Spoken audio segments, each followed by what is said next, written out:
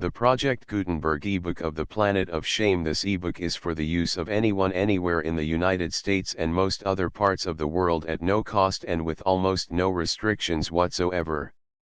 You may copy it, give it away or reuse it under the terms of the Project Gutenberg license included with this ebook or online at www.gutenberg.org.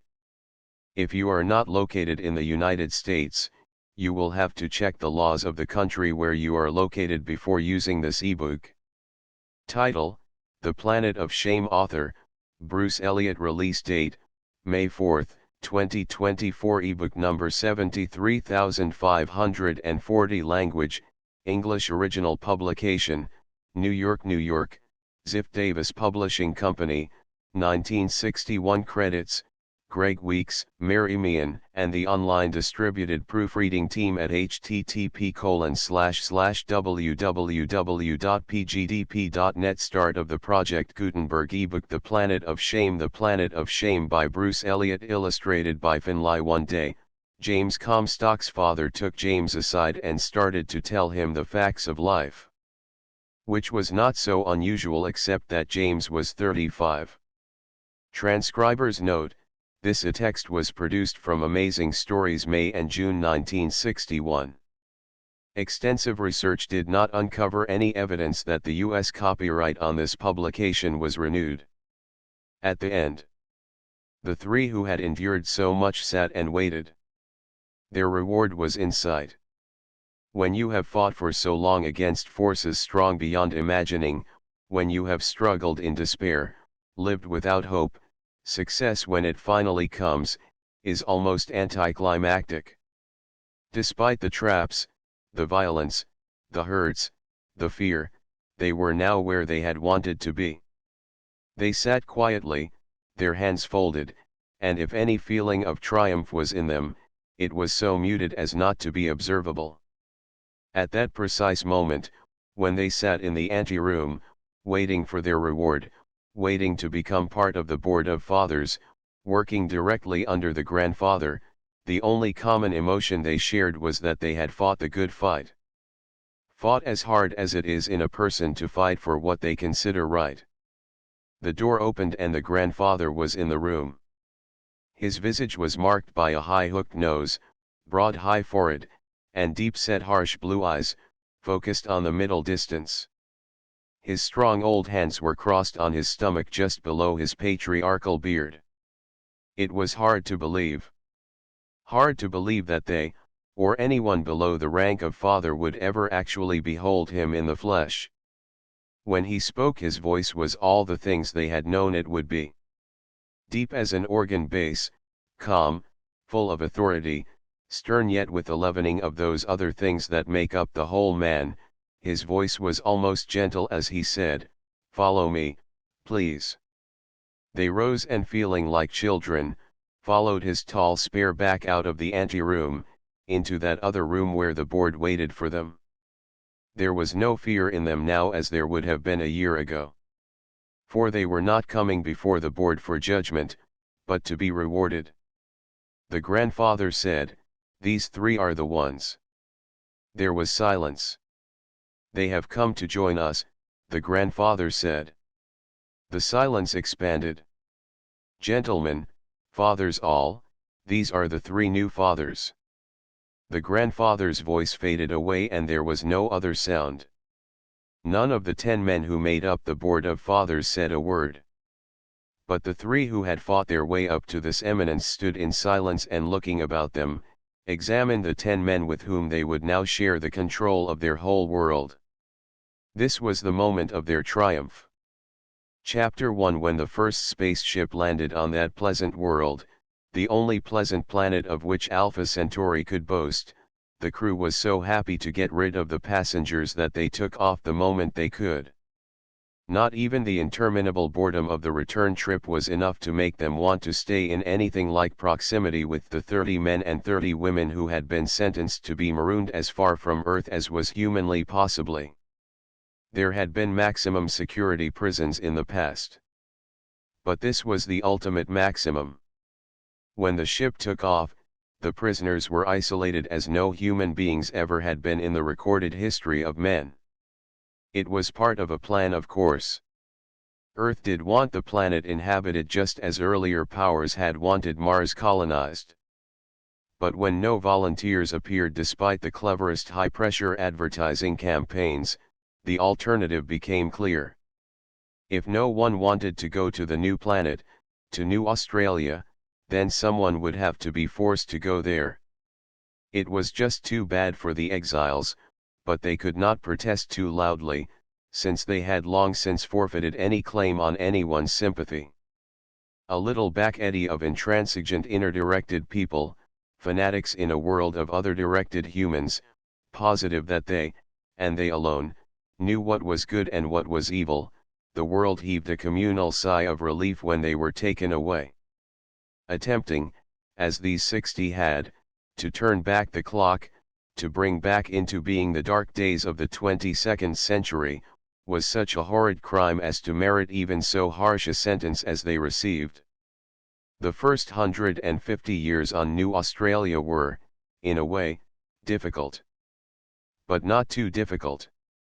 To these inner-directed people, fighting for existence on a new planet was precisely the kind of crusade which to them was worth living. 500 years after they established themselves, their last scientist managed to set up a system of protective devices which prevented any communication with Mother Earth at all.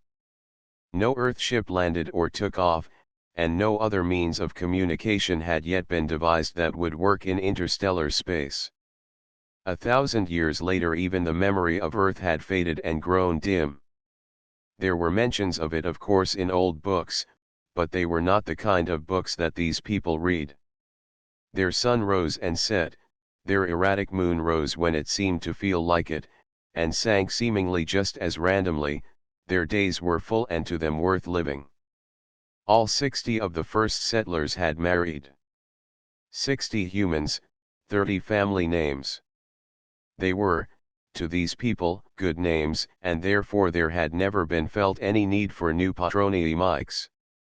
The planet's sprawling surface now contained millions of people, but all of them shared 30 last names. It was nothing for anyone to question, since to them this had always been the case. Science as such was an unknown word. It was one of the things that the original 60 settlers had fought against. When they made their brave new world, science was one of the earth things that was jettisoned. This, of course, led to some strange circumstances. James Comstock 101 had reached maturity. At 35 he felt that the time had come for him to leave the home nest and go out on his own. His mother, as was to be expected, fought against his plans. But Dad came through, as good old Dad would.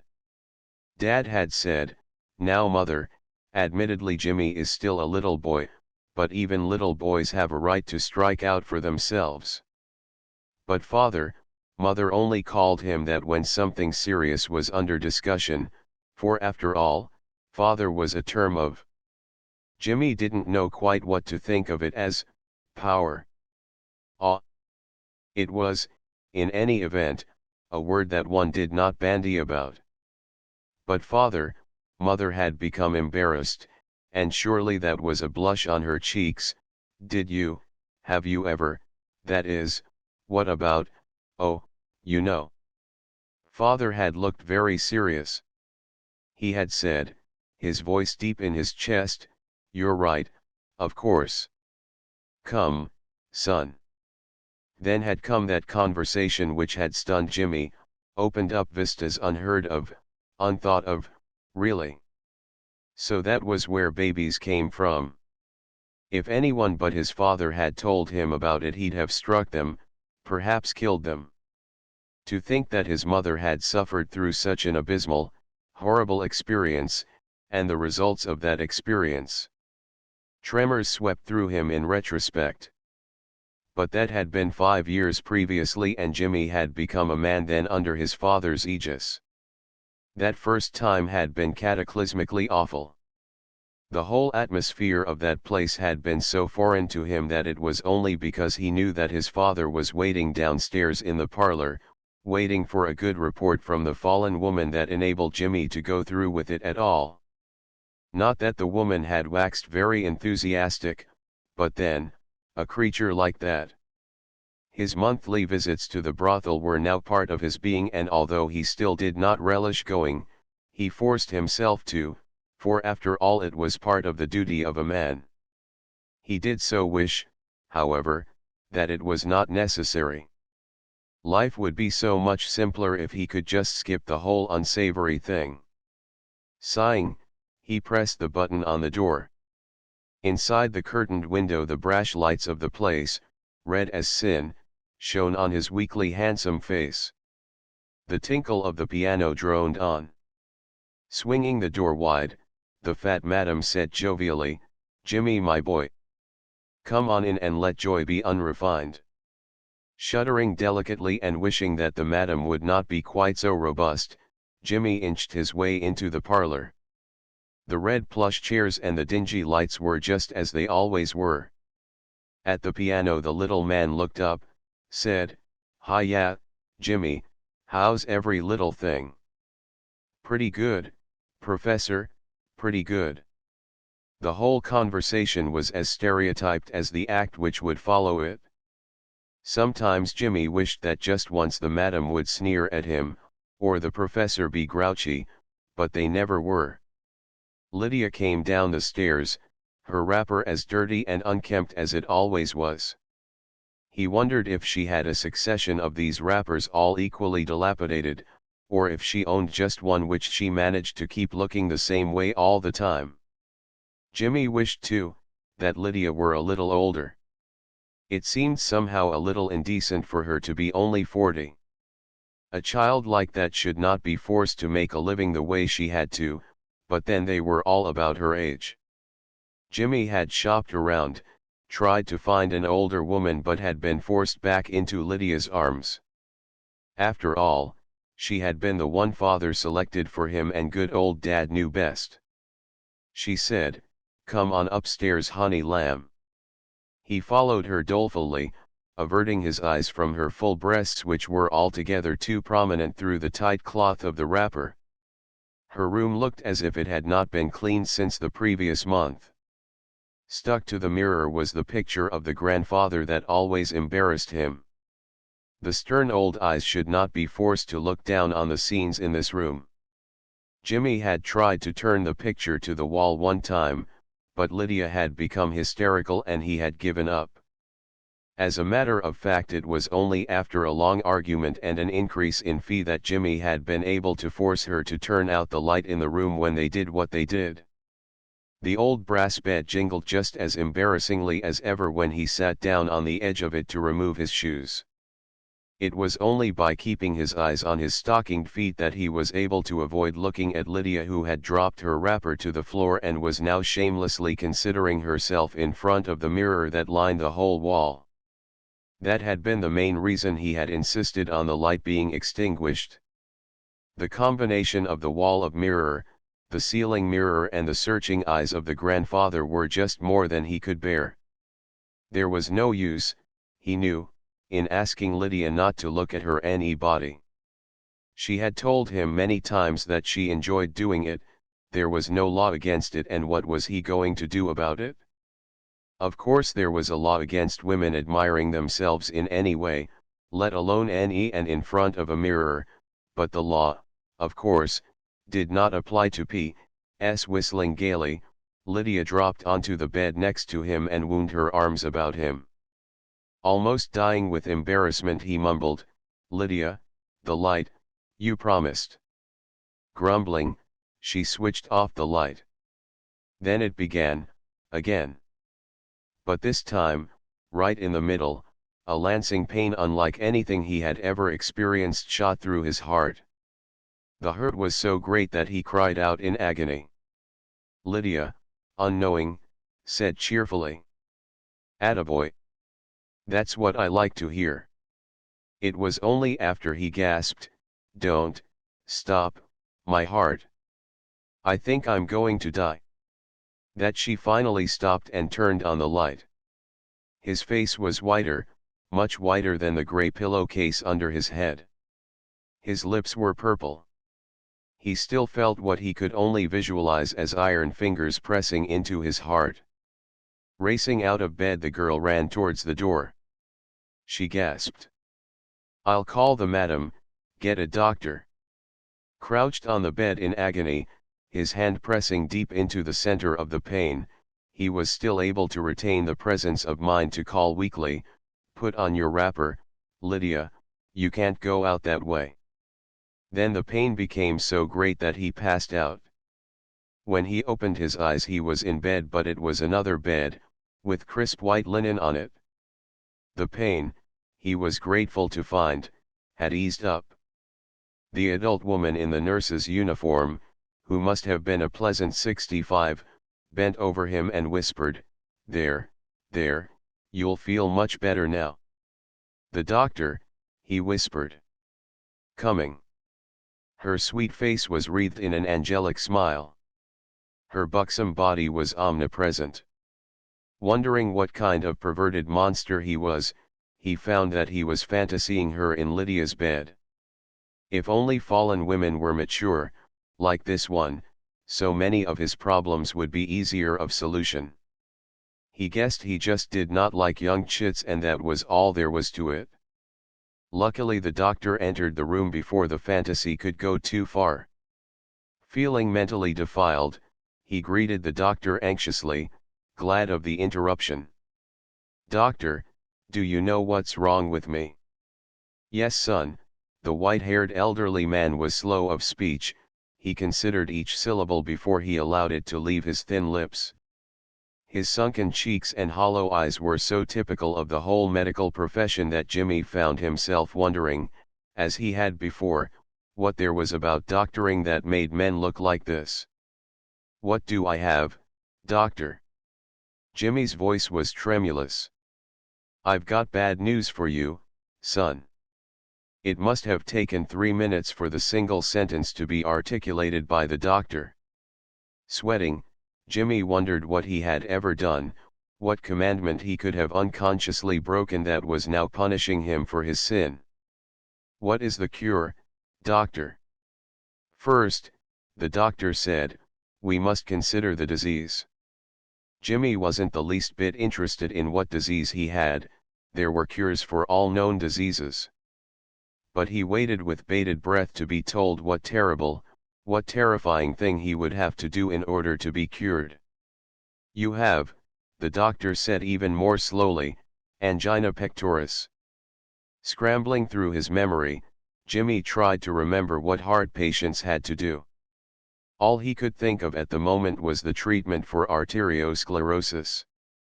It was so awful that he found himself saying a little prayer of thankfulness to the grandfather, that he did not have to indulge in that cure. Adultery was the only known cure for hardening of the arteries, and the prospect of what he would have had to go through made Jimmy almost glad that he had angina. "Imagine," he kept thinking, "I'd have had to get married and then be untrue to my wife." His gratitude faded a little when the doctor's droning voice went on, "As you may or may not know, son, the only cure for what you've got is drunkenness. We'll have to make you into an alcoholic, boy." "I'm sorry." The world reeled. Jimmy had seen drunks, who hadn't, but the thought of having to share their disgraceful conduct was more than he could bear. He gasped, "I won't do it. I'd rather die." The doctor said, "A lot of them say that, but remember, boy, suicide is what you're talking about." Suicide, Jimmy thought sickly, the sin against the grandfather. Horrible as the cure for his disease was, he'd have to go through with it.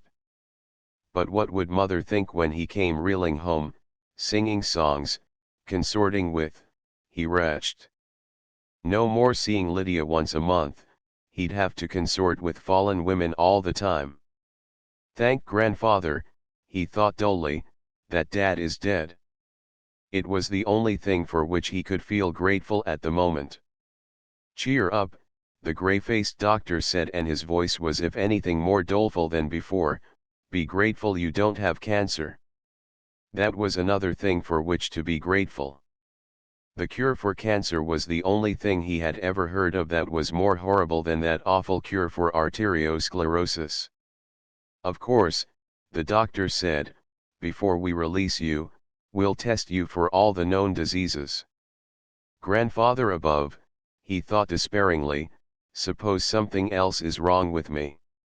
Chapter 2. His heart condition was all the doctor found. Jimmy thought the medical man was a little grudging in the admission that nothing else was discernibly wrong, but gratitude that he was not worse off made him feel a little better. Leaving the hospital with the lovely, elderly nurse holding him by one arm, and the doctor on the other side of him, Jimmy looked around him, at the street, at the people, at the mauve trees with their lovely puce foliage. It was night, and the pale green moon moving in its eccentric path cast just the faintest tone over the whole scene.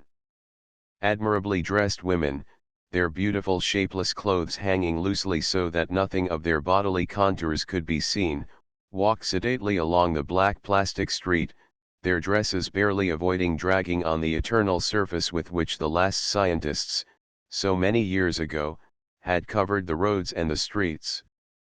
Perpetua, it was called, and seemingly it was correctly named.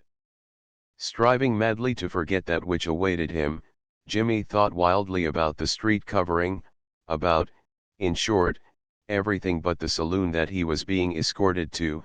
Would the doctor and the nurse take him through the swinging doors?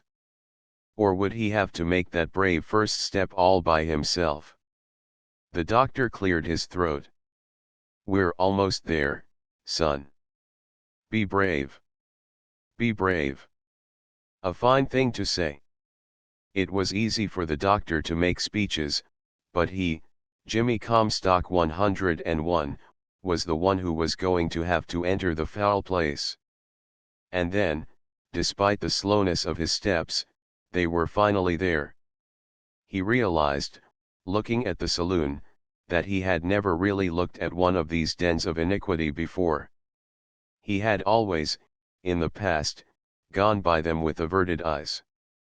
He reeled, and the lovely nurse, her exquisitely wrinkled face showing her concern, grabbed at him just in time to prevent him from falling to his face. "There, there, Jimmy boy," her cracked voice was so soothing and at the same time so exciting, he found himself beginning to fantasy about her again, and it was only this that gave him the bravado necessary to step through the swinging door. A gust of berry air hit him in the voice.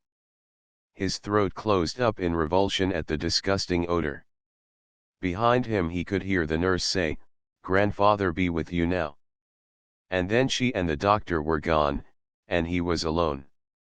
Alone in the moiling turmoil, the frightful, frightening atmosphere of that which he must become. To the right, the left, everywhere he looked there were fellow heart disease patients. All of them were treating their disease. Some seriously, some seeming even to enjoy it, which Jimmy found impossible of comprehension. One of the ones who seemed to be enjoying the treatment of his disease staggered up to him with a fog of alcohol preceding him. "Hi chum." The drunk was small and young and seemingly very happy. Jimmy gulped. "Hello, there, how are you?" "I'm James Comstock 101. "Who are you?" "Danny Grundy 112. "Come on kiddo, wantcha to meet an old buddy of mine." The drunk had him by the arm and there was no escape. Grundy pulled him through the welter of men and women who lined the bar and gulped or sipped their poisonous yet beneficial potions. Behind the bar a tremendously fat man, a white apron pulled tight around the huge circumference of what Jimmy thought of as his tummy, said, "What'll it be? What's your pleasure?" Jimmy turned to his newfound friend and asked, "How can I get drunk the fastest, easiest way?" "Leave it to me, old buddy, old sock," Grundy said. "Maxwell, Mix up 3 of your super double extra strong corpse revivers, will you like a pal? Surest thing you know, Max busied himself with bottles containing oddly colored liquors. Rather than look at the terrible thing he was going to have to drink, Jimmy asked, "Where is the man you wanted me to meet?" A howl of laughter from a nearby group drowned out his words, forcing him to repeat himself. Grundy looked at the group and said, "There he is. I'll bring him over." The man he dragged to meet Comstock was equally young, no more than 38, with an unformed face, and the barest amount of white hair at the temples. He had some pictures in his hand, and as he was introduced to Jimmy he held out the photos. Grundy said, "Tony Bodler 131, wantcha to meet my oldest friend. Jimmy, what was your name, old sock?" Jimmy identified himself, and as he turned his eyes to look at the pictures, Bodler mumbled, "Do wantcha to think I'm under the affluence of Inkahall, but lemme know how you like them filthy pictures." The man's voice was blurred and Jimmy could not quite comprehend what he was saying. That was the only reason he looked at the top picture. All the blood drained out of his head. There, on the picture, brazenly posed for anyone to see, were a man and a woman. Good-looking people too. The woman was real almost 70, with exciting white hair, and a deeply wrinkled face. She was even more desirable than the nurse. How then had she ever allowed a despicable picture like this one to be taken? It was beyond Jimmy, completely beyond him. Frozen in the glossy eternity of the picture, her loose dress lifted so that her ankle showed, she was allowing the man in the picture to kiss her hand. The picture blurred in front of Jimmy's dazed eyes. This was a kind of perversion beyond his reckoning. How could people allow such a thing? Grundy said, "You think that's hot, boy? Lay a glim on some of the others. Here, look at these." He spread them out one at a time and giggled inanely, "This last picture is a real killer. Take a peek." Comstock shook his head no, but his newfound friend paid no attention to him. Pointing to the foul pictures lined up on the bar, he picked up the last one and held it right under Jimmy's nose. Just before he forced his eyes closed, the picture was engraved on his sickened brain. The people were the same as the ones in the other picture, but, oh the depth of depravity, oh poor lost souls, the man was actually K-ing the woman full on the M-H. The bartender said, "Hey, what's wrong with the Johnny come lately? Looks like he's going to faint. Better get some medicine in him fast." Bodler grabbed Jimmy's one arm, Grundy the other, while the stout bartender poured the drink down Comstock's slack mouth. Gagging, half spitting, he still swallowed enough so that he could feel what he thought was liquid fire going down his aching throat. "How's that feel, old pal?" Bodler asked anxiously. "Awful," Jimmy said, but he sipped more of it anyhow. This was his curse, this was his cure, he had to take it, so he took it. The bartender went back to his other customers, and the trio raised their glasses. Jimmy's newfound friends were teaching him how to make a toast. "Here's to heart trouble," Grundy said, "thank grandfather I didn't get cancer. Th's the boy. Drink her down. Bottoms up." Bodler put his hand over his mouth. "Muse Polagas," he said, "realized don't know you well enough to talk that way. Vey sorry, ol' man." Comstock gagged again, but this time not from the drink, but as a conditioned reflex. At that moment he could again taste the soap his mother had used to wash out his mouth that time when he was but a lad of 29, and he had slipped and said something about the B.M. of a well. The drink helped to wash out the long-enduring soap taste. "Yeah," Grundy was saying. "I don't care how drunk a man gets, a gentleman never uses dirty words. You're right, old pal, old pal." I'm sorry. Baudelaire hung his head in shame. As though to change the subject, he picked up his pornographic pictures and looked through them lovingly. At last, pausing over one that Thompson could see showed a man and woman in the last stages of reckless abandon. They were holding hands.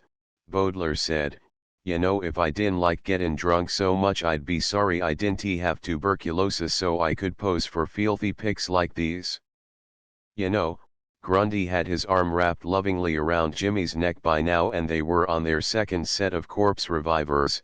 "Why no, I've known fallen women who told me they were kinda glad they had diabetes." "Don't seem possible, does it?" "No." Jimmy's face was set sternly. "I cannot imagine snooka a ting. I mean, I cannot imagine you sting." He rubbed his mouth. It felt a little strange. Baudelaire ordered another round. Nearby, a particularly abandoned-looking woman who must have been in the last stages of coronary thrombosis if the amount of liquor she had imbibed was any indication, waved to Jimmy. He turned his head away quickly, hoping no one else had seen what the woman did. He was instantly sorry he had done so, for suddenly the room swirled. When it stopped, he turned to Grundy and said, "Shay, how often does a room do that?" "Do what?" Grundy asked, his mouth slack. "How often do they make it go roon and roon like that?" Evidently he had said something highly amusing, for his new friends went off in gales of laughter. They had to whack each other on the back before they could make their giggles subside. Grundy said, finally, "If you think this room is movin', wait till you see your bedroom move tomorrow morning." Then he and Baudelaire went off into helpless laughter again. Comstock tried to explain that there was no special mechanism in his room which would allow it to spin in any fashion at all, but the combination of the peculiar trouble he was having in articulating and the roars of laughter from Baudelaire and Grundy made him finally desist. Perhaps this was some joke that he would have explained at some future time. The fourth drink, Comstock found, must have had some different ingredients in it, although he had watched the bartender carefully and seemingly the same constituents went into the making of it, but, on sipping it, he found that the taste was different. He no longer felt as if he was going to die in agony when he swallowed. Instead, a rather pleasant kind of warmth went all through him. He gazed at his new friends. New? How dare he consider them that? These were his pals. Why, he'd cut off his right arm for either of them. He felt a desire to explain this sudden feeling of camaraderie, but that odd thing affected his speech again, and the words did not come out quite as he had expected they would. He wondered if a stutter or a stammer was part of angina pectoris, but that did not seem likely somehow. The sixth drink he never had any remembrance of downing. As a matter of fact, the following morning when he woke up he had all he could do to figure out how, when, and who had installed the merry-go-round mechanism in his room. Apparently the saloon was not the only place so equipped. Lying in bed, looking about him, he at first wondered if he were in some strange place, but second thought reassured him. He was home, in his own bed. The colored portrait of grandfather looked down at him. He hoped that the picture did not reflect any disapproval on grandfather's part.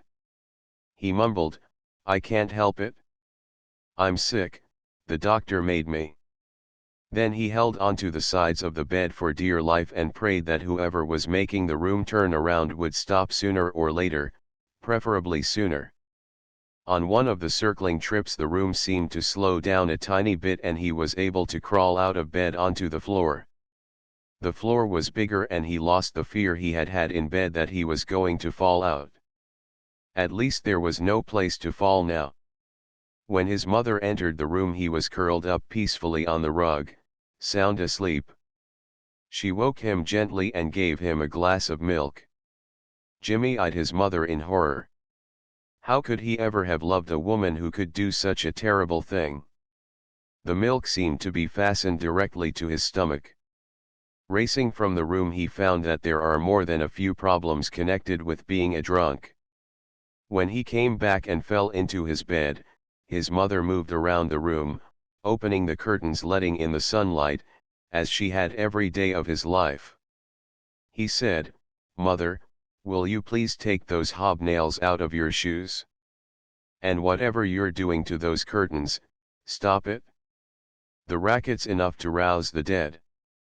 "They wouldn't let me come to the hospital, dear," she said. "Was it very bad for my little boy?" "Very bad." "Did you get the report on me?" She nodded. "But do I really have to give you that poison they recommended for your mornings?" "What poison?" If she'd only stop yelling. "Coffee." At that moment he knew he would have sold his soul for a cup of coffee. Aloud he said, "Bring it, fast. And get that sickening glass of milk out of here. It's leering at me." Shaking her head, she left. If the inside sweats would only stop a moment, he thought, he'd be able to take time out to feel sorry for her. After all, she hadn't raised her son to be a drunkard. It must be very difficult for her. But a question rose large in his mind. How had those bats gotten into his insides? Looking down at it, feeling what the bats were doing to the wall of his stomach, he called it a belly for the first time in his life. "My belly," he said to himself, "hurts." And he didn't even feel the soap sensation in his mouth. But then the taste that was already there was so much like the inside of a parrot's cage that perhaps the psychic soap was just lost in the other, more horrible, taste. Curiously, he found that the steaming, jet-black coffee made him feel better. How had he known it would? Perhaps Grundy, or Bodler had told him about it. His mother watched him drink the dread potion silently. Then she said, "My poor boy. When do you have to do this terrible thing again?" He lifted his head and found that he could endure the sunlight. In some lost cavern in the back of his head he heard Bodler's drunken voice saying, "And if you think you're gonna die, buddy boy, remember, a hair of the dog will fix you up." The idea of eating a dog's hair almost made him run for the bathroom again, but he conquered the feeling. Then he considered his mother's question. When must he get drunk again? Why, right now. This minute. Besides, he wanted to find out more about these puzzles that baffled him, from his buddies. He smiled, remembering the good feeling of fellowship that had been his when he had sung some old song with Bodler and Grundy. How did the words go? His startled mother raised her eyebrows when her poor sick boy lurched to the side of his bed and began to hum, "For he's a jolly good fellow." Yep. Back to the saloon. That's where he belonged. Rising slowly from some subterranean depth was the dawning realization that he was beginning to enjoy his ailment. Good old Grundy. Good old Bodler, they were indeed the salt of the planet. Chapter 3 The Portions of a Woman's Anatomy. Grundy was singing when Jimmy entered the bar, that appeal to man's depravity, are fashioned with considerable care. He broke off his song when he saw Comstock. "Buddy boy." Bodler rushed over and threw his arms around Jimmy. "How's the old kid?" "Fine, just fine." "How about a drink?" Comstock found himself asking, just as though he'd been a barroom habitué all his life. The corpse reviver served their functions admirably, Jimmy found. In fact, in just short of an hour, he was high on a cloud, feeling no pain. That was when Grundy, whom Jimmy had thought was quite drunk, had drawn Bodler and Comstock to a quiet table in the back of the saloon. Carrying their drinks, they joined him. Jimmy was puzzled, for suddenly Grundy had become very serious. Bodler seemed to know what was in the wind. When they were seated comfortably and Jimmy was sipping happily at his drink, Grundy looked around conspiratorially before he whispered, "Jimmy, How old is the grandfather? The question was a double shocker. First, because Jimmy was positive that this was the first time that holy name had ever been mentioned in such unhallowed precincts, and second because the veriest infant knew the answer. He said, the grandfather was, is, and always will be. Grundy grinned. How do you know that to be true? Comstock's world stopped spinning. His breath froze in his lungs. Then he felt a heart attack coming on. He fell face forward onto the floor. Bodler said, now see what you've done.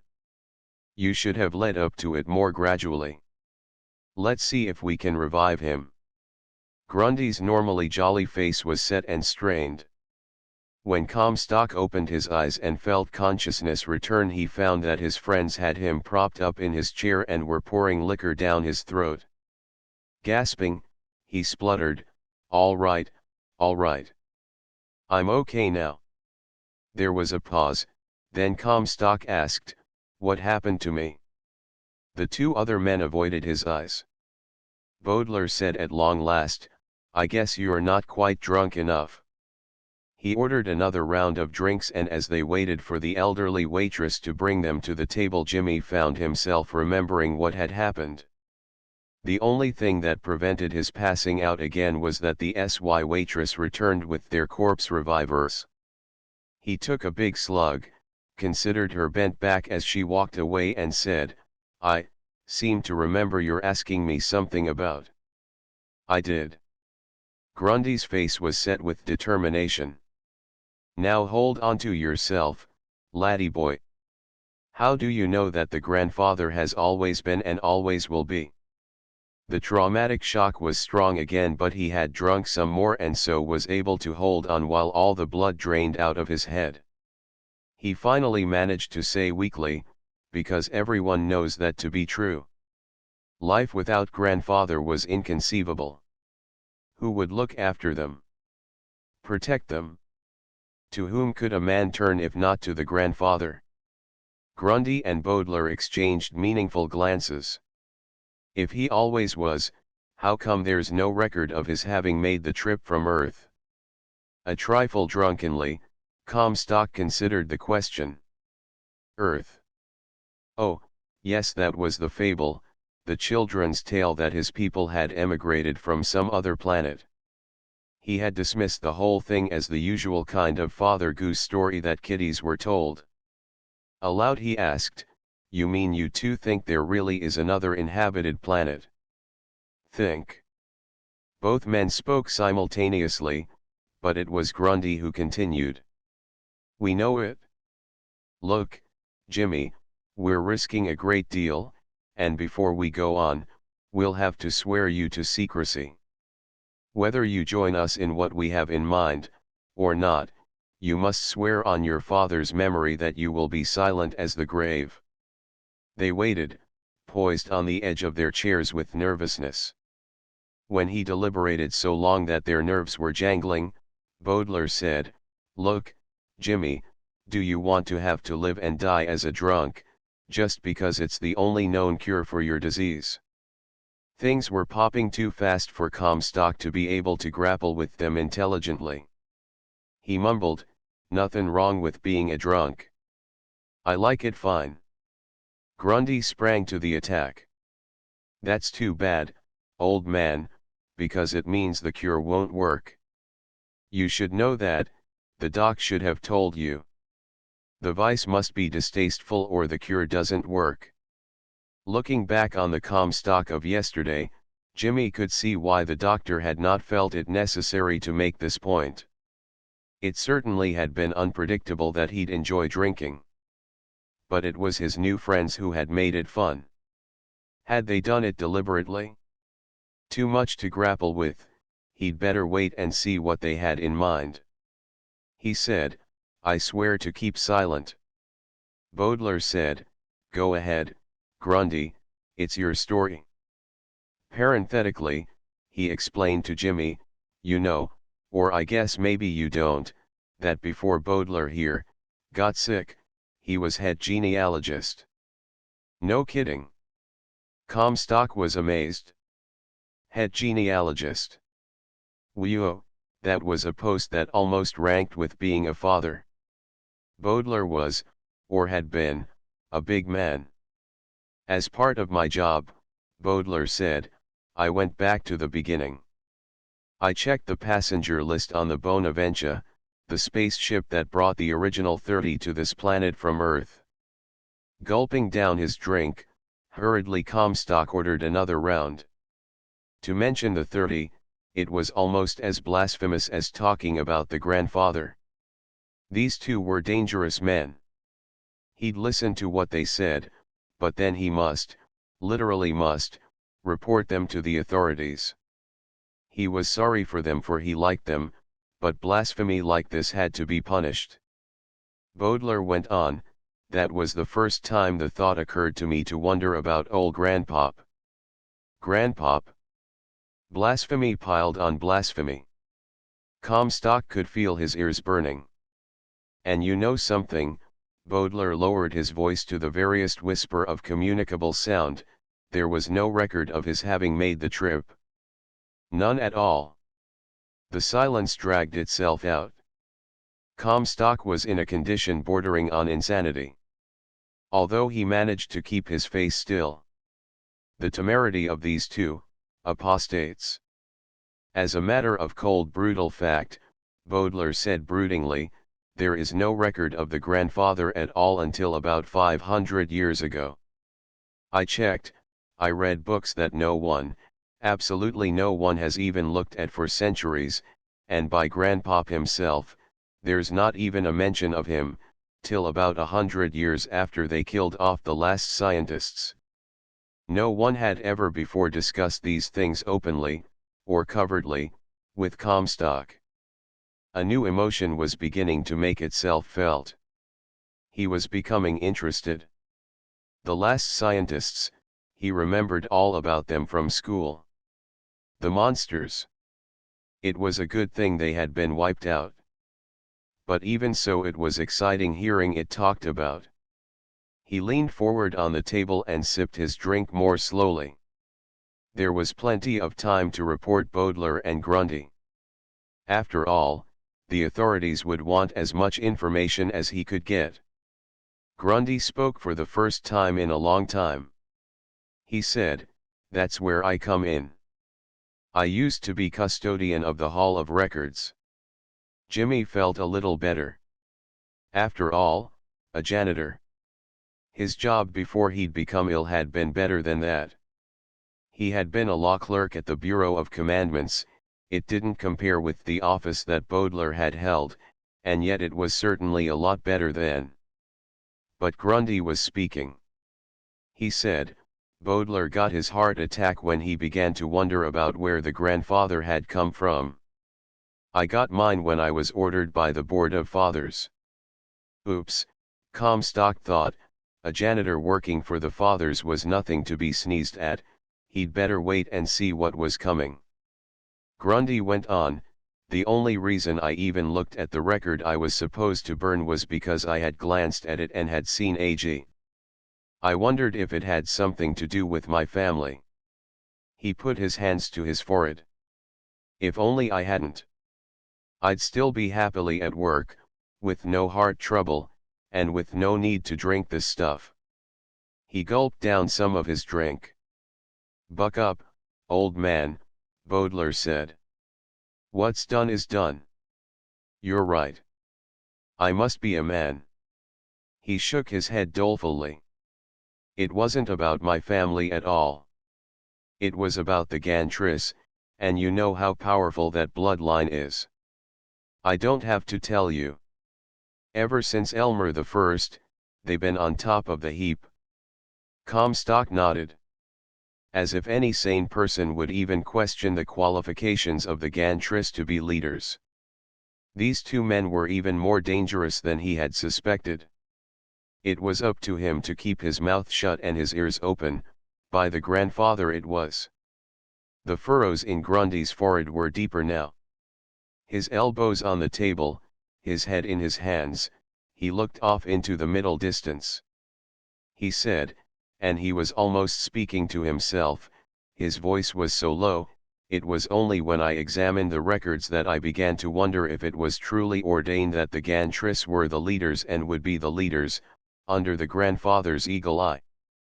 Funny, he mused, all it takes is the tiniest notion to question these eternal verities, and then without your even being aware of it, the questions begin to demand answers. Baudelaire broke in. That was the mood Grundy was in when he and I met here in the saloon. Two men, both possessed of a tiny bit of knowledge not shared by anyone else on New Australia, and by chance we met here. Jimmy drained his glass and the action of tilting his head back brought the level of his eyes higher than it had been. That was the only reason he saw the face that was framed in a little window at the back of the bar room. His breath shot out of his lungs as though he had been hit by the hind legs of an astrolabe. He gulped, Grundy. Baudelaire. Their heads swiveled and they too saw what had frightened him. One of the father's right arms. Baudelaire said. Then, with a visible attempt to keep his voice down and his face from showing the fear that gripped all three of them, he said, this is what we had to be prepared for, are you with us, Comstock? Now was the moment for decision. If, Jimmy thought, he were to act bravely, throw himself on the two apostates and wait for the RA to get to them, he could then explain what horrors the two evil men had been discussing. But, and the canker of indecision gnawed at him, but, what after all had he really learned? Only that these two men were questioning the eternal verities. There was more to it, much more, of that he was convinced. There was perhaps an inch of liquor left in Jimmy's glass. Draining it, he made the decision which he was instantly to regret. He said, I'm with you too. What shall we do? Better, he had decided, to go along with Grundy and Baudelaire and pretend to be part of their horrid scheme. That was the only way that later on he could report fully to the fathers. Grundy and Baudelaire smiled at each other. Grundy said, he's with us. Let's go. All this time the RA had been watching them, his little eyes preternaturally alert, his gaunt hand steadily holding the gun that pointed straight at them, his attention completely focused on the trio.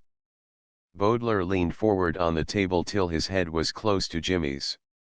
He whispered, when I say 3, duck to the floor. Stay there till I grab you. All around the three men the life of the saloon went on blithely. The other heart disease patients were drinking, some solemnly, some gaily, the aged waitresses were busy with their Heba-like duties, the bartenders were mixing drinks, but to Jimmy, the whole of life, and perhaps death were contingent upon the next 3 seconds.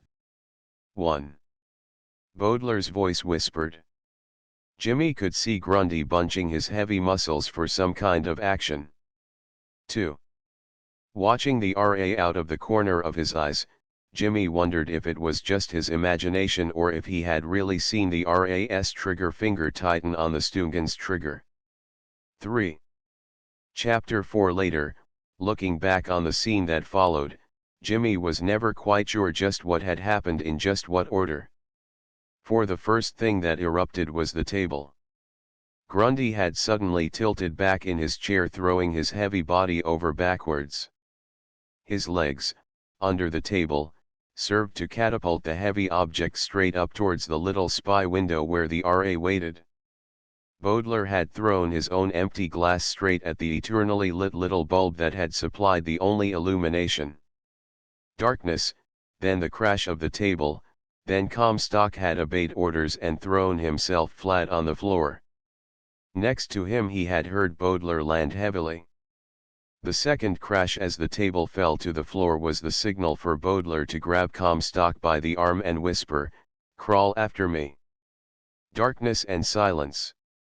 None of the other heart patients in the saloon had uttered a sound. That was not surprising, of course, as anything unusual that ever happened was always the result of the action of the RAS, and it ill behooved anyone to interfere with them. The only sign of light was the little flicker that came from the RAS halo. The sight of it was enough to make Comstock's blood run cold. Hopelessly he wished for a heart attack that would make him hors de combat, but for once that organ seemed impregnable.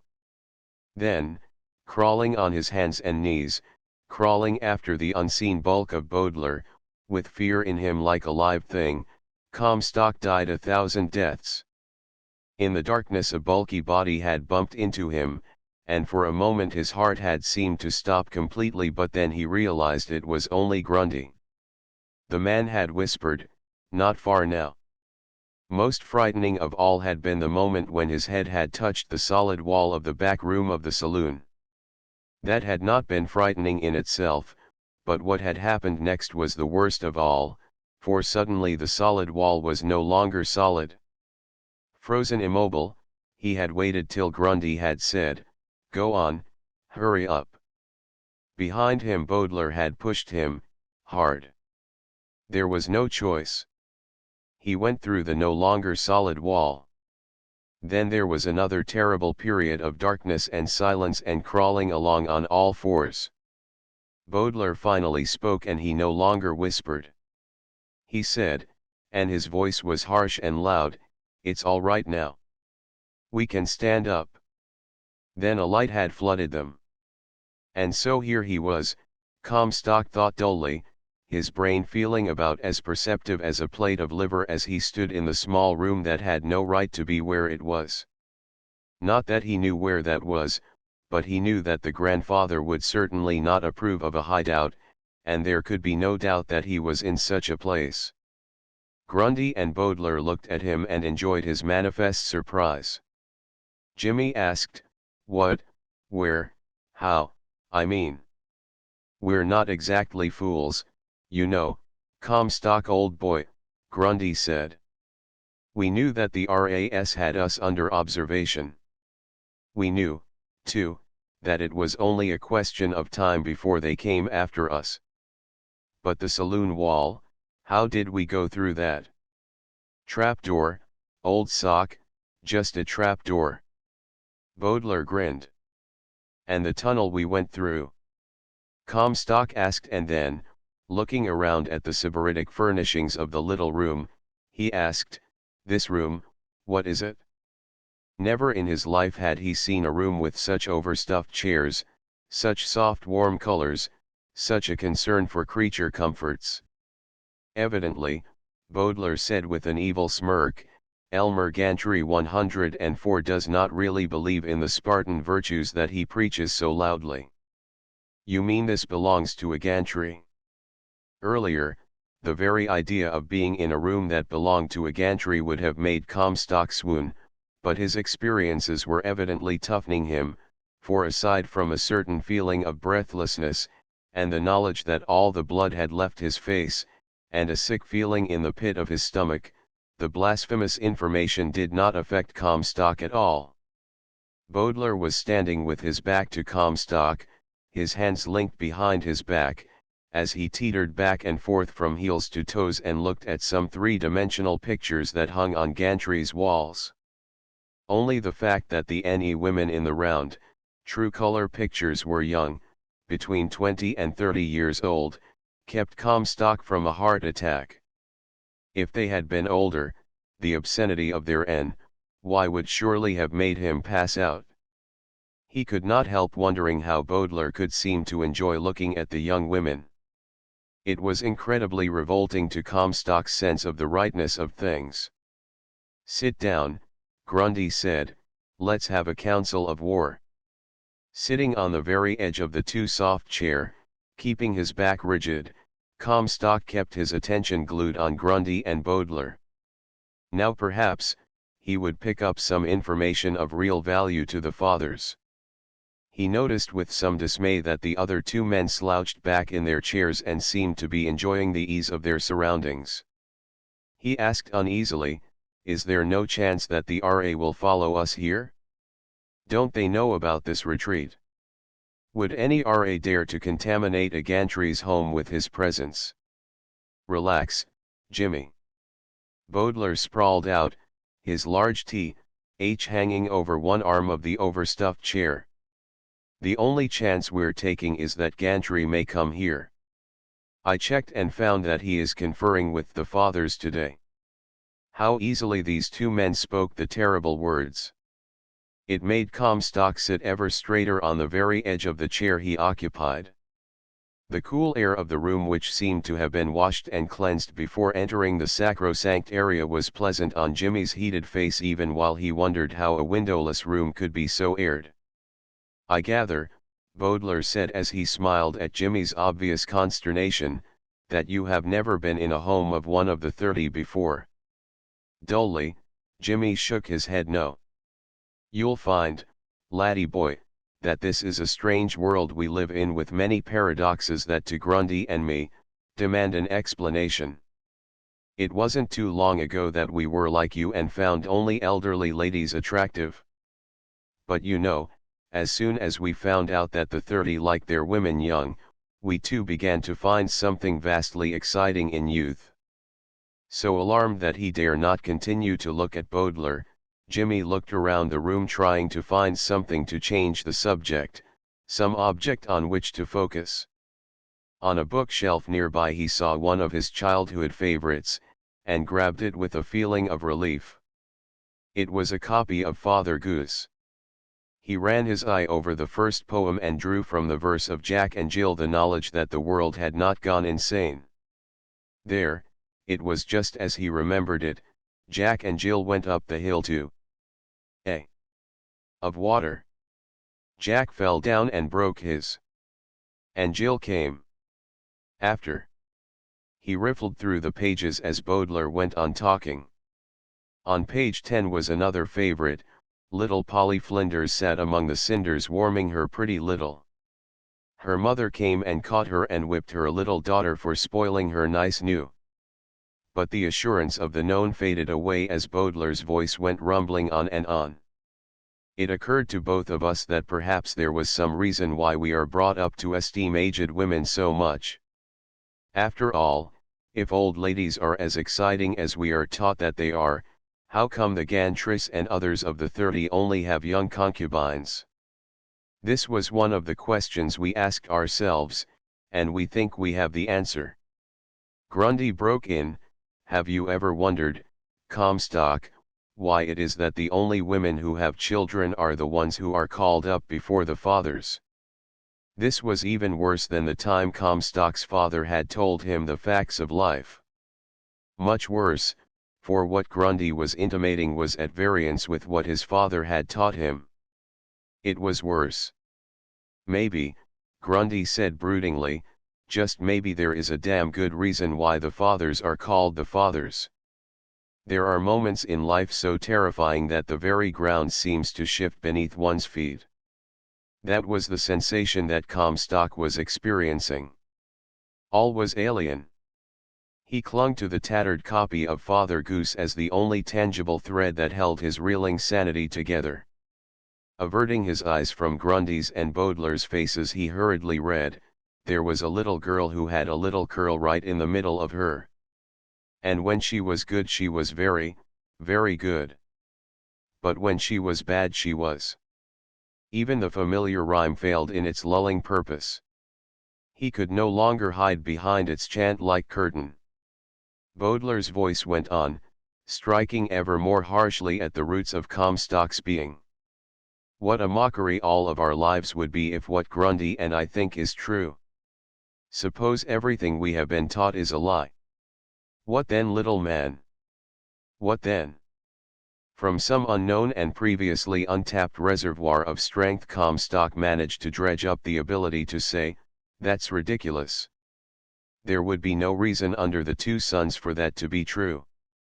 The truth is mighty and will prevail. Just a little less of the copybook maxims if you don't mind, old man," Baudelaire said. "Hear us out. Just suppose," Grundy bent his stocky middle body over so that he was closer to Comstock. "Just suppose, for the sake of argument, that we are right. That our whole way of life is false. Look what that could mean." Baudelaire broke in, excitement making his voice harsh and rasping. Suppose there is no real merit in old age. Suppose that the 150-year-olds whose intelligence we worship as a matter of course, are really just senile old people. Then what? Grundy's face set. His mouth set in thin lines of derision. I know for a fact, that the elders are just that. Elder. There's no magic in old age, no matter what they taught us in school or what they keep yelling and yammering at us all the time. Old people are just old. Was there no end to the men's blasphemies? Comstock shook his aching head wearily. First they had attacked the peak of all things, the grandfather. Next they had profaned the fathers, and now the elders. What sacred functionaries were left to attack? None, he realized with some relief.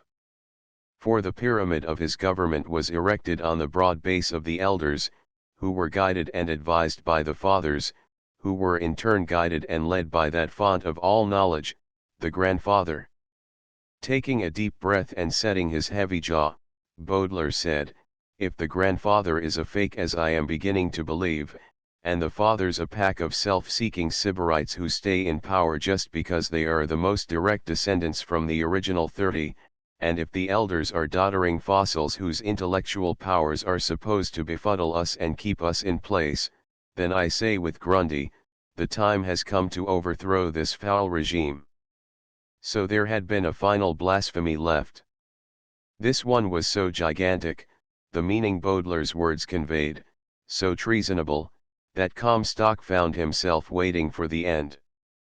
Just so far could men go and no further.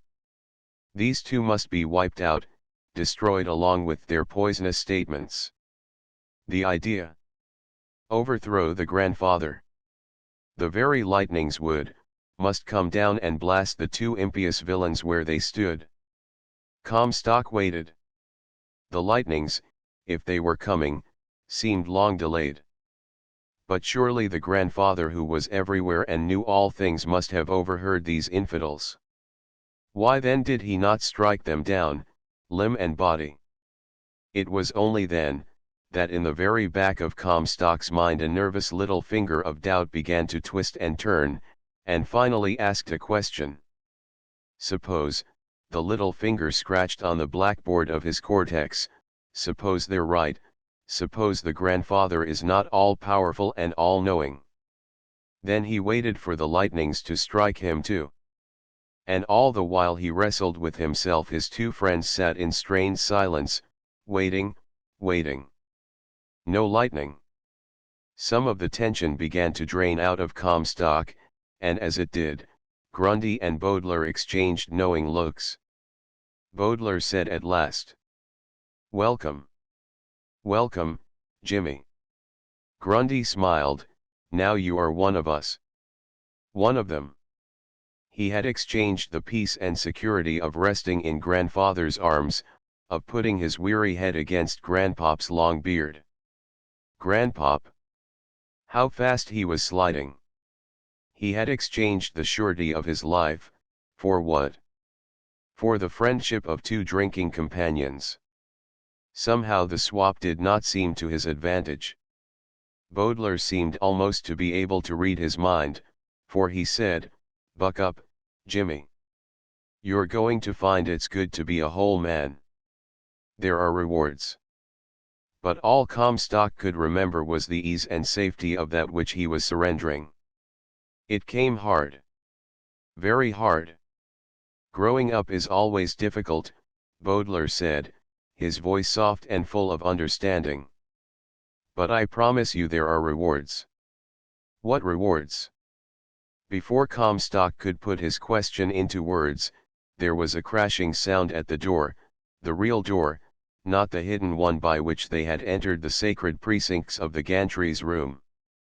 The primipara of the door trembled beneath the assault that was being launched on it. Through the heavy wood they could hear the voice of authority. "Open up in the name of the Ra." All a tremble, Comstock searched his friends' faces for reassurance. He found none. Baudelaire said, "I don't understand it." "No point in going back the way we came," The RA will have found that by now, Grundy said, and his forehead was washboarded with worry. Chapter 5. If only the RA had arrived a little earlier, was all that Comstock was able to think. 5 minutes earlier and his convictions would have been safe. He'd have been able to throw himself into the RA's protection and tell all. That way would have meant safety and perhaps a reward. But now, Baudelaires' bulky body moved toward the door. He yelled, "All right, keep your halo cool, I'm coming." How, Comstock wondered, could anyone be so brave? No fear showed on Baudelaires' granite-like face. None at all.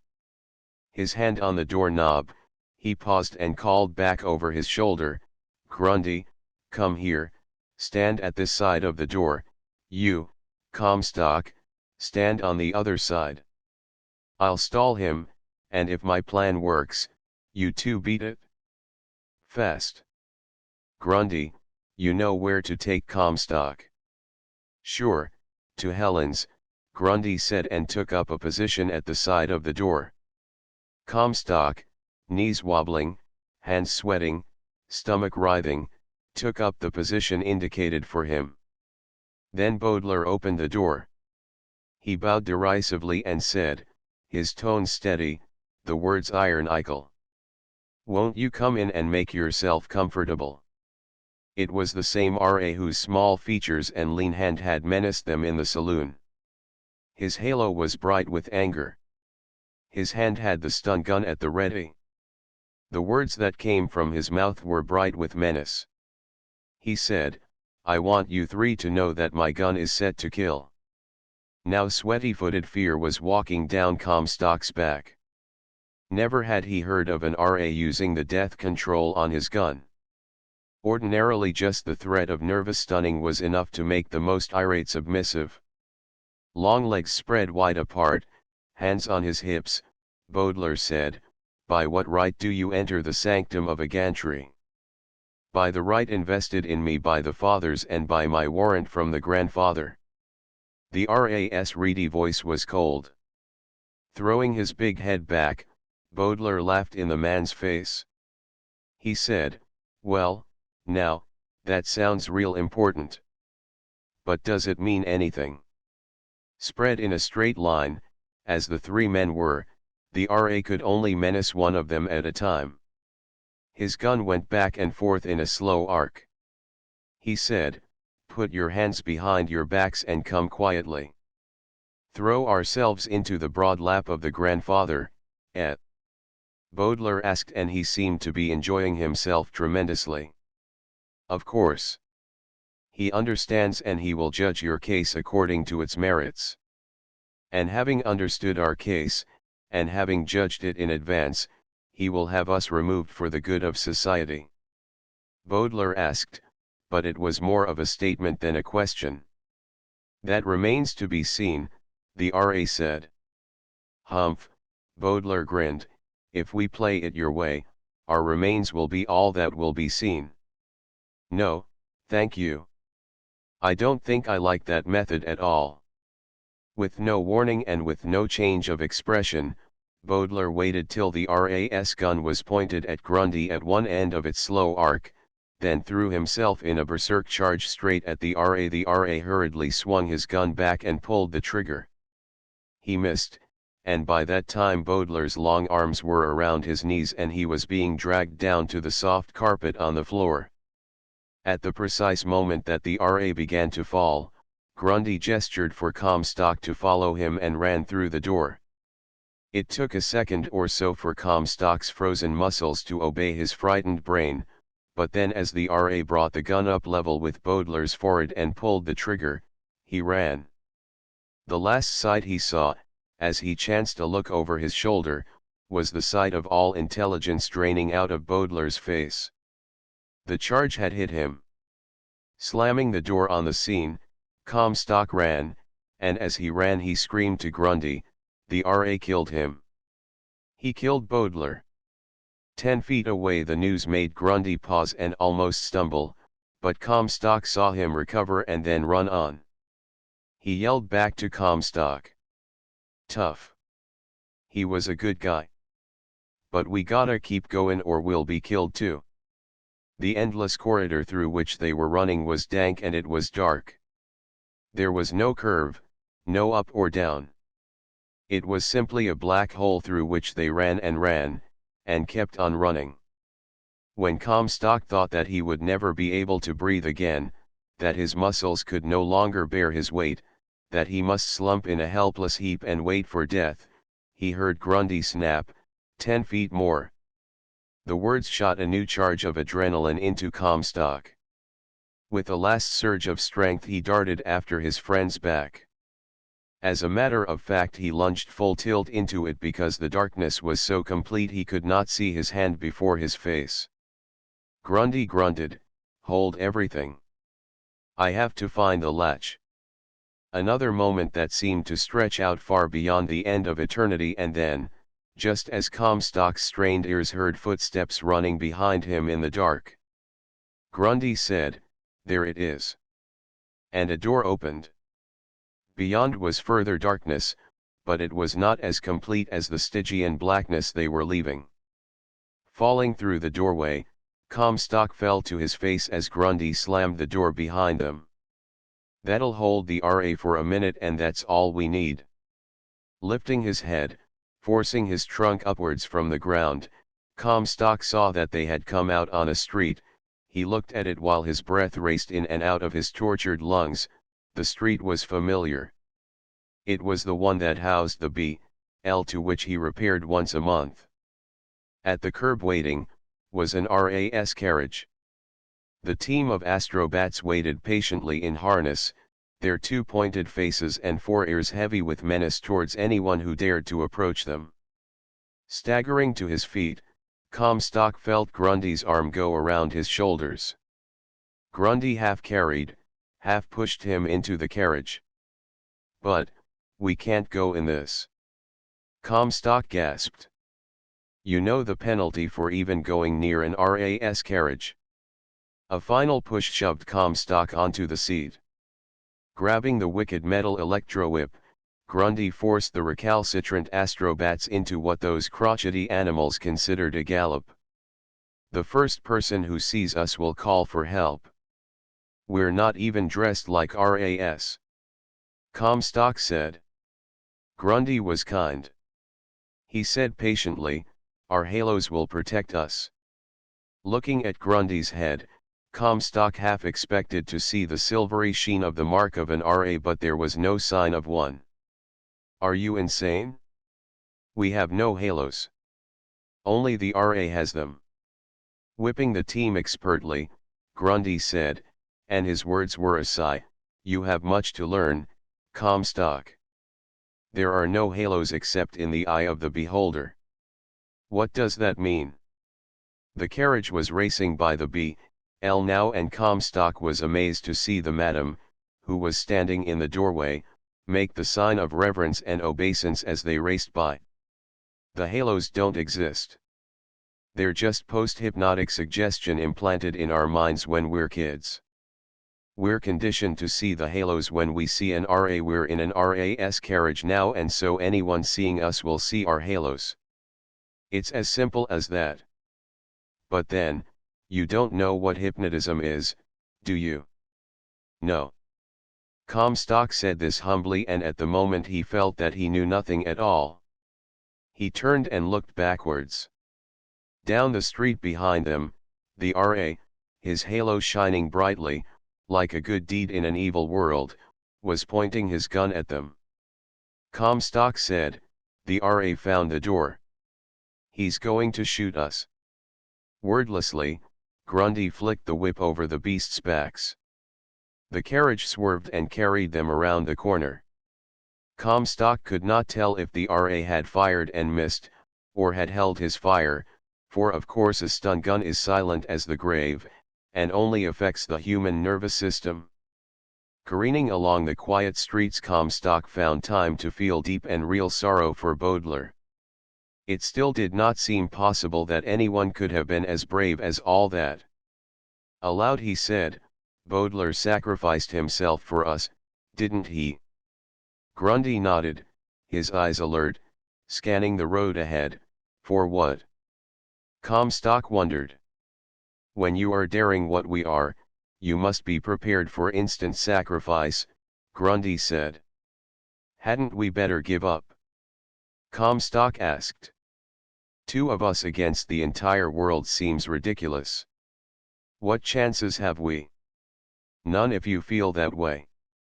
But if you feel as Baudelaire did and as I do, that it is worth anything to be a man, then it is worthwhile. Any chance is worth taking. Grundy's tone changed. He said, when I turn the next corner I'll slow the team down. When I do, jump out. Jump out? What new madness was this? But before he had a chance to argue, Grundy had pulled hard on the bits and snapped, now. Rolling free of the carriage on his side, Comstock saw even as he fell to the ground, that Grundy had thrown himself out of the other side of the carriage. The team raced on, dragging the empty carriage banging and clattering at their multiple heels. Shaken, bruised, sore from head to foot, Comstock said as Grundy pulled himself to his feet. Why did you do that? Let the RAS keep their radio tail on the carriage. A lot of good it'll do them. Grundy again helped him to his feet, and then said, follow me. Comstock's mind was a whirl again. What was a radio? The street was even quieter than most in Comstock City. Small houses, a decent distance apart, lined the lawns where the purplish grass sparkled in the light of the twin moons. The house that Grundy stopped in front of was identical with all the others. He took a key from his pocket and opened the door. Then he called out, Helen. Comstock had come a long way at that moment when he had waited futilely for the grandfather's wrath to strike him dead, but he had not come to the point where he could watch the indecency of the scene that followed. Averting his eyes as the young girl entered the room, he wished desperately that he might be struck deaf so as not to have to hear what followed their entry.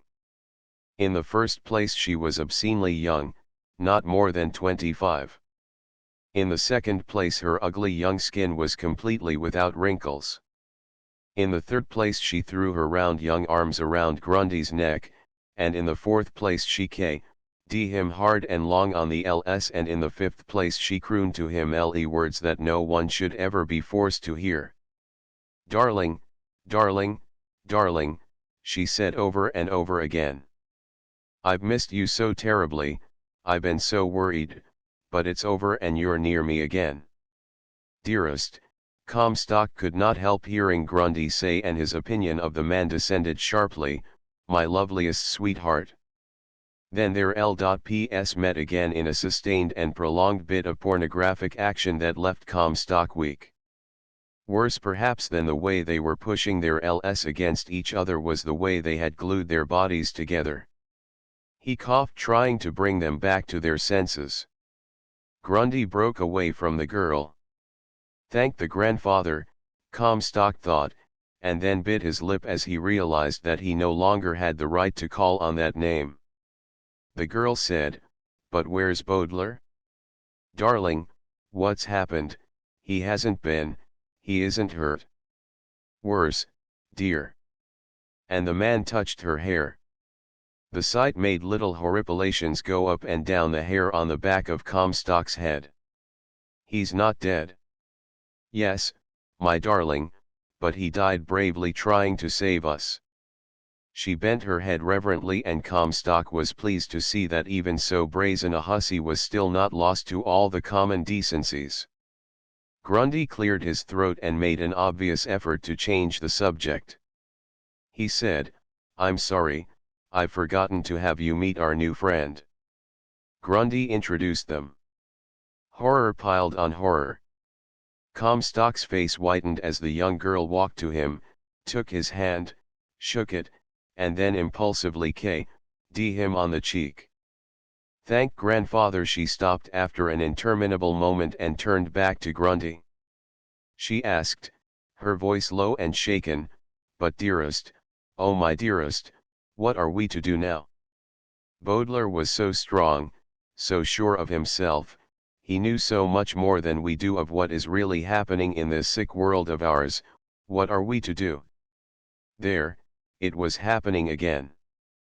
Comstock averted his shocked eyes as Grundy put his hand on the girl's W.T. and said, "You are to do nothing, my love. You'll stay here in safety. You know that Baudelaire and I decided that this is a man's job, and it must stay that way. I'll take no chance of risking your lovely skin." Then he turned to Comstock and said decisively, "There's no use waiting any longer, taking chances, risking death the longer we wait. We'll eat, rest a bit, and then, we'll risk all." "You mean?" The girl let her voice fade away. "Tonight, in half an hour," Grundy said, his face set and stern, "Comstock and I will go before the Board of Fathers and challenge the grandfather." Some of his resolution faded and he said more quietly, "But how I wish Baudelaire were with us. We three might have stood a better chance." But he had set the time as tonight, and I'll not be false to his trust. Half an hour, Comstock thought dully. It wasn't long to live, not long enough at all. Chapter 6. In one way the half hour just vanished. In another, it lasted longer than all the rest of Comstock's life put together. While he stood in the doorway, his back to Grundy and the impassioned scene that Helen and Grundy were enacting as what might be their last farewell, he wondered how 30 minutes which had seemed to go on so long, seemed to fly past so quickly. He could hear Grundy almost moan, "Helen, thy beauty is to me as," and then harsh and strident, drowning out all other sound, seeming like the sound that was the ultimate that human ears could ever bear to hear, there came an enormously amplified voice. Comstock had never heard the grandfather speak, and yet, now hunching himself into a prenatal ball, his hands pressed tight against his ears, he knew that no other voice could have held that command, that awe-inspiring tone, that this voice held which now threatened to deafen him permanently. The words that smote at Comstock were, "I am displeased." Grundy ran to Comstock, gripped him by the shoulders, pulled Comstock's hands away from his ears and roared, "Follow me. They've got a speaker hidden someplace near here. I never knew they'd found Helen." The girl's face was washed clean of every emotion but that of anger. She stood at Grundy's side, her hands on her hips, and the words she spat out hurt Comstock's ears even more than the larger-than-life roar of the grandfather. She said, "What a cheap trick. Darling, I can't leave you here now. You must come with us." Grundy's face was tortured. "I know," she assented and waited for his orders. Somehow Comstock forced himself to his feet. He would not, could not, allow himself to be shamed by this girl child. It was unmanly. The voice of the grandfather said, "My grandchildren are being naughty. I do not like this conduct. I am afraid, very afraid that you three need punishment." The tones mumbled a long time after the words were no longer separable. It was like the aftermath of thunder. Comstock moaned in horrified torment. All his fears were back. The grandfather was omnipotent just as he had always been taught. And yet, that little canker of doubt in the back of his head kept muttering, if that were so, how could the girl have called it all a cheap trick? Were there even more things, that he, Comstock, did not understand? As far as his fevered eye could see, there was no sign of humanity. Comstock knew that behind the drawn blinds of the houses on the street people like him were huddled in fear, hoping desperately that the voice did not refer to them. Grundy said, "If they've got a speaker planted near here, that means we're under surveillance." "Of course," Helen agreed, "that's obvious. What do we do about it?" "I wish I'd never gotten you involved in this, dear," Grundy said. "I'm glad. For if you hadn't, we'd never have had what little we have had out of life. I think it's been worth it, and more. The smile on Grundy's face was so radiant, the renewed courage he clearly had received from what she said, made Comstock think that perhaps Baudelaire had been right, perhaps there were indeed rewards for being a whole man.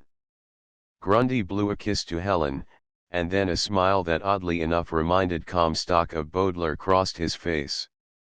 He walked from the entrance of the house out into the center of the street.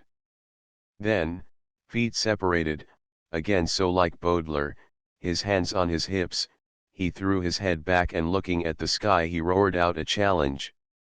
Come and get us.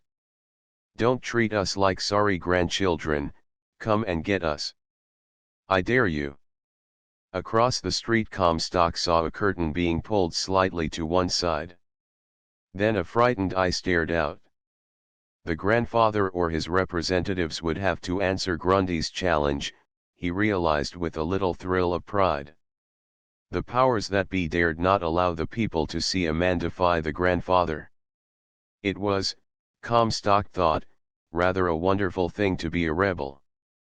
But the feeling passed quickly when, with a speed that defied his understanding, a kind of vehicle he had never before seen appeared roaring out of the distance. It had 4 wheels, and a carriage-like body, but no team of astrobats drew it. Instead it seemed to be propelled by magic. It was rather a noisy magic, for a series of explosions seemed to come from the front of it constantly. Above the low roar of the carriage's explosions rose the voice of the grandfather. I have dispatched a chariot for you. Beware my wrath and come quietly. Helen looked jubilant. She said, we're forcing their hand. This is the first time in centuries they've found it necessary to use a car. If we only had more strength, Grundy said, I'd almost be optimistic. We sure have them worried. Then the object Helen had called a car drew up in front of them and a door opened. 4 of the leanest, hardest RAS that Comstock had ever seen pointed stun guns at the 3 of them. The man who sat behind a wheel said, get 'em in quick. No sense in having too many of these slobs see this car. Comstock flashed a look of inquiry at Grundy. Sure, let's join them. It's easier to be driven there, than to have to walk as I'd figured. The vehicle was obviously not designed to hold 7 people, and since the 4 RAS drew away from Helen with the same kind of sick disquietude that Comstock had felt, the small remaining space left for Grundy, the girl, and Comstock made them all wedge in rather tightly. Helen's flesh was soft and warm, Comstock realized with a shock, and the clean, sweet smell of her in his flaring nostrils was a warning that Baudelaire and Grundy might well be right. There was something about young women, something unlike the emotion he had felt on his monthly visits to his elderly lady friends in the B.L. The car raced through the deserted streets with a speed that would have scared Comstock out of a year's growth if he had not had so many other larger worries tearing at him. Most baffling to him was the fact that despite the fact that they were going before a tribunal which would sentence them to death, Grundy was able to lean closer to Helen and whisper to her a poem that Comstock had never heard before and the words of which failed to make any sense. He was saying, is this the face that launched 1,000 ships? And then he k.d. her. In the grandfather's car with 4 RAS right there, Grundy was k.g. Helen. It was flabbergasting to Comstock, and in a strange way that he could not quite understand he felt a little pang of jealousy. He found he would have liked to have had a Helen next to him. Someone young and brave, and soft, and warm, who smelled like the girl now pressed so close against him.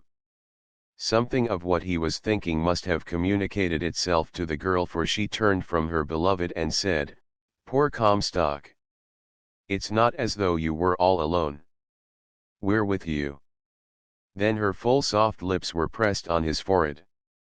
The blood pounding into his head made his face flare crimson. Sounds of disgust from the 4 RAS made him angry instead of upset as they might have. What did they, poor fools, know of the feelings of a rebel? Of a hero? The kiss buoyed him up all the way to the house of the fathers. But then, when the ominous, tall, round building rose up in front of them, and he could see the two circular perispheres at the base of the trelon-like structure, fear returned. In one of the completely round low buildings was the house of the fathers. The other, on the right-hand side, was the meeting place of the elders. And high above in the very tip of the tall round building was the grandfather's retreat. It was awe-inspiring because never before had he been closer to it than a mile, and that only on those days sacred to the memory of the grandfather. The car jolted to a halt right in front of the tree lawn. The RAS hustled the three of them out of the vehicle. Where were they to be taken? Comstock watched wide-eyed. Their guards took them past the door on the right. So they were not to be taken before the elders. There was no sign that they were going to be forced over to the left. That meant they were not to go before the fathers. Instead they were marched through the center door. Breathing became almost impossible for Comstock. They were being taken into the grandfather's retreat. Never before had he heard of such a thing happening. But then, of course, never before had anyone challenged the grandfather. At least not to Comstock's knowledge. Inside the doorway there were broad windows. Through one of them Comstock could see into the room where all the elders were met in solemn conclave. Their aged, incredibly wise faces were heavy with responsibility. All of the seamed faces were turned so that the elders could see the three who had defied authority. The force of all the red-rimmed eyes staring at Comstock was enough to turn his knees to jelly. Instantly Grundy was at his side, words of encouragement on his lips. He said, "Forget the old codgers. They're so senile they don't even know what's happening." In some way Grundy's blasphemy was like a jolt of fresh air, or a couple of corpse revivers. With the thought of liquor, Comstock suddenly realized that he should be sick. His heart should be bothering him. It had been ages and ages since he had had a drink. And yet, despite all the alarums and excursions, his heart had not bothered him. That was odd. But all thought, and almost all consciousness ebbed away when that voice came thundering down. It said, "Take them before the fathers before you bring them to me." The RAS paused in their tracks and then changed the direction in which they had been going. Ahead was the biggest door that Comstock had ever seen. Discreetly lettered on it was a sign. It read, "The Fathers." The leader of the RAS opened the door and then Helen, Grundy, and he were pushed through the door into an anteroom. It was small and on the far side of it was an even bigger door than the one by which they had entered. All around the walls of the little room were chairs. Comstock realized with horror that the door was all that separated them from the united might of the fathers. They must be meeting in solemn conclave, deciding what should be done with the three guilty ones. And then the RAS left, their halos shining more brightly than Comstock had ever seen any RAS halo shine. The three were alone.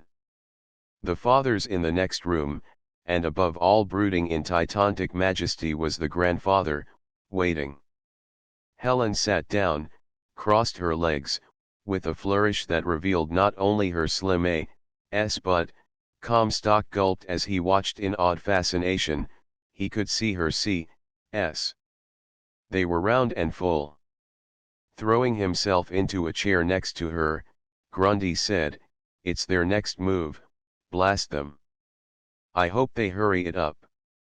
Unable to do anything but pace back and forth, sneaking an occasional look at Helen's LS, Comstock brooded about what had happened to him. Nightmarish in essence, he yet wondered whether it hadn't been worth it. He was no braver than ever, but there were new emotions, new sensations raging through him. After all, he was a man. And as a man, he was, when all was said and done, capable of being a father. For that matter, right at that moment, and looking almost boldly at Helen's C.S., he felt that he would kind of like to be a real father. Not with Helen, after all she was Grundy's, but with some other girl like her. He had not ever felt that way about any of the elderly ladies he had seen, and certainly never with the woman he visited once a month. Turning, he faced the door behind which the fathers were sitting and considering his case. The arrogance of them. To think that if his friend's hypothesis was correct, these men had their pick of all the young girls on the planet with whom to. Even then, he could not think the word, but the anger was real. He still could not watch when Grundy K.D. Helen and touched her, but he found that it was for a different reason. Then Helen gasped and Grundy swore, and Comstock turned to look in the direction of their gaze. The door of the father's room had opened. And through it walked Baudelaire. Big as life. Chapter 7. Baudelaire's smile was as warm as ever, and his face was just as alive as it had been before Comstock saw it glaze in death. He said, "Take it easy, kids. I'm alive. Really I am."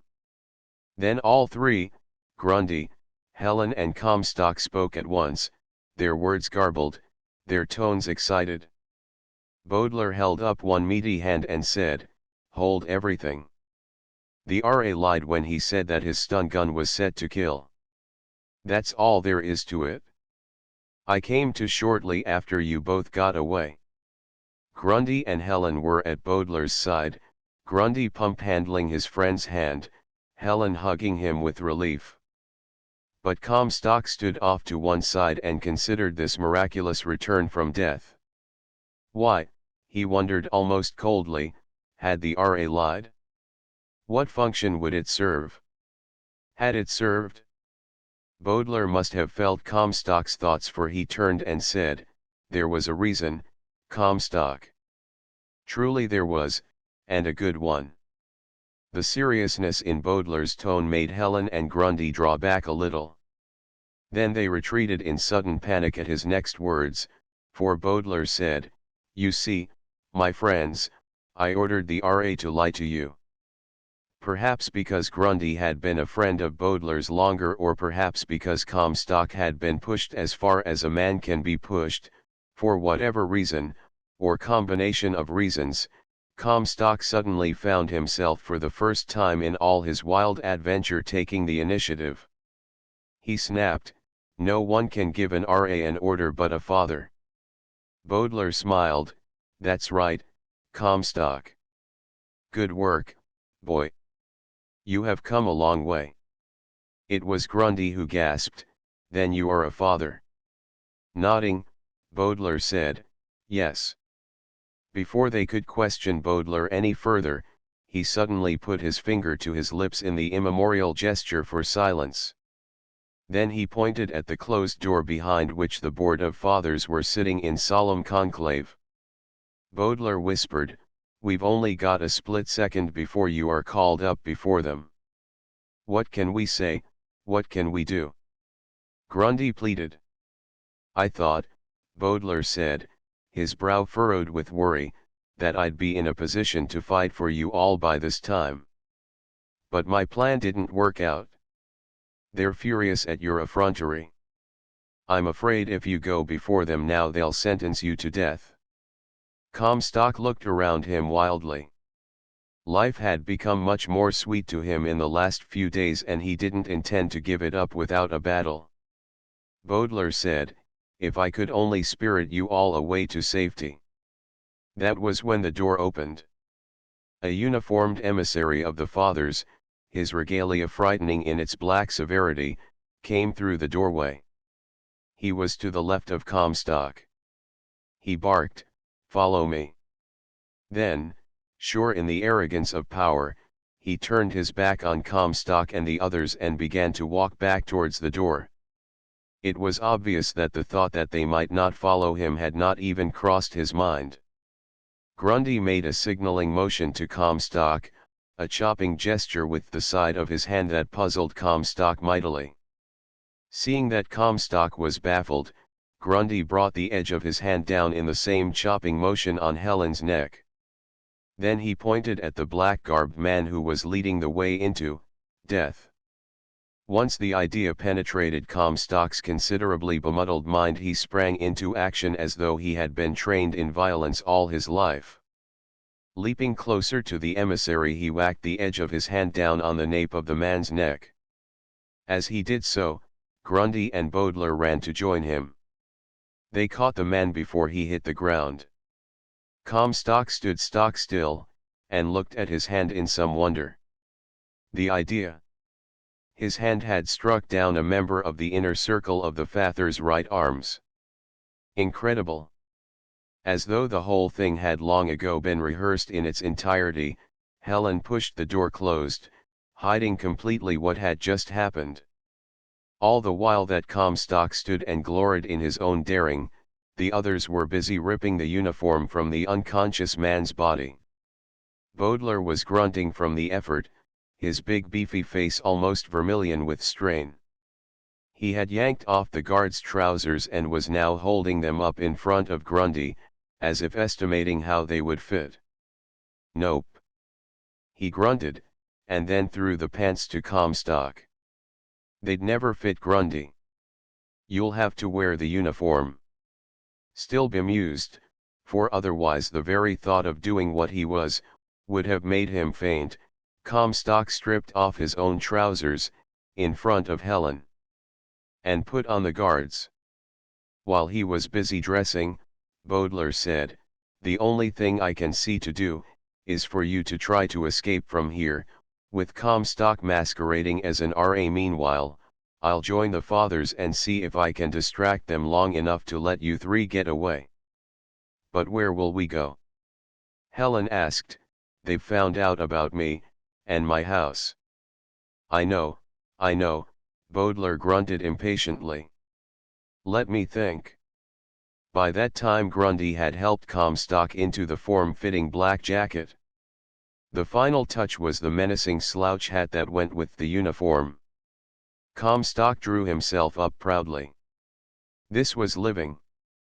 Of course, he thought, and the idea made him deflate his chest rapidly, if they were caught now, their deaths would be even more unpleasant. But he patted the evil little stun gun at his hip, and tried to feel very, very brave. The man on the floor, looking highly undignified in his long underwear, and not at all menacing, stirred uneasily, and moaned. Bowdler bent down and rapped him on the point of his chin, and the man relaxed into deep unconsciousness again. Not willing to be put off any longer, Comstock asked, "Bowdler, since you're a father, why are you doing what you're doing?" "No time for that, boy, no time at all." Grundy added his curiosity, "But we must know, Bowdler, we can't keep up this insane hare and hounds chase unless we know what's going on." Bowdler pushed Grundy and Helen towards Comstock and snapped, "Later, later. For now, all I can say is that I am fed up with the unfairness of the way our world is being run. I went out into your world to try and find rebels to use as the nucleus for a revolution. But there's no time now for any further explanations. Listen to me carefully. The guards at the front entrance would recognize you, Comstock, even in that uniform, so you must escape by the back exit. To get to it, turn right when you leave here, go to the end of the long hall, and then turn left, follow that passage to its end and then turn right. That'll lead you to the garage. Commandeer a car and go to 14 Anthony Comstock Road. I'll join you as soon as I safely can." "Right, left, right," Grundy said. "Okay, Bowdler. I hope you can join us soon." "Before you go," Bowdler said, "sock me on the jaw." Grundy asked, "Hit you? Why should I?" "Do as he says," Helen said impatiently. "He has to have an alibi for our escape." Closing his eyes, Grundy lashed out suddenly. His fist missed Baudelaires' chin and landed high on his cheek near Baudelaires' eye. He snorted in annoyance, but said, all right, that'll have to do. Now run. Throwing himself on the thickly carpeted floor, he imitated the truly unconscious man who was slumped there. Lifting his head, he said, beat it. Go on, hurry. They left. Comstock chanted to himself over and over again as they walked down the long impressive marble corridor, right, left, right. What was behind the doors they passed? Would he ever know? Each one seemed more menacing than the one before it. And somehow, high above him, Comstock could feel the brooding majesty of the grandfather. Surely here in the buildings that were sacred to him, the grandfather must know what they were doing. His knees shook and his stomach turned over as he thought of the effrontery of what they were doing. If one of the doors that lined the corridor had so much as squeaked, Comstock thought, he would die. He knew it. He knew his weak heart would not be able to stand the strain, and that was all there was to it. The silence that surrounded them was harrowing. Grundy, his arm around Helen protectively, kept his eyes busy searching, hoping against hope that no one would see them, question them, or suspect them. Comstock's palm and fingers were sweaty with the agony of the grip he had on the butt of the stun gun. Ahead of them was the end of the corridor and no one had seen them. Taking an even deeper breath, Comstock strode to the left. The other two followed in his footsteps. This corridor was shorter, he was grateful to see, and the one that went off to the right at the end of it seemed lighter. At least it did not seem quite as dark and gloomy as the way they had come. And then they had come to the end of the last hallway, and ahead was the door that Baudelaire said led to escape. But the highest hurdle, Comstock thought, was still ahead. They had to steal an auto from a garage. He had learned that the Astrobatlas garage that had conveyed them there was called an auto, but what in the world was a garage? He hoped it wasn't some new horror. All three of them froze. The door that led outdoors was opening. Grundy had to nudge Comstock in the ribs to make him move. For the sight of a platoon of black-garbed RAS stretching off into the middle distance that was revealed when the door opened had been enough to end any and all thoughts of resistance on the part of Comstock. The leader of the RAS snapped a salute at Comstock, which he answered only when Grundy's elbow dug deeply into his rib cage. The RA leader said, reporting to the fathers. Comstock made a gesture that he hoped would look as if he was giving the leader permission. It was obvious from the way the man was behaving that he thought Comstock outranked him. And as Comstock, Grundy, and the girl passed the platoon, it occurred to Comstock that any RA who was employed at this fountainhead would of necessity outrank any others. The platoon stood at frozen-faced, stiff-backed attention as the trio left the back door and walked across the greensward toward a building that Grundy whispered to Comstock must be the garage. When they were out of earshot of the platoon, Comstock sneaked a look back over his shoulder. The black-garbed men, like automatons, were marching into the building. Grundy said, "Okay, so we've found the garage, but how are we going to drive the car? That's the next big question." Comstock was too relieved, first by the fact that they had escaped the RAS and second by the fact that the garage had turned out to be just a building, to take on any new worry for a while.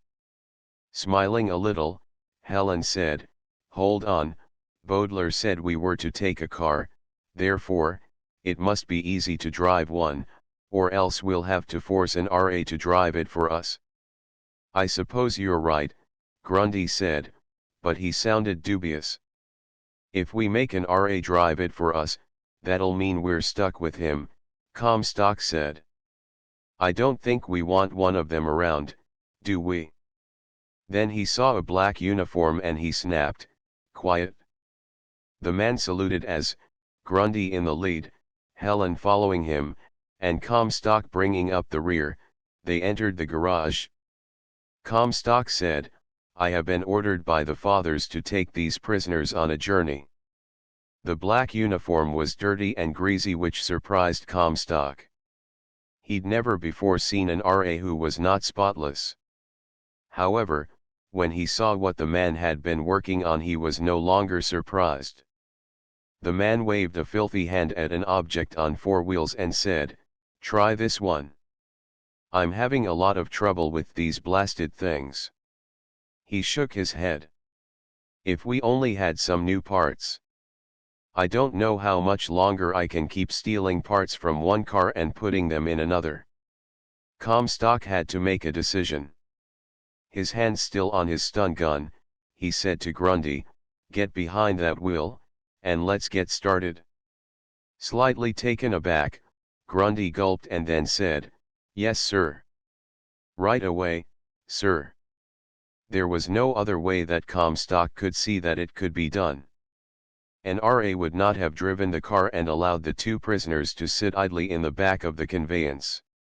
The dirty uniformed man, mumbling under his breath, got down on all fours and began to tinker with the underneath part of the car he had been working on when they entered the garage. That was a bit of luck, for it allowed Grundy to enter the car, get behind the wheel and examine the various controls. Comstock and Helen sat grandly in the back seat and waited. Finally, after a long wait, Comstock leaned forward and whispered to Grundy, "Better get started before he gets suspicious." He was a little shocked at the curses that Grundy directed at him. They ended by the man saying, "All right, genius, you tell me what to do." The dirty man's legs were all that showed from the place where he was working. Comstock leaned over Grundy's shoulders and said, "What about that key? It seems to be part of the works." Shrugging, Grundy turned the key. There were a lot of things sticking up out of the floor, and Comstock said, "They look like feet would fit on them, don't they?" Sticking out one foot experimentally, Grundy said, Yes, they do." Then there was a series of explosions, and a sudden jolting start that threw Comstock into Helen's lap. Later, when they had learned a bit about driving, they were all very grateful that the car had been pointed at the opening in the door when it started, for they knew that they would never have been able to figure out how to reverse it. Their vehicle bucked and bounced as it roared out through the doorway. It was only after the first 30 seconds of movement that Grundy remembered that the other driver had held his hands on the wheel. Trying this, he found that the car responded to his touch. Rather delighted, he turned the wheel sharply. Instantly Comstock was thrown off Helen's lap onto the floor of the car. She landed on top of him, driving the breath out of his lungs in a gasp that he momentarily feared was so noisy that the grandfather, perched high in his tower, would hear. But the sound of the explosions in the front of the car drowned out all other noises. Careening down the esplanade away from the frightening buildings, away from the fathers and the grandfather, Comstock finally managed to push Helen off of him and get back into the seat. She was grinning excitedly, and he found that he too shared in the feeling. In the front seat, Grundy called back, "Hey, this is kind of fun." It stopped being fun when it became necessary to turn a corner. This was a difficult maneuver, and when it was over, Helen and Comstock were again entwined in a manner that was highly indecent. Now that the buildings they had escaped from were receding into the distance, Comstock found that he was rather enjoying the feel of Helen's soft flesh. It made him blush, and his heart must have suffered from the strain, but nevertheless he did, he told himself, enjoy being near her. What a ghastly perversion! To find youth exciting! What would his dear father have thought? But then he decided not to worry too much about father. One thought was uppermost in his mind. He wanted a girl just like Helen. If one could be found. Grundy yelled above the sound the vehicle was making. "We're almost there." "What number house did Bodler say?" 14, I think," Comstock said, and he was glad to have a break in the direction that his thoughts were taking. Next to him, Helen pursed her full lips and whistled. She said, "Take a look." The house well repaid a look. It was the closest that Comstock had ever been to a home that belonged to one of the fathers. Immense, sprawling, with a lawn that was as carefully tended as time and work could make it, crisp bushes, trimmed and shaped, the house was a gem. It was on the side of a hill that sloped steeply downwards. They drew up in front of it and a new problem arose. Grundy yelled, "Better jump. I don't know how to stop this thing." One after the other they leaped from the car which, since Grundy did not know how to shift the gears, was still in first and was making all of 15 miles an hour. Rolling over and over, hands and knees badly scraped, Comstock thought, there must be a better way than that to get out of a car. But then, as the vehicle sped faster and faster down the decline of the hill, he said, "Grundy. Helen. Did you notice anything odd on the way here?" They were picking themselves up and Grundy was being, Comstock thought, a little too solicitous about Helen and whether she was hurt, so he repeated himself a little more loudly. "Odd," Grundy finally said after he had patted Helen in various places, in none of which it seemed to Comstock, it had been likely for the girl to have injured herself. "What do you mean? Don't you realize we didn't pass a single human being all the way here?" "You're right," Helen said. "That is peculiar." Grundy looked about them. There was no one in sight. No one at all. That was not too peculiar, not here, not this near a father's house, but the other streets should have been full of people. It was all very strange. Down at the bottom of the hill the driverless car crashed into a tree. It was the only sound but for their breathing. Helen shivered. Comstock said, "Let's get in the house. Quickly."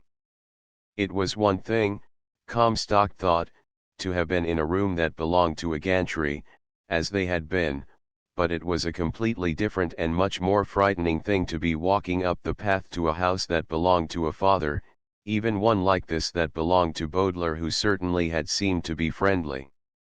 They were on the steps of a broad pleasant veranda now, and the entrance to the house was directly in front of them. The door was white, and had neatly lettered on it, "Enter." Comstock grabbed Helen's free hand, her other was in the fold of Grundy's arm. Then all of them moved slowly towards the door. It opened before Comstock could put his hand on the knob. It swung wide enough for them to see that no one had opened it for them. From inside the house, a heavy metallic voice said, "Welcome may you be." Chapter 8. Perhaps the single most frightening thing in the big living room to Comstock was the fact that the walls were solid with books.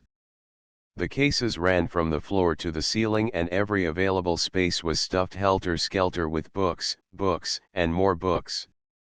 In all his life it is highly unlikely that Comstock had ever seen more than 10 or 15 books at one time, and then only in what passed for a library in his culture. Why, he thought, there must be thousands of books here. On what subjects could the authors have written? What was there to write that much about? A small hope persisted for a moment that maybe, for some strange reason, most of the books might be duplicates. But that was eradicated when he looked at the odd, mysterious titles of the volumes. There were no duplicates and seemingly the books were divided up into categories. But some of the categories were so strange to Comstock that they passed his ability to comprehend. What, he wondered, could sociology be? Or anthropology, or psychology, or these massive volumes full of poems, not simple enjoyable poems like Father Goose, but queer, abstruse ones, whose words made no sense at all to Comstock's reeling brain. While he hurried around the room blowing dust off the tops of the books he was looking at, Helen and Grundy were concerned with who had greeted them on their entrance. Leaving Comstock to his perusal of the shelves, Grundy tiptoed out of the room, and then looking in no particular direction, he called, "Hello? Who are you? Where are you?" The same metallic voice answered, "I am the house. I am here to supply your wants, to feed you and make you comfortable." When Comstock heard this, the shock was too much for him. He swayed, and then sank, with an armful of books, into the deep recesses of an easy chair. A cloud of dust surrounded him. Instantly a whirring sound emanated from a screened section of the floor, and he felt rather than saw the dust disappearing. Considerably shaken, Grundy came back into the library. Helen said, "What do you suppose it is, darling?" "Baudelaire has told me about robots, machines that act almost like we do, but I never, ever, thought that one could run a whole house this way."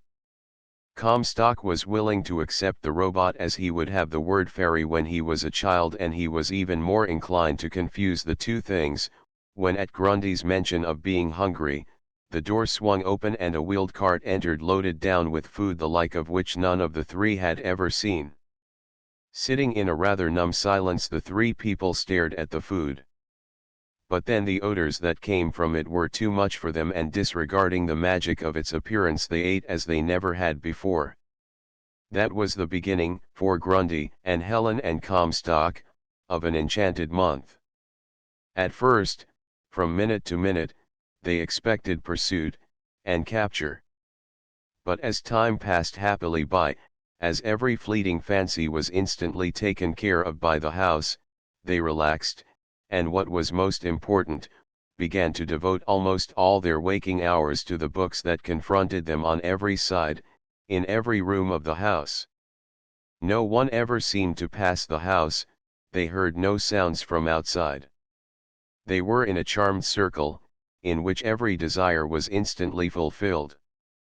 Comstock was not aware of how and when it happened, but soon he was not even embarrassed at the sight of Grundy and Helen kissing and caressing each other. He no longer wanted to swoon when he heard them exchange love words. But what did happen was that he wanted someone like Helen more and more as time went on. At first they waited impatiently for Baudelaire to put in an appearance, but when days passed and there was no sign of him, they ceased to expect him. Then worry began to take the place of expectancy. Suppose, they'd say, suppose he was found out by the Board of Fathers, was a father ever punished? They did not know.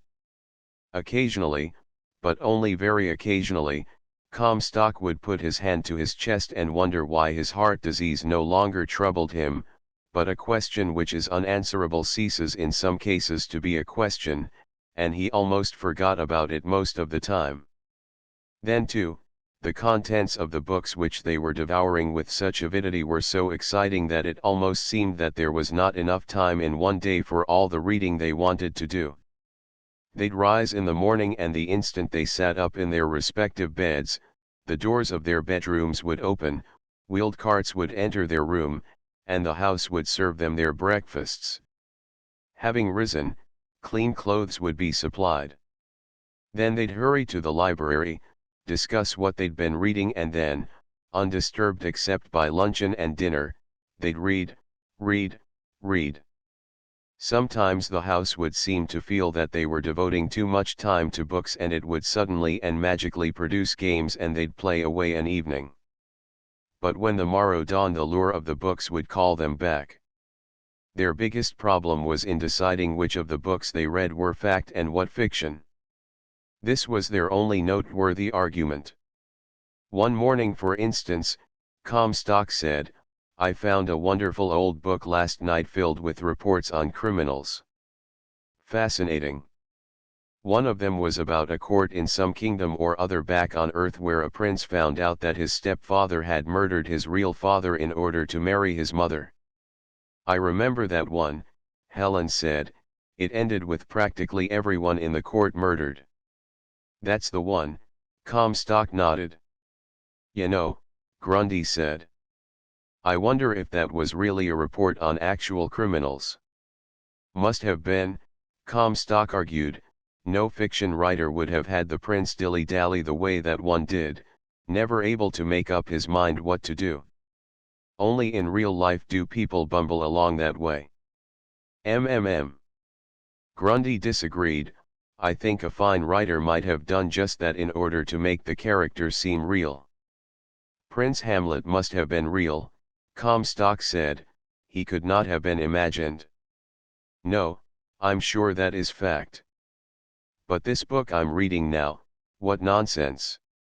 He held up Gibbon's Decline and Fall of the Roman Empire. What an imagination. Fantastic. Shaking his head, he went on with his reading. It was a day or two later when he was reading what he considered another criminal report, the story of amour and jealousy, that the idea occurred to him. Putting down the book, he stared thoughtfully off into space. The idea had just never entered his brain before. Was it possible, he wondered, that he might be able to woo Helen away from Grundy? Not knowing a thing about how to go about it interfered quite a bit, he found. His flirtation, if you could call it that, began to resemble a game of hide-and-go-seek, for he would lurk in dark corners of the house and wait for Helen to walk by alone. Then, darting out, he'd try to manufacture love talk, or what seemed to pass for it in the book he'd been reading. One day, having succeeded in scaring Helen half out of her wits, by popping out of a linen closet and appearing at her side completely unexpectedly, he made a groping motion and managed to capture one of her hands. Bending over it, he kissed it. That surprised Helen almost as much as his darting out of the closet, and she was even more surprised when he said, his voice low, so that Grundy in the next room would not hear him, "Helen." But then his voice vanished and he was unable to go on with the speech he had prepared. One eyebrow raised so high that it almost succeeded in touching her hairline, Helen considered him. Then she asked, "Is anything wrong?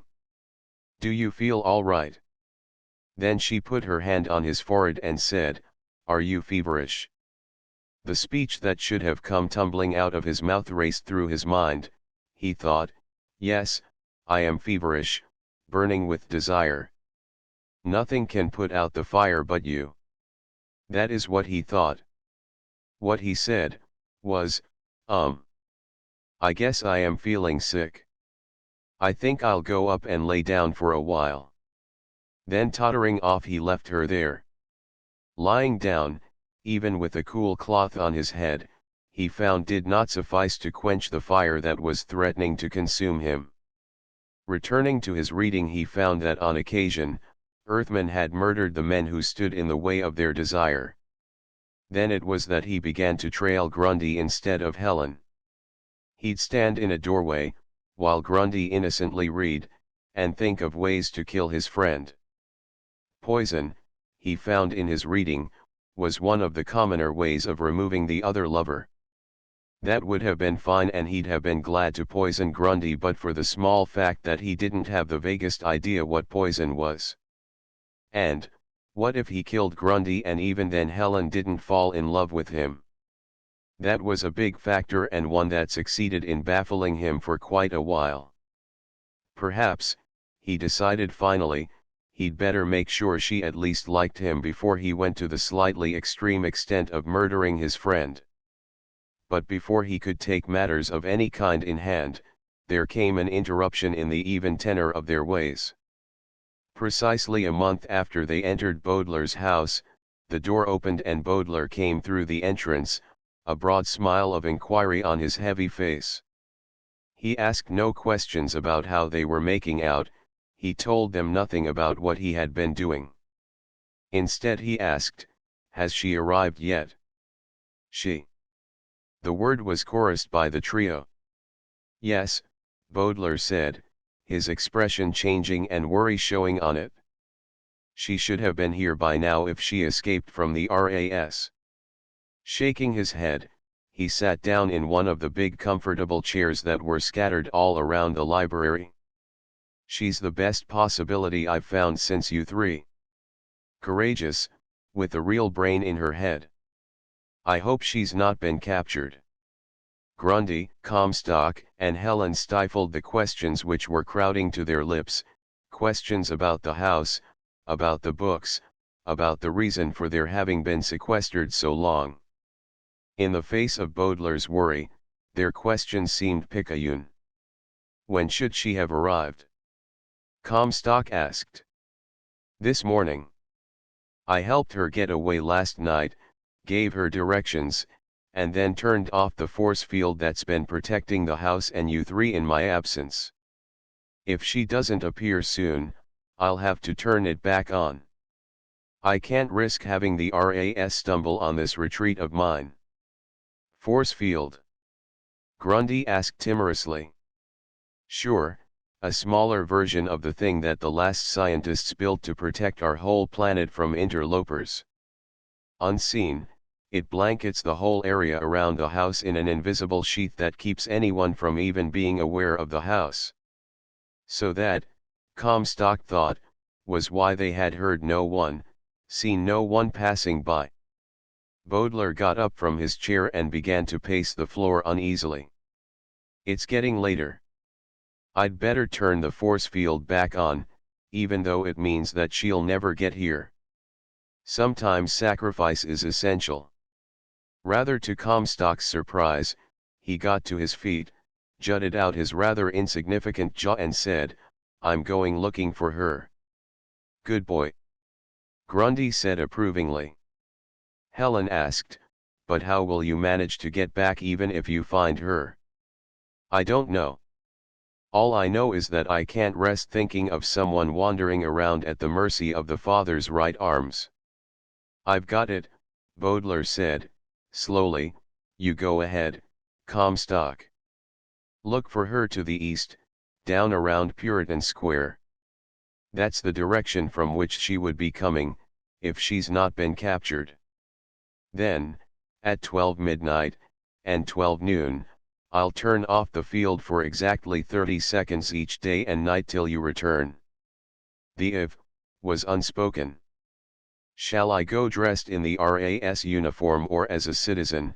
Asked Comstock. Baudelaire pulled at his lip thoughtfully, then said, I'd go as a private individual. That way there should be fewer problems. Helen asked the question that should have occurred to Comstock. How will he know her? She's about Comstock's height, willowy, red-haired, and instead of the dull apathetic look that most of our fellow citizens have, she has bright green eyes that penetrate right to the core of any problem. You'll know her as a fellow rebel as soon as you see her. Comstock wanted to ask how old she was but he couldn't. He felt that it might reveal the motives that were driving him out of the security of Baudelaire's house into the harsh reality of his world which he had grown to hate and fear. Waving his hand in farewell to Baudelaire, Helen, and Grundy, he tried to look like one of the heroes he had been reading about.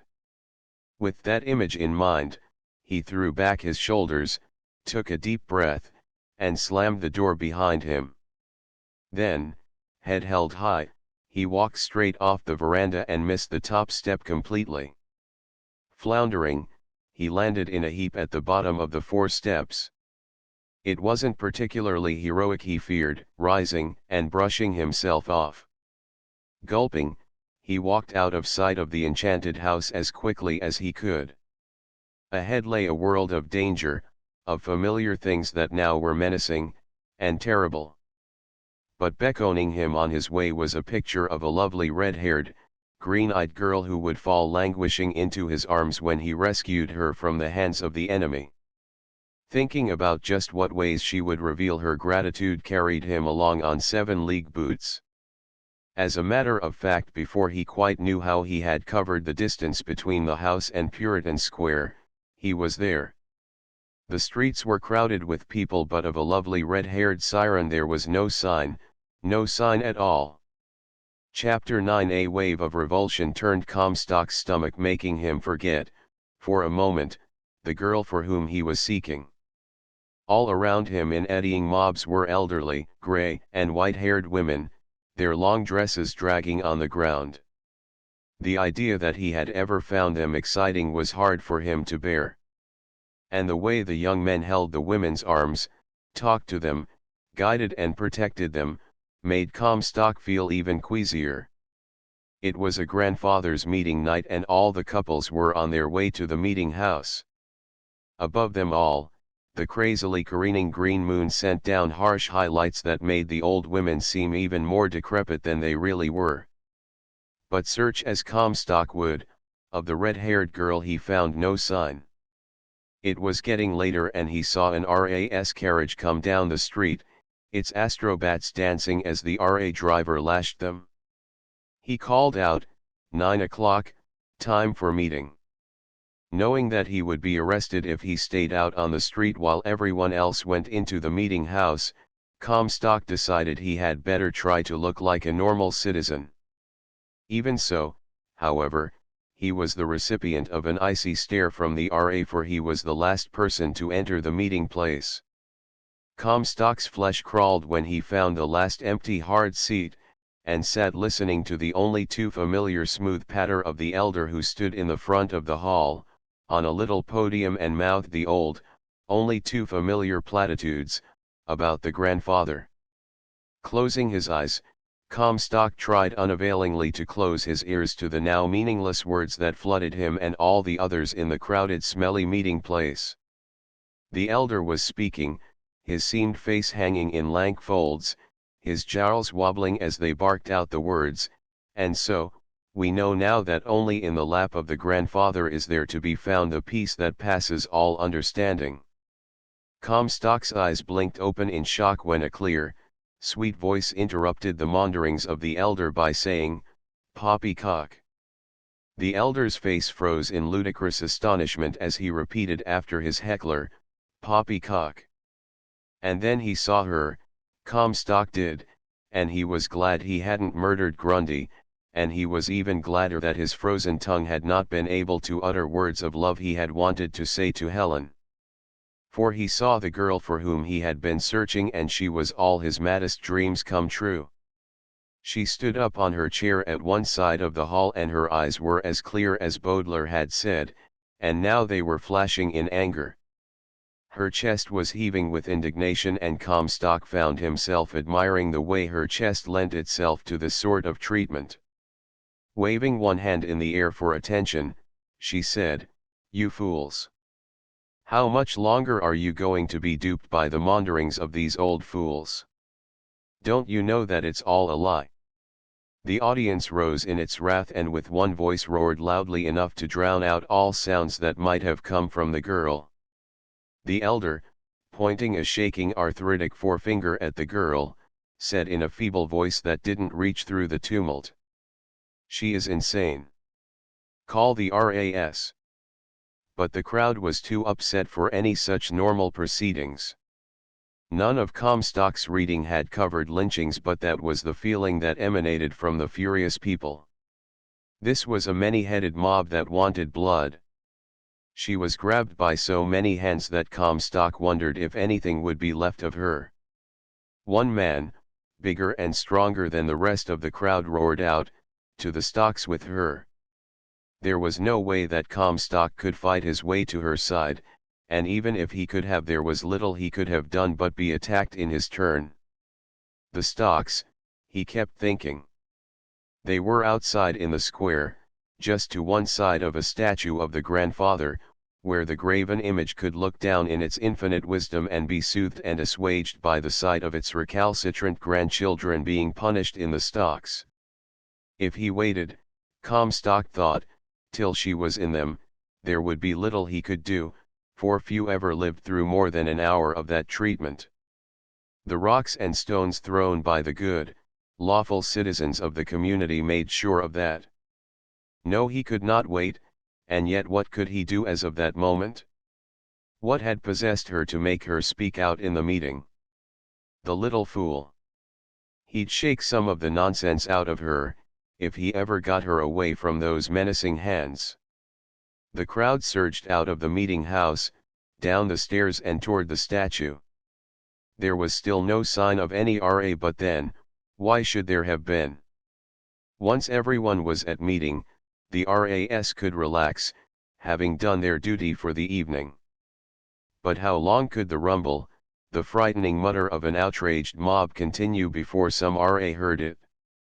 Comstock came to a sudden decision, as a ferocious and even more elderly woman than most reached forward and ripped the girl's dress from her neck to her navel, screeching, "The hussy! Put her in the stocks! I've got a stone for her. A big one, perhaps one of you young sirs would help me throw it." She looked about her coquettishly, and her plea did not fall on empty air. Running around the outer perimeter of the mob, Comstock made his way to the statue of the kindly-faced grandfather. Skirting the stocks, which were ugly and dull with the blood that had so many times defaced them, Comstock reached up and pulled himself into the lap of the stone grandfather. From that point of vantage he yelled, "Stop!" His voice squeaked a little, of course, and did not come out with quite the roar that he had wanted it to, but it was enough. It served to halt the mob in its tracks. Down below him, the girl, naked to the waist, her torn gown hanging from the belt that was all that retained the shreds of cloth that remained from the old woman's tearing hands, looked up at him. The sight of her bare b.s. was almost too much for Comstock.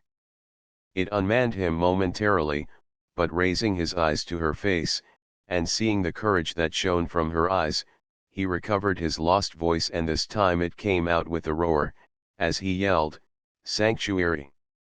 I claim the right of sanctuary for this girl and myself." It had been over 400 years since last a human voice had claimed that right. But in an ancestor-directed culture like his, Comstock was sure that since old things were automatically the best things, his plea would have to be honored. Once having claimed sanctuary, and while in the lap of the grandfather, no one, not even the RA, would tear you from that sacred place. The mob was not at all happy, but it surrendered as he had been sure it would. The girl was passed up to him. His hands, reaching down for her, were gladdened by the soft silkiness of her skin as he pulled her to him. Once she too was seated next to him in that broad capacious lap, the first thing she did, and he was sorry to see it happen, was to pull the shreds of her garment close around her. Down below them the crowd was not silent. It looked up, and after a while its many faces merged into one, a fearful, frightening visage with one big voice that chanted, "You have sanctuary. We cannot deny you that. But sooner or later you must leave, for you must eat and drink, and when you do." And when they did, Comstock knew, they'd be torn to shreds. For the anger which formerly had been noisy and quarrelsome, was now quiet and, if anything, even more menacing than the noise had been. But it would be a long time before he and the girl were forced to leave their sanctuary, and looking at her face, he decided that if he had to die, there were worse ways to go. Shyly he put his hand out and stroked her flaming hair. Then he asked, "What's your name?" "Patience and Fortitude, Mather." She was still busy trying to arrange her torn clothing. He gulped. Noticing his surprise, she said, "But just call me Pat." "What's your name?" But before he could answer she said, "Don't tell me you're a friend of—" Nodding, he said, "Yes, I'm one of Baudelaires' rebels." Then he identified himself. "I should have known." "Why," he asked with some asperity, "didn't you join us at Baudelaire's house?" "I couldn't shake off the RA who was following me, and I wouldn't jeopardize the sanctum." "Of course. But what made you decide to get up and carry on the way you did at the meeting?" "When I finally did get away from the RA, it was too late. It was past the time that Baudelaire said I would be able to get through the force field. I knew I was lost, and I decided I might just as well go down to defeat saying the things I'd always wanted to say." "In case," Comstock said, "just in case, there is any chance of an escape from our present situation, and we should become separated, and he told her about the 2 times of the day when it would be possible to get to Bodler's house. The temperature went down as they sat on the cold stone and became acquainted. S.X was the farthest thing from Comstock's mind when he moved closer to the girl and held her in his arms to try and preserve their mutual body heat. At least S.X was far from his mind in the beginning of the long night. But as the evening hours wore away and the insane moon moved higher and higher in the sky, he found that hunger and thirst, cold and fear were not enough to keep certain thoughts from his now overheated brain. Just sitting so close to her was the most exciting experience he had ever had. Below them the hydra head of the angry multitude began to murmur as he disregarded some of the conventions on which he had been raised. Shameful, disgusting, perverted, horrible, were some of the milder epithets that were thrown through the air. Her skin, he found on investigation, put any flower he had ever beheld to shame. Her breath was sweet on his nostrils. The feel of her was unlike anything he had ever dreamt of. He said, his voice as low as his intentions, "Pat, do you think what I feel for you is love?" Snuggling closer to him, she answered, "If it isn't, it's as good an imitation as we're likely to find." Then her inquisitive lips met his. It was, he thought, even as he was experiencing it, a highly unlikely place in which to enjoy a honeymoon. The shamelessness of their conduct was not lost on the waiting throng. At one point even the R.A. who had joined the mob and whose hand had never left the butt of his stun gun, found it necessary to walk away. None of the onlookers, as a matter of fact, could bear to watch. So it was, that when Comstock accomplished his desire, and leaning back against the grandfather's stony beard expressed some of his satisfaction by wishing he could fight the Board of Fathers, en masse, with one hand tied behind his back, he and Pat found that of the whole mob there was not a remnant. Their conduct had shamed and frightened away the crowd. Slipping down from the statue's lap, unable to believe their eyes, they skittered away in the now all-encompassing darkness, expecting at any moment to be halted by an R.A. or grabbed by some diehards from the waiting crowd. Jogging along at his beloved's side at a half-run, half-walk, Comstock wondered if even death could eradicate the exultation which he felt. But feeling as he did was not conducive, he found, to gloomy, dismal thoughts. Not even when they ducked down a long alleyway, which he thought led in the general direction of Bodler's house, did he really, deeply feel concerned about capture. Life could not be so unfair, he decided, as to raise him up to such heights as he had just surmounted, and then drop him into a gloomy pit. But of course life could, and did, do just that. Chapter 10. He could not help wonder as they ran through the alleyway towards a lighted area that might or might not lead to Bodler's house, just how long the shock of what he had just done would keep the irate citizens off his trail. Pat ran at his side, her long legs easily keeping stride with him. If she was concerned about her own safety, it did not show in her expression, which was calm, and almost contemplative, if you disregarded the little quirk of a smile that turned up the ends of her full lips. Despite the anxiety of his position, Comstock could not help but compare the feeling of ebullience and general physical well-being that surged through him, with the sadness and the feeling of despondency that he had always experienced after his monthly visits to the B.L. If he had not been so busy running and praying that they could avoid the RAS, he would like to have sat down and tried to reason out just what was the underlying reason for this change in his attitude towards sex, and its aftermath. The pounding of their feet was the only sound in the silent night. Beside them the gray brick walls that lined the alley through which they ran were completely featureless. No windows or doors broke the long straight lines that reared up around them. Pat paused and said, "Why are we running? It's quite clear that we..." She giggled, scared everyone away with our outrageous conduct. The fact that she was able to muster up a smile under these dire circumstances made a warm feeling well up in Comstock's chest.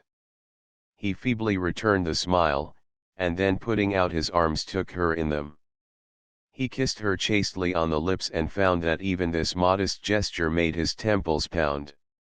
Enfolding her and drawing her closer to him, he leaned his back against the nearest wall and whispered into her ear some of the phrases he had stored up from his reading which he had meant to say to Grundy's girl, Helen.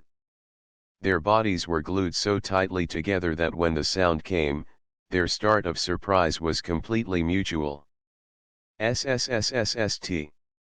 It sibilated. And then again, SSSST. Thunderstruck, their arms still pressing around each other, Pat and Comstock looked around them. There was nothing to see. Nothing at all. Then the sound became words, SSSST, the RAS after you. Comstock managed to answer. Count 3 and then press against the 5th block from the ground. Feeling that they had absolutely nothing to lose, Comstock obeyed the whispered command. The 5th block up looked exactly like all the others. But when Comstock pushed at it, an irregular segment suddenly swung inwards. Low light was visible for a moment through the opening. Then it vanished and Comstock, holding Pat by the hand as though to give her reassurance, but really so that he could draw strength from her nearness, stepped through the dark aperture. At that particular moment, back at Bodler's house, Grundy, Helen, and the owner of the robot house were seated in the library. Bodler had his hand outstretched to a lever that projected from behind some books. His eyes were glued to a clock. He said, 5 seconds, 4, 3. Then he shook his heavy head, and threw the lever back in its slot. I'm afraid we'll have to give them up. It's past midnight. We'll try again at noon tomorrow. Don't you dare leave the force field open for a few moments more. Grundy pleaded. Shaking his leonine head, Bodler pushed some books into place so that the lever was hidden from sight. I would if I could, Grundy. But they must take their chances now. Even if Comstock has found that poor girl, Helen said, what can they do out in the night? 12 more hours before they can make another attempt to reach safety here. Grundy shook his head. I can't imagine where they can hide from the omnipresent RAS. If only Comstock knew a little more, Helen said, but we didn't dare try to open his eyes till you were here and it could be done under your aegis. The poor innocent, Bodler said, you were right to wait for me, but I wish things had worked out differently.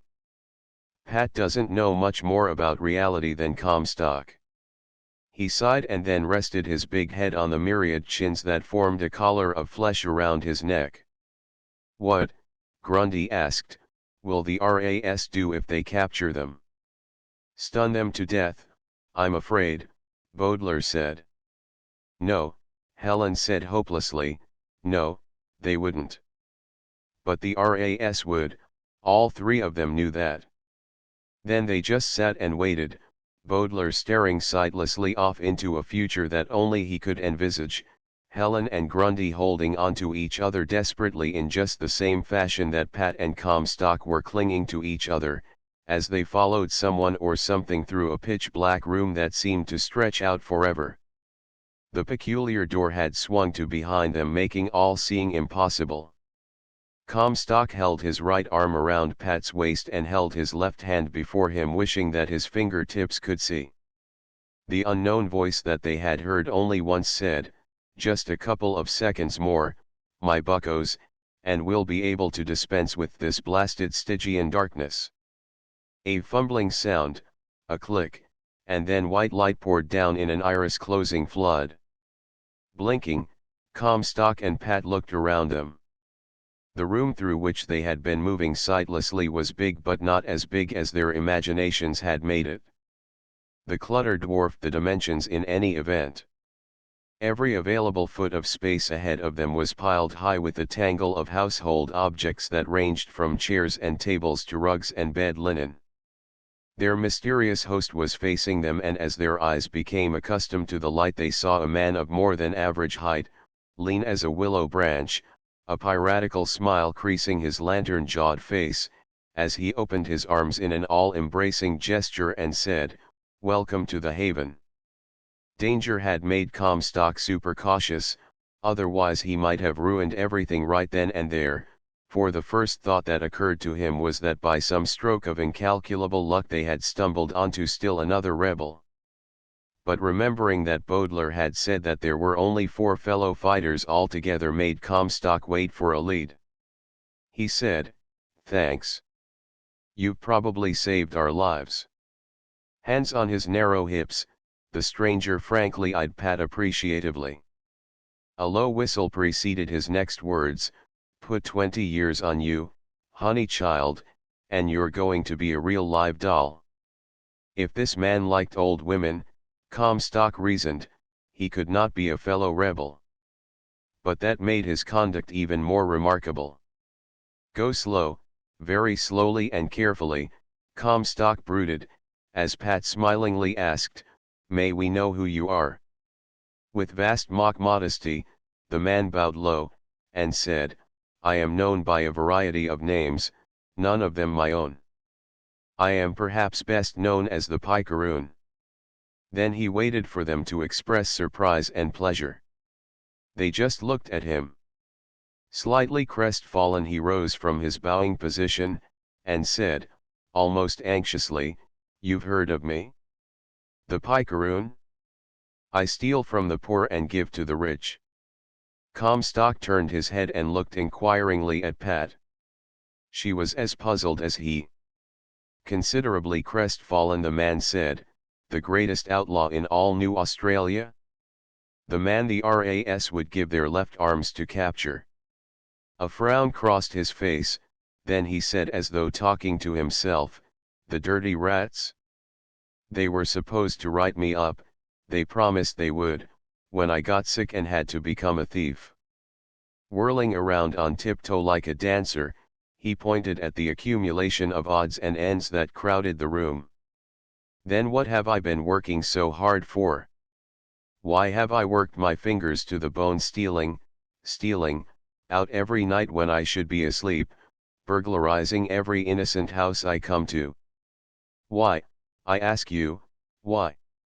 It's enough to make a man become a cynic, that's what it is." Slumping into a chair that was already overcrowded with various objects, he put his head in his hands. A terrifying thought seemed to occur to him. He looked up at them.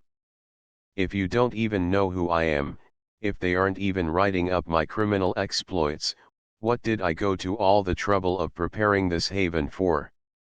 If they're not chasing me, if there is no danger, how can my cure work?" "I'm sure I don't know," Comstock said, since the man seemed to want some kind of an answer. All the while the thief had been talking, Comstock had been racking his weary brain trying to recollect what illness crime was a cure for. He couldn't remember. A hopeful look came over the man's face and he leaped up from his seat. A long forefinger jutted out at Comstock. The man said, "I've got it." "You're lying to me. You're undercover workers for the RA. Your spies come to root me out.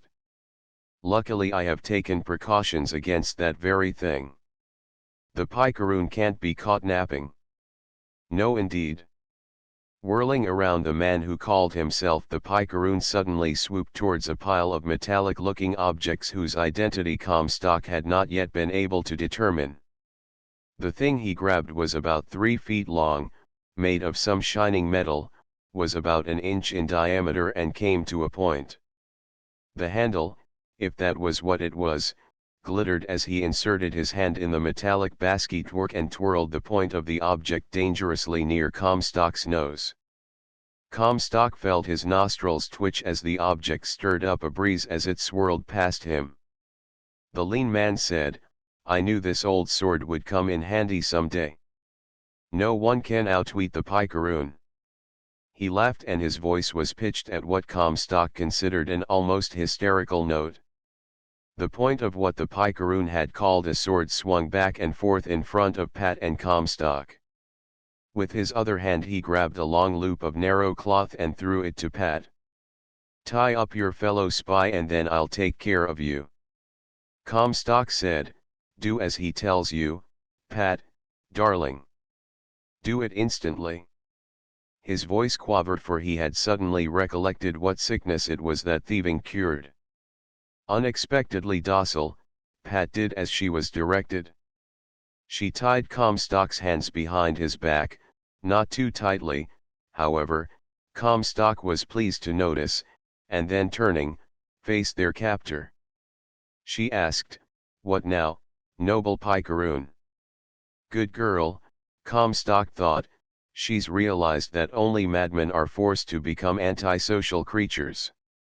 Humming to himself, the picaroon whirled the point of the sword under Comstock's chin and said to Pat, "If only you were a little older, child, you and I could make such beautiful music together.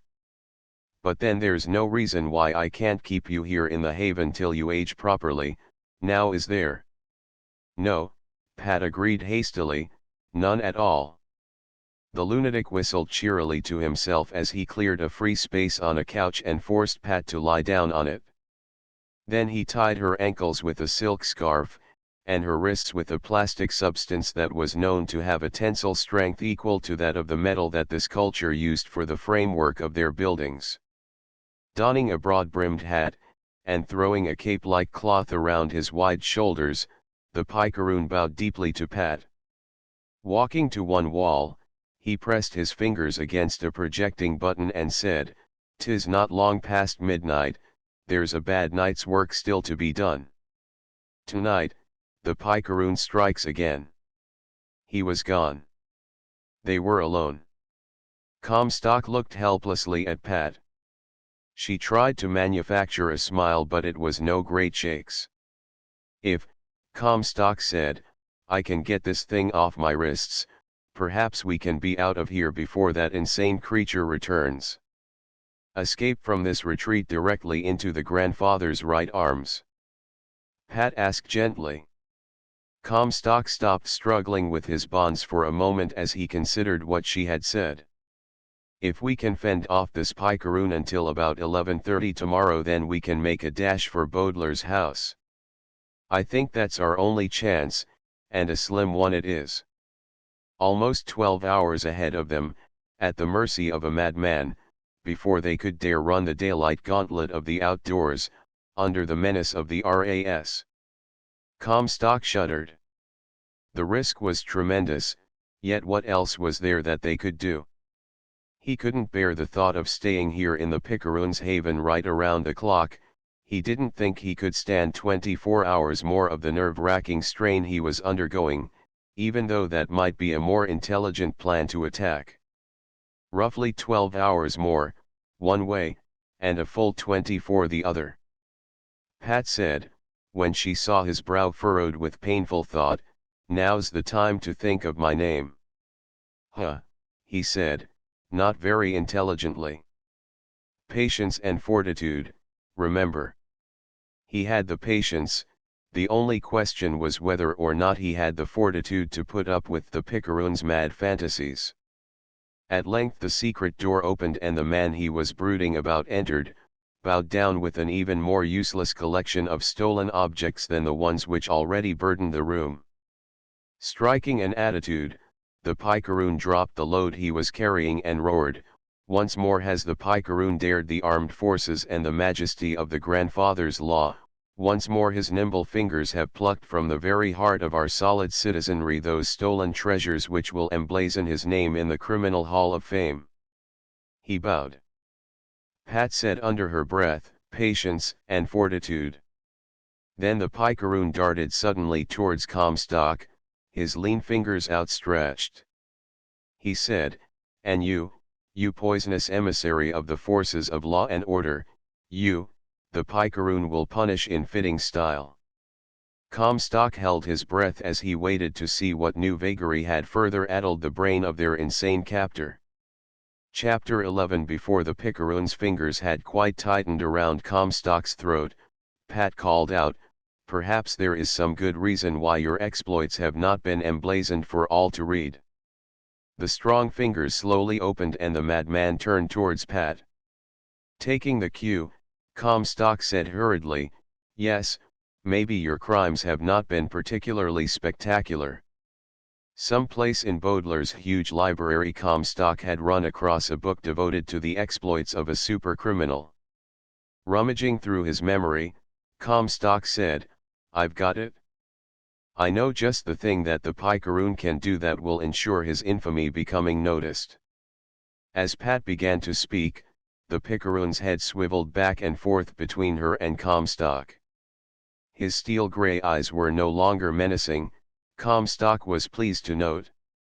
"How about," Pat suggested, "how about stealing one of the RAS cars?" Comstock interjected. "Just what I was going to say.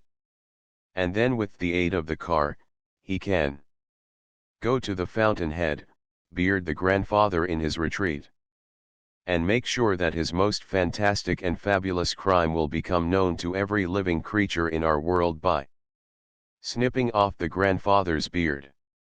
Comstock finished. Then he waited, his teeth pressed together on his bottom lip. "But," the picaroon said, in a rather bemused fashion, "that would be blasphemy. But think of the effrontery of it." Pat said, leaning forward hopefully, paying no attention to the bonds that held her. "Think of the shock of such an action. Every law-abiding citizen would rise up in wrath. Then the hue and cry would be such that no longer would the picaroon work long hard hours through the night without ever getting the fame which is his due." Comstock could hardly believe that even this lunatic would fall for what they were suggesting. "What a colossal feat," the picaroon said, almost to himself. "Why didn't I think of it?" His long legs carried him around the room, as unthinkingly, he strode up and down over the various bundles that were strewn around the floor. A thought struck the man who called himself the picaroon. Where could we steal an RAS car? This, of course, was the crux of Comstock's plan. Looking as unconcerned as he could, Comstock said, "Why, it just happens that Pat and I know where there is an abandoned car." "An abandoned car?" The picaroon grinned delightedly, snapped his fingers and said, "Then come, the night is young and there is dirty work to be done." Running to Pat's side he released her. She rose, rubbed her fingers to restore the circulation and then untied Comstock. Comstock eyed her torn dress, the involuntary dishabille that revealed more of her firm young B.S. than he thought any other man in the world should be in a position to observe, and said to the picaroon, "Remember, this is a most dangerous adventure on which we are about to embark. We are wanted as badly by the RAS as you will be once you have snipped off the grandfather's beard. We'd best wear some disguise." Then, the picaroon said, "You two are really not police spies at all, are you?" "Wait and see what the RAS do to us if they catch us," Pat said grimly, while she rooted through a rag bag of old clothes trying to find some sort of garment with which to clothe herself. "How exciting," the picaroon said, slapping his hands together in delight, "and to think I was just about to crown my criminal career by murdering this man." Comstock tried not to think about how close his demise had been and watched fascinatedly while Pat dropped her torn dress to the floor and donned a shapeless gown. But when he saw the picaroon was busy searching for male clothes, he turned away from the delectable sight of Pat's any body and took the clothes that the picaroon gave him. A floppy hat had a big enough brim so that in the dark Comstock's face would be hidden. A tight pair of trousers and a too big jacket of a different color than the things he had been wearing would have to suffice as a disguise. All Comstock could do really, was hope and pray that they would be able to get, with the picaroon's aid, near enough to Baudelaire's house so that while the picaroon was busy trying to understand the mechanics of the abandoned car, he and Pat could make a run for it through the force field at the proper time. The trip through the darkened city was a revelation to both Pat and Comstock. In Comstock's earlier, law-abiding incarnation, there had never been a night that found him in bed later than the curfew at 10. To find that the streets were completely deserted at 2 or 3 o'clock in the morning came as no surprise, since he knew that all lawful souls would, of course, be asleep at that time. But he had not been an alcoholic for a long enough period to find out that the bars stayed open long after midnight. The only people that there was the slightest chance of trouble with, were the roisterers who staggered out of the saloons from time to time, and here the danger was slight, for as soon as an inebriate hove into view the picaroon would wink mightily, link arms with Pat on one side and with Comstock on the other, and the trio would mimic drunkenness and sing bawdy songs till the real drunks were gone. "What," Comstock asked, "are the chances of bumping into an R.A.?" "Aha!" The picaroon placed his long forefinger next to his nose. "You are attempting to tear aside the veil that hides the picaroon's methods." "Fiddle faddle," Pat said nastily, "answer him." Coming to a halt on a silent street corner under a lamp-post that cast a spotlight down around his piratical figure, the picaroon said, "At night, after curfew, when all law-abiding citizens sleep." He lowered his voice to a shadow of a whisper, forcing Pat and Comstock to place their ears near his mouth. "You realize, don't you, both of you, that I am giving away my most cherished secret, the modus operandi that allows me to operate and so flout the law?" They nodded. "Then let it be known, but just to us, that I have found when all the other law-abiding citizens sleep, why, so do the RAS." Twirling in a mad pirouette, the picaroon threw back his head and laughed. "From curfew to dawn, there is no law." Clapping a hand over the picaroon's mouth, Comstock snapped, "Shut up. You'll rouse the dead with all that noise." A little sobered, the picaroon said, "Now you have my most valued secret, see that you guard it with your lives." Putting his finger to his lips, he added, "Hist." Pat asked, "What is it?" "Nothing," the picaroon said, "I just like to say hist."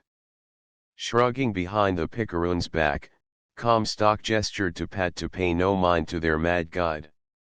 Aloud, he asked, "Do you know your way to 14 Anthony Comstock Road?"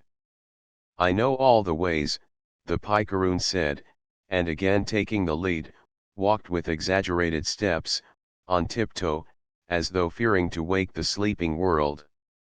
It was a long trip on foot, and dawn was breaking as they came in sight of some landmarks that Comstock remembered. If his mental picture of the terrain was correct, the car in which Grundy, Helen, and he had made their escape from the Fathers should be downhill from where he and Pat and the picaroon were now standing. He conveyed this information to the others, and this time he took the lead with Pat behind him and the picaroon still walking on tiptoe bringing up the rear. As they went downhill, Comstock could see his goal. Baudelaires' house lay still and quiet, the refuge for which he yearned. But it might just as well have been on the other side of his world for all the good it was, as long as the force field surrounded it. Waiting till the picaroon's attention was on the car in the distance, Comstock pointed at the house and whispered to Pat, "That's it?" She nodded. Then they reached the car, and the picaroon's almost idiot glee reached its apogee as he poked at the thing under the hood that made the car move. Comstock didn't have the vaguest idea of whether or not the car could run. When he and Grundy and Helen had abandoned it, it had simply gone careening downhill and finally stopped. Why it stopped, or whether it would ever go again, was an impenetrable question to Comstock. But he didn't allow his lack of knowledge to stand in his way. Becoming dictatorial, he told the picaroon to stop fooling about with the mechanism and to watch and try to learn how to make the car go. Then, with the picaroon standing at attention, Comstock got into the car, and went through the complex series of actions which in Grundy's case had served to animate the vehicle. There was a muttering rumble from the car and it surged internally. However, the rock which had halted its forward progress in the first place, still served to prevent it from proceeding. The picaroon snapped into action, and going to the rear of the car he pushed as the wheels of the vehicle began to spin to no avail at all. At this point, Comstock, anxious to stall things as long as he could, since there was no chance of entering Bodler's house till the sun was overhead, tried to turn off the motor. Instead he threw the motor into reverse and the car instantly backed up, carrying the picaroon along with it. He dangled from the rear of the car trying to muscle himself up out of the danger of the wheels while he yelled at the top of his lungs for Comstock to stop whatever he was doing. Pat sat on the side of the road being of no help to Comstock at all, since she was busy being convulsed by giggles. The sight of the long-legged madman, his no longer jaunty cape entangled in his thrashing limbs, while Comstock wildly snapped things on and off on the control board, and the unguided car veered and yawed as it ran backwards up the steep hill was a little more than she could stand. When the car had backed almost to the crest of the hill, Comstock found the key which turned the ignition on and off and managed to bring the car to a halt. The picaroon was in a towering fury. "Poltroon," he roared at Comstock, who was red-faced with embarrassment and anxiety. "How dare you treat a criminal figure of my stature in a manner more befitting some low-comedy person like you?" Dropping from the rear of the car, the picaroon raced around towards the driving wheel where Comstock sat helplessly trying to deduce what had gone wrong with his method of driving the car. The picaroon's right hand darted out of sight under his cape, and when it came back into view, Comstock was horrified to see that a steel blade perhaps 10 inches long had become integral to the maniac's right hand. "Blood," the picaroon stated almost calmly, "blood is the only thing that will erase the stain that you have placed on my criminal escutcheon." With that he darted the sharp point of the knife straight at what would have been Comstock's Adam's apple, had not a beginning double chin covered it with fat. There is no doubt that Comstock would have died at the wheel of the car, with a slit throat, had not Pat, seeing the direction that the madman's mind was taking, picked up a rock and smashed it down on the picaroon's head just in the only too well-known nick of time. Breath whooshed out of Comstock's lungs as he saw the knife blade falter, and then saw the picaroon's head come careening down. Wide-eyed he watched as the man's unconscious body tumbled to the ground. As soon as the picaroon landed, Pat was at his side and her questing hand first took the knife from his flaccid grip and then she examined the rest of the arsenal that hung from the man's belt, hidden till now by the all-encompassing cloth of his ridiculous cape.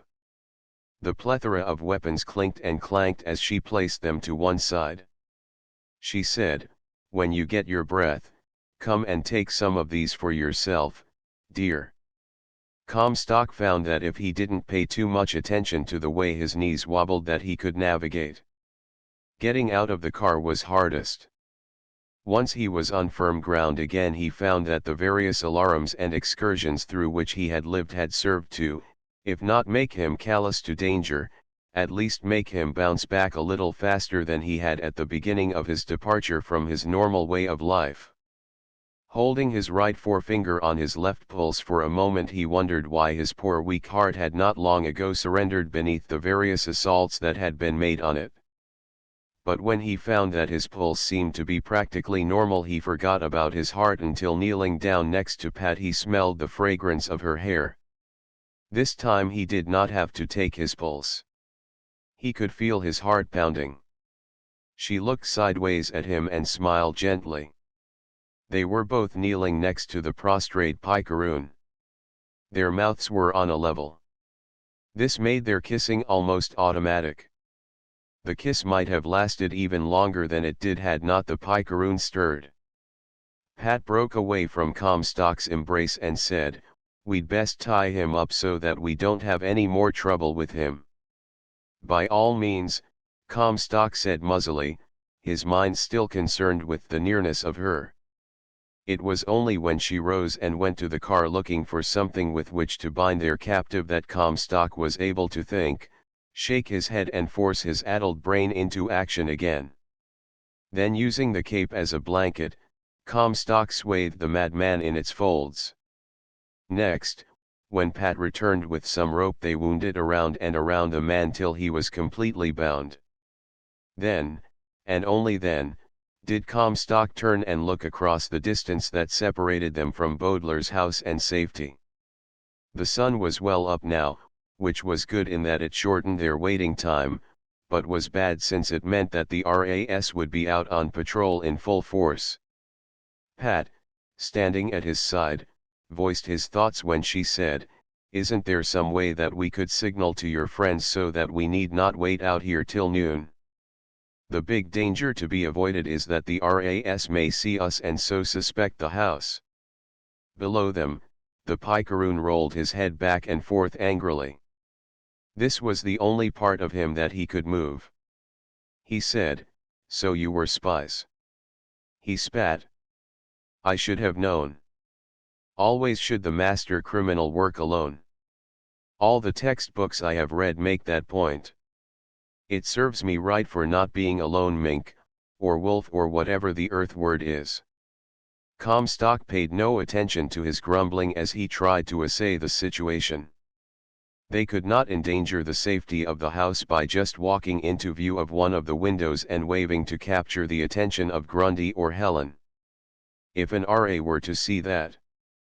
Since that was impossible, what were their chances of being unobserved for? Looking up at the sun, he tried to estimate how long it would be before noon. Perhaps 2 hours yet. Putting his arm around Pat's waist, he said, "Let's get as close to the force field as we can so that when it is lifted we can just make a dash for the house.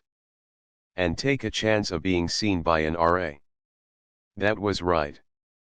When Baudelaire told him to come back to the house at noon or midnight, he had had no way of knowing just how badly the RAS would be wanting to get hold of Pat and Comstock. It hardly seemed possible to Comstock that so little time had passed since he had left the house and safety the day before to go hunting for an unknown girl. He gulped as he realized what the tenor of his thinking meant. He said plaintively, "You mean we'll have to wait till midnight before we dare go to the house?" She nodded. Then, as one person, they turned and looked down at the picaroon. It would be unfair to keep the poor lunatic tied up the way he was for at least 14 more hours. The picaroon was mumbling to himself, "You are who you are, if you think you are." Blinking thoughtfully, Comstock turned to Pat and said, "You know, that's a very interesting question. I'd like to think about it for a while. While you're thinking about it, darling, devote a little of your brain power to figuring out where we're going to get food and water to last us till midnight." The madman's words pounded at Comstock's brain, washing away the reality of what the girl had said. "But how do you know you are?" That was a very interesting question. Still squatting on his heels, Comstock looked unseeingly off into the distance and wondered what in the name of the grandfather the answer to the lunatic's question could be. He was something or someone called Comstock, he was sure of that. But how could he know he was Comstock, for sure, that is?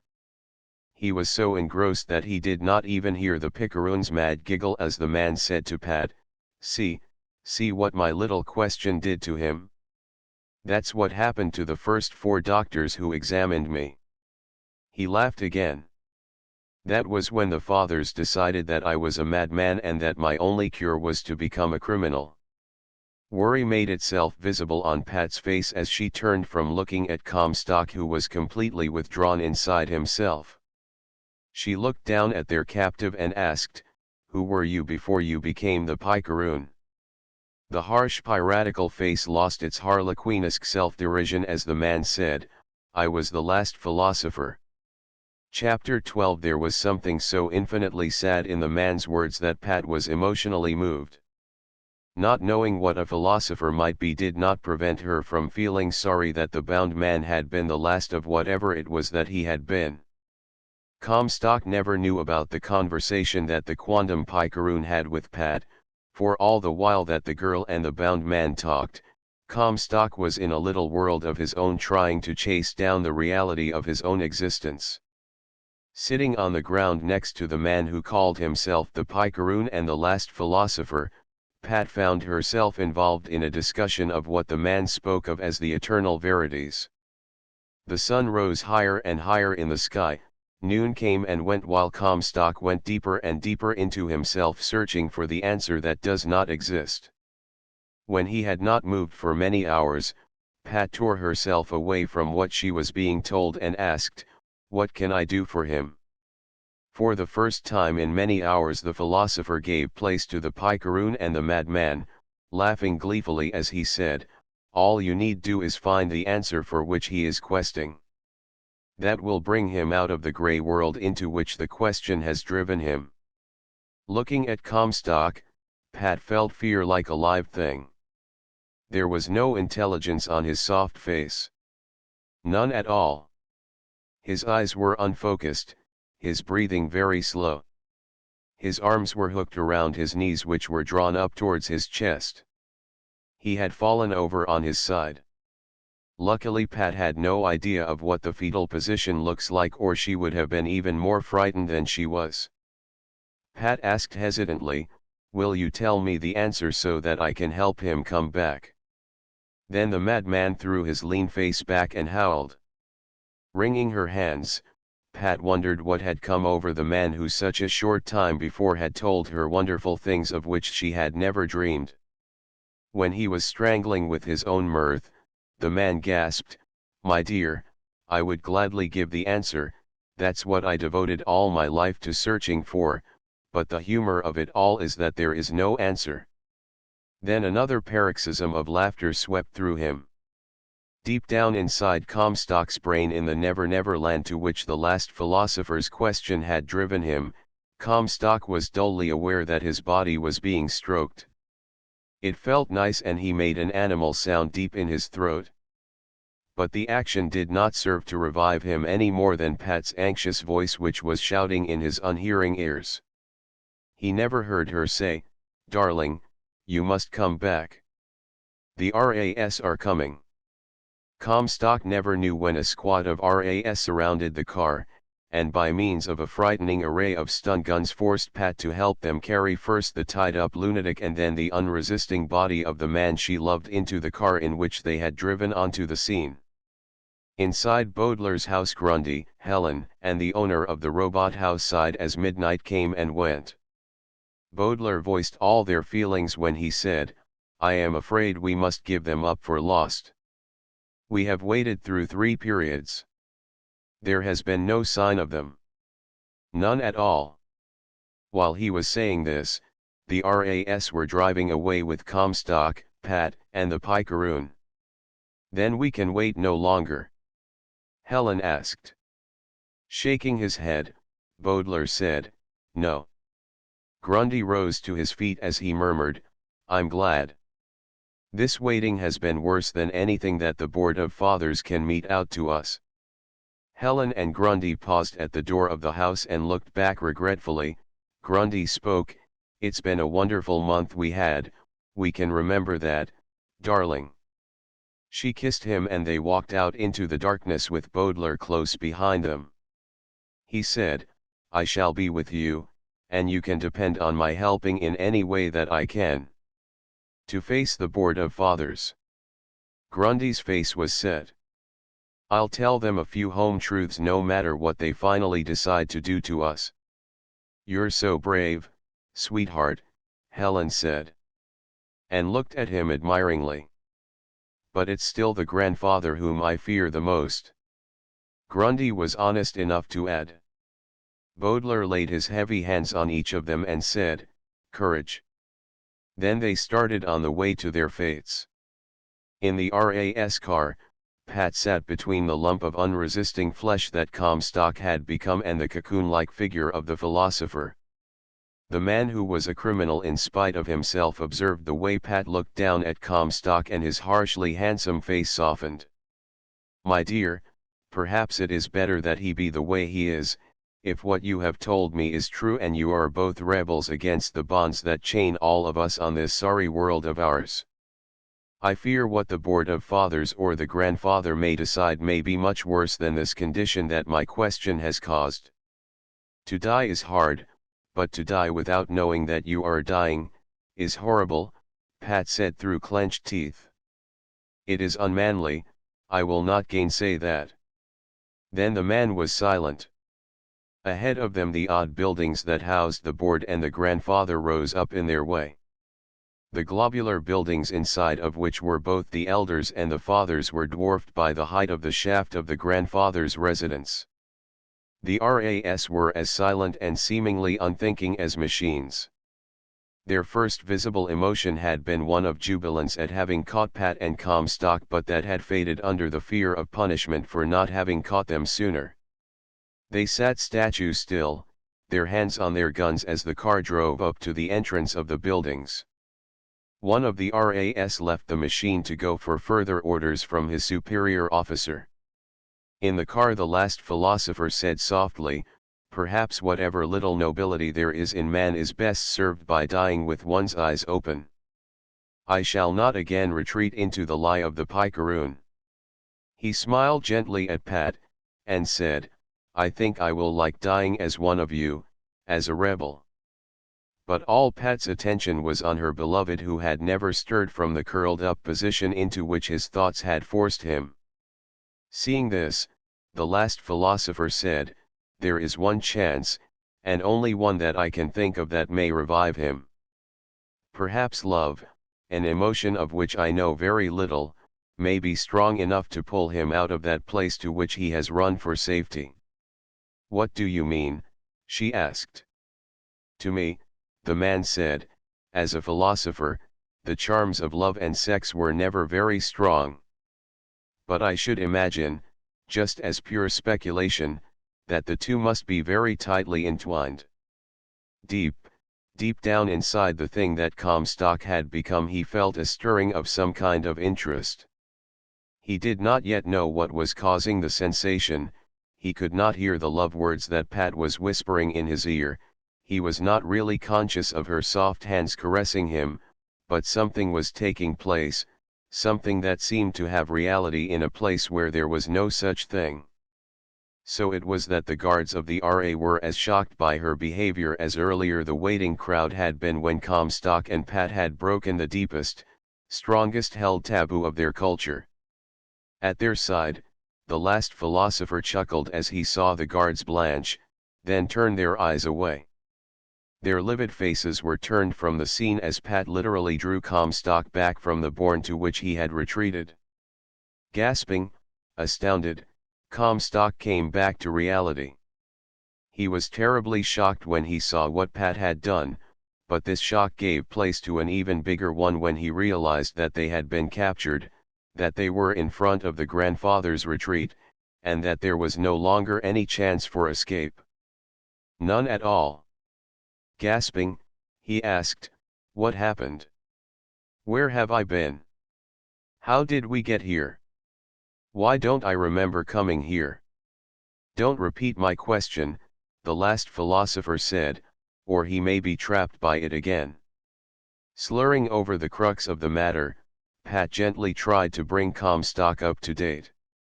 The guards recovered some of their equanimity and brutally shoved all three of them out of the car. The last philosopher, still bound, crashed to his face as they evicted him. Pat hurried to untie him, and help him to his feet. Then, inside a living square formed by the RAS, they were ushered back into the anteroom which Comstock, Grundy, and Helen had escaped from a month earlier. Surprise was piled on surprise for Comstock. When the RAS shoved him into the room he saw, waiting, sitting in chairs, Helen and Grundy.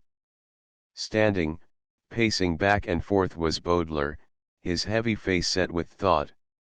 Helen cried, "We thought you were dead." Then there were introductions and explanations, and it was only when Baudelaire finally interrupted and said, "Hold everything. You realize it is late at night, and it is only because of the uniqueness of the situation that the Board of Fathers is sitting in extraordinary session, in order to decide what to do with you all, that I am here. This sufficed to let Comstock and Pat know that Baudelaire was still playing his double game. Helen whispered in Comstock's ear. Baudelaire pretended that he had captured us and brought us here and then invoked the special session of the Fathers. Just as the door that led into the Board of Fathers began to open, Baudelaire said, his voice harsh with urgency, I want you to go in there, not as prisoners come to judgment, but as stalwarts who demand a fitting place in the government of our world. Audacity, my little ones, audacity is the order of the day. Baudelaire smiled as he saw the puzzlement spread over Comstock's and Pat's faces. Follow the lead of Grundy and Helen. I've had time to tell them a little more than I have told you to. The door was open wide now, and as Comstock girded his loins preparatory to what he was sure would be a battle to the death against impossible odds, the R.A. who had entered, bowed to Baudelaire and said, the Fathers request your presence, Father Baudelaire. Then their last prop was gone, and they just sat and waited, staring at the door which had closed behind Baudelaire. The three who had endured so much sat and waited. The three plus Pat and the last philosopher. When you have fought for as long as they had against forces strong almost beyond imagining, when you have struggled in despair, lived without daring to think, hope, when it finally comes is almost anticlimactic. At least Comstock found it so. Despite the traps, the violence, the hurts, the fear, they were now where they wanted to be. They sat quietly, their hands folded, and if any feeling of triumph was in them, it was so muted as not to be observable. At that precise moment, when they sat in the anteroom, waiting for their reward, if reward it were to be, the only common emotion they shared was that they had fought a good fight. Fought as hard as it is in a person to fight for what they consider right.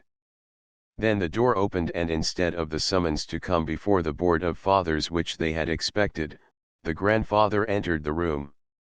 The grandfather, with his high hooked nose, his broad forehead, deep-set harsh old blue eyes, focused on the middle distance, his strong old hands crossed on his stomach just below his patriarchal beard, his tremendous height forcing him to look down at them. It was hard to believe. Hard to believe that they, or anyone below the rank of father would ever actually behold him in the flesh. When he spoke his voice was all the things they had known it would be. Deep as an organ bass, calm, full of authority, stern, yet with a leavening of those other things that make up the whole man, his voice was almost gentle as he said, "Follow me, please." They rose, and feeling like little children, followed his preposterously tall, spare back, out of the anteroom, into that other room where the board awaited them. There was no fear in them now as there would have been earlier. For they were not coming before the board for judgment, but to be rewarded. At least that's what Grundy and Helen had been told by Baudelaire. The grandfather pointed out Comstock, Helen, and Grundy, and said, "These three are the original ones. The other two," his gesture pointed out the last philosopher and Pat, "are the newer recruits." There was silence. "They have come to join us," the grandfather said. The silence expanded. "Gentlemen, fathers all, these are three new fathers." The grandfather's voice faded away and there was no other sound. Some of the men who made up the board of fathers said a word. But the ones who had fought their way up to this eminence stood in silence and looking about them, examined the men with whom they would now share the control of their whole world. This was the moment of their triumph. Chapter 13. When Baudelaire and Grundy had first sounded out Comstock and had asked him the questions that had led him so far from the normal law-abiding life that had been his, one of the mainsprings of his conduct had been envy mixed with disgust that the fathers whom formerly he had so revered had become monsters in his mind. monsters who had used the whole planet as a breeding ground for their harems. For when the thought that only the fathers were really fathers had struck Comstock, he had resolved that he too would like to take part in such noble work. Along with the sexual motive, Comstock had decided that if the fathers controlled the world, he too would like to have a share in either controlling the world as it was, or perhaps with luck, helping to change the control in such a way that their world would be a better place to live in. This mixture of ideas had resulted in his mental picture of the fathers becoming an amalgam of monsters of pride, venery and power. Looking about the room, Comstock decided that he could not possibly have been further wrong in the way he had pictured the fathers. For his first feeling as his unbelieving eyes swept around the table at which the fathers sat, was one of pity. Far from being the creatures with inflated egos, the monsters of uxoriousness that his inflamed imagination had painted, these men who guided the affairs of his world were invalids. The lame, the halt and the blind. Each face was torn by pain, every body bore the stigmata of some fatal disease. Only the grandfather, ridiculously tall and spare, standing at the far end of the gigantic room, was as his imagination had foretold he would be. In the silence that greeted them, Comstock finally turned to Grundy and said, I don't understand." The grandfather walked to the head of the table and prepared to speak. While they waited, Grundy whispered, "Think a moment. The only cure for disease that our people know is vice." "Right." Nodding, Comstock waited. "But the only people on the whole planet who know how this cure works, what psychic machinery is involved, are the fathers." Comstock gulped and thought of his heart. "To become a father," Grundy added hurriedly as the grandfather raised his hand for silence, "is a sentence of death. For once you know how sin cures sickness, it can no longer cure you." "Fathers," the grandfather said, and involuntarily, Comstock felt his heart fill with awe, so imbued had his upbringing been with respect and worship of the figure called the grandfather. He tried to control the emotion that threatened to unman him, for his temptation was to fall down before the grandfather. "Fathers," the deep organ bass went on, "you know why we are gathered in this extraordinary conclave. So successful has been the regime that I have caused to come into being, that no longer can we hope to recruit new fathers from amongst those brave souls who rebel against the government we have set up. Not for 50 years has a new rebel appeared to challenge our power. Therefore, as you all know, Father Baudelaire, because he is the healthiest appearing of any of you, was empowered to go out into the world and find rebellious souls whom we may be able to use as leaders. I feared when first I caused the apparatus of power to be set up as I have done, that there would be instant and successful rebellion. It did not then occur to me that I would be too successful and that rebellion would be bred out of the blood of our people. We have, as you know only too well, arrived at a period of stasis from which our world may never recover. It therefore devolves upon the men who stand before you as well as the women who have made common cause with them, to come to our aid. Now that aid is to be given, what these new fathers will be able to do before death claims them, I do not know. All that I can say with any assurance, is that if something is not done and done quickly, our world will go down the road to static death, never knowing what has toppled it from the high estate it held." Comstock's mind was almost incapable of digesting what the grandfather was saying. It had all happened much too quickly. To be raised in a matter of moments from a position where death seemed imminent first to a position on the board of fathers, and now, if he understood correctly, to be told that the future of the world was somehow his responsibility, was just too much. His first instinctual response was to desire escape. Turning around, he saw, directly behind him, a door which was ajar. Not that he wanted to escape very far, he just wanted to go off in a dark corner and sit and think the whole thing out. The grandfather was still speaking, as Comstock, unobserved, began to step backwards. The others, Comstock's fellow rebels, were leaning forward, greedily drinking in what the grandfather was saying. "You will, in the next day or two," the grandfather was saying as Comstock backed closer to the door, "be told just how our government operates. You will be told how, when the last scientists were martyred by an unreasoning mob, they tried, before death claimed them, in their wisdom to set up non-mechanical devices that would cure the sick. They knew that in the period of dark reaction by which they were swept to death, anything that smelled of machinery was doomed to destruction. You will then understand why I was in effect forced to cause this world of ours to enter a period of the strictest moral upbringing. Only under such a regime could the psychosomatic mechanisms that the scientists had explained, be able to work. I have been only too successful, as you know.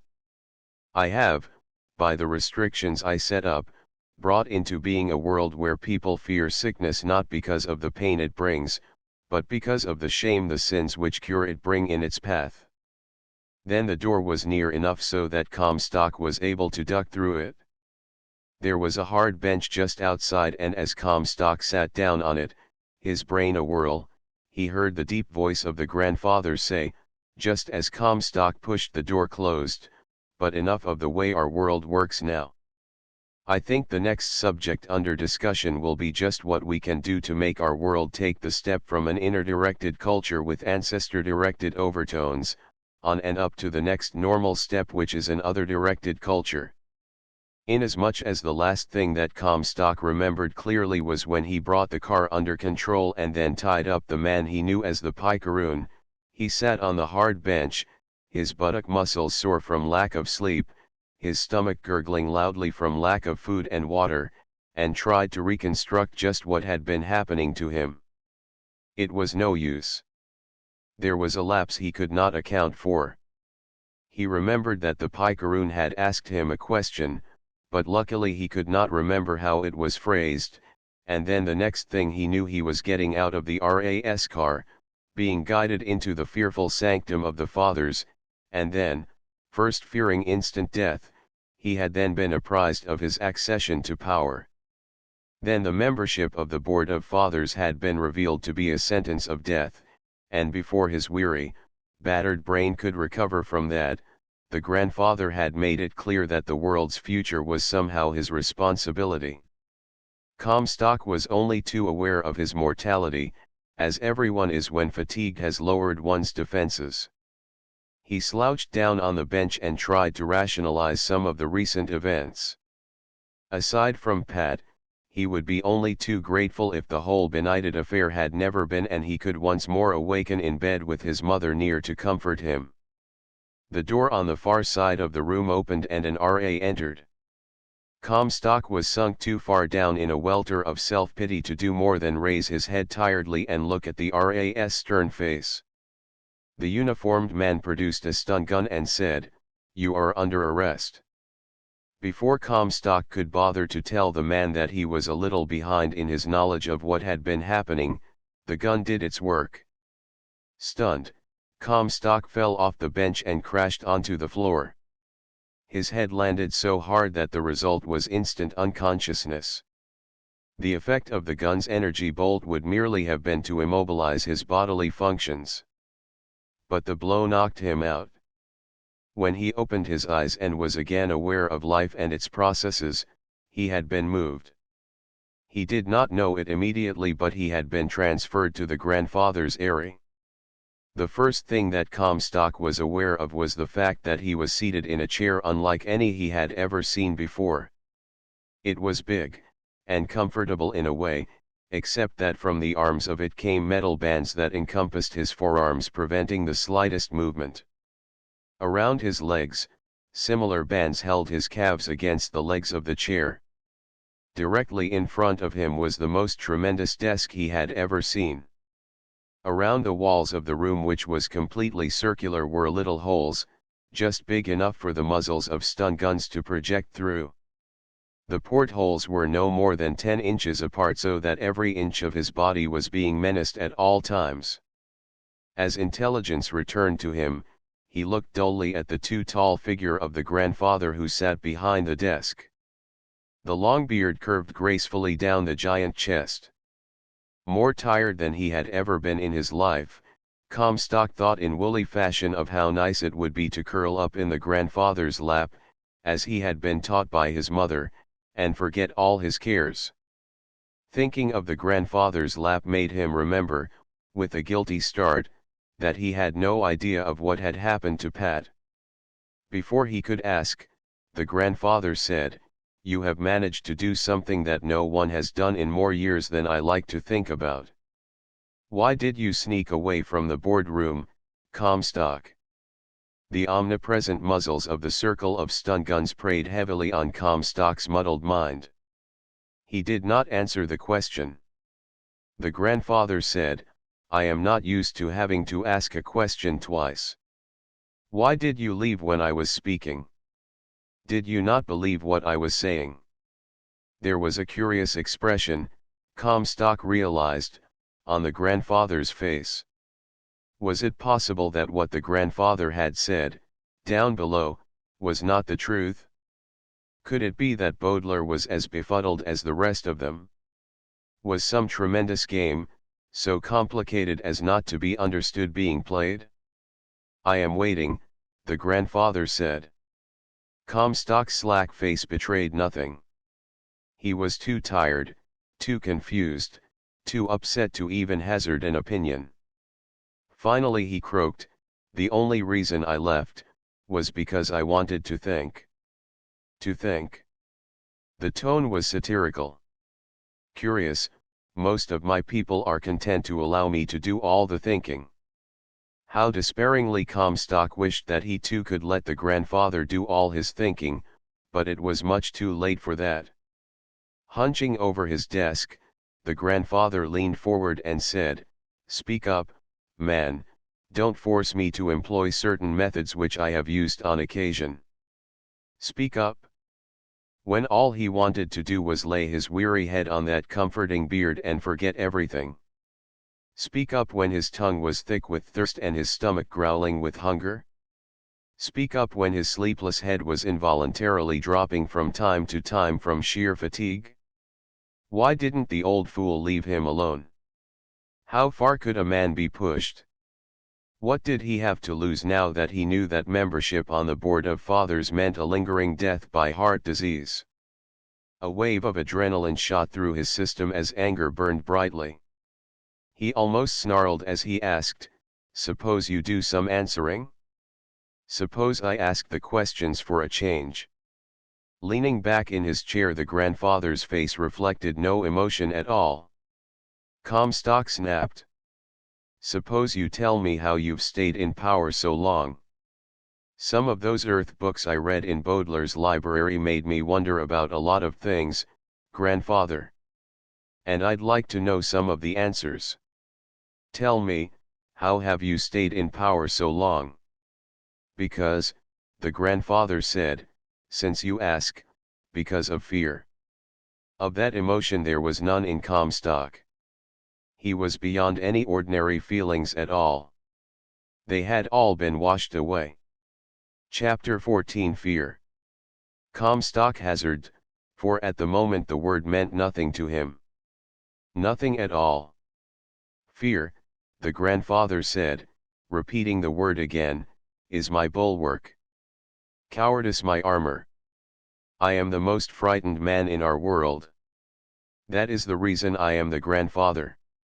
Until the day comes that a more frightened man, a more cowardly human being arises, I shall rule. No brave man can ever breach my defenses, because no brave man can ever know the things I fear. Since I am always fearful, my mind is filled with ideas as to where and how I may be attacked. Since this is so, I spend all my waking hours building up my guard against any such attacks. The nights," he said thoughtfully, "I spend in nightmares in which all my defenses crumble." Comstock sat across the room from the grandfather, his arms enclosed in the cage like a fear that immobilized him. Through apertures in the walls at shoulder height he could see the stock-still muzzles of the stun guns that were trained on him. He brought his attention back to the grandfather. The man's long, thin face was raddled with what seemed like fear. Ticks jerked monstrously at the corners of his mouth and at his hag-ridden eyes. "How," Comstock asked, "can you sit under the menace of the guns that surround us? Aren't you afraid that one of the gunners may shoot you?" "You see," the lean, bearded face was full of envy, "you see, you think like a brave man and that is why you will never be able to overcome me. Only a brave man could sit under the guns, unless, he had the foresight to have done what I have. Behind the gunners of which you are aware, there is another set of gunners, each of whom has a gun pointed at the head of the gunner who has been honored by being my guard." Comstock thought of this for a while and then he said, "And do the secondary gunners have tertiary gunners menacing them?" The grandfather smiled delightedly. "There. You see, you are beginning to think like a coward. Fear like mine is infectious. Of course there are tertiary and quaternary and quinternary gunners." In the lengthening pause that followed the statement of the grandfathers, Comstock wondered if this was right. Was fear the thing that held him on the pinnacle he had made his own? The grandfather said, "I am not sure that I have convinced you. Observe my face, the way fear tears at it. Consider that I am so cowardly that my stomach digests itself rather than the food I force into it. Realize that the only pleasure my fear allows me to enjoy is that of power, and then try to realize how helpless a brave man like you who spreads his pleasure between the table and the bed must be in the face of my one, all-consuming pleasure.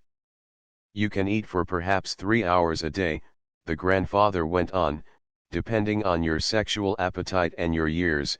You can spend an hour, perhaps 2 in play at sex. But I can spend every waking minute of every day on my pleasure." He smiled. "You are helpless, bound by your bravery, you fool." And Comstock, considering the matter, wondered if the grandfather was right. One Achilles heel alone remained to attack. Could a coward foresee rashness, foolhardy bravery? Or would a coward be unable to intuitively foresee such an action, to grapple with it? Not that he, Comstock, was brave. Only one other way occurred to Comstock in which the matter could be tested. Leaning his upper trunk as far forward as his bonds would allow, he said slowly, throwing his words into the teeth of the bearded man who faced him, "You are a liar." It is an understatement to say that the grandfather was surprised. His face was absolutely blank as he repeated the word, "liar," questioningly.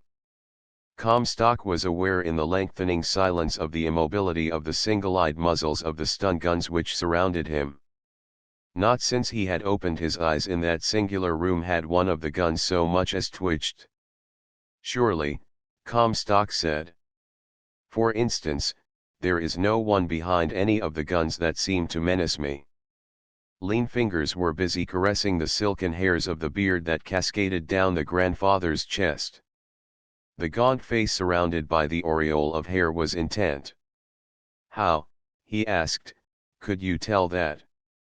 "Because I am really a coward," Comstock said almost boldly.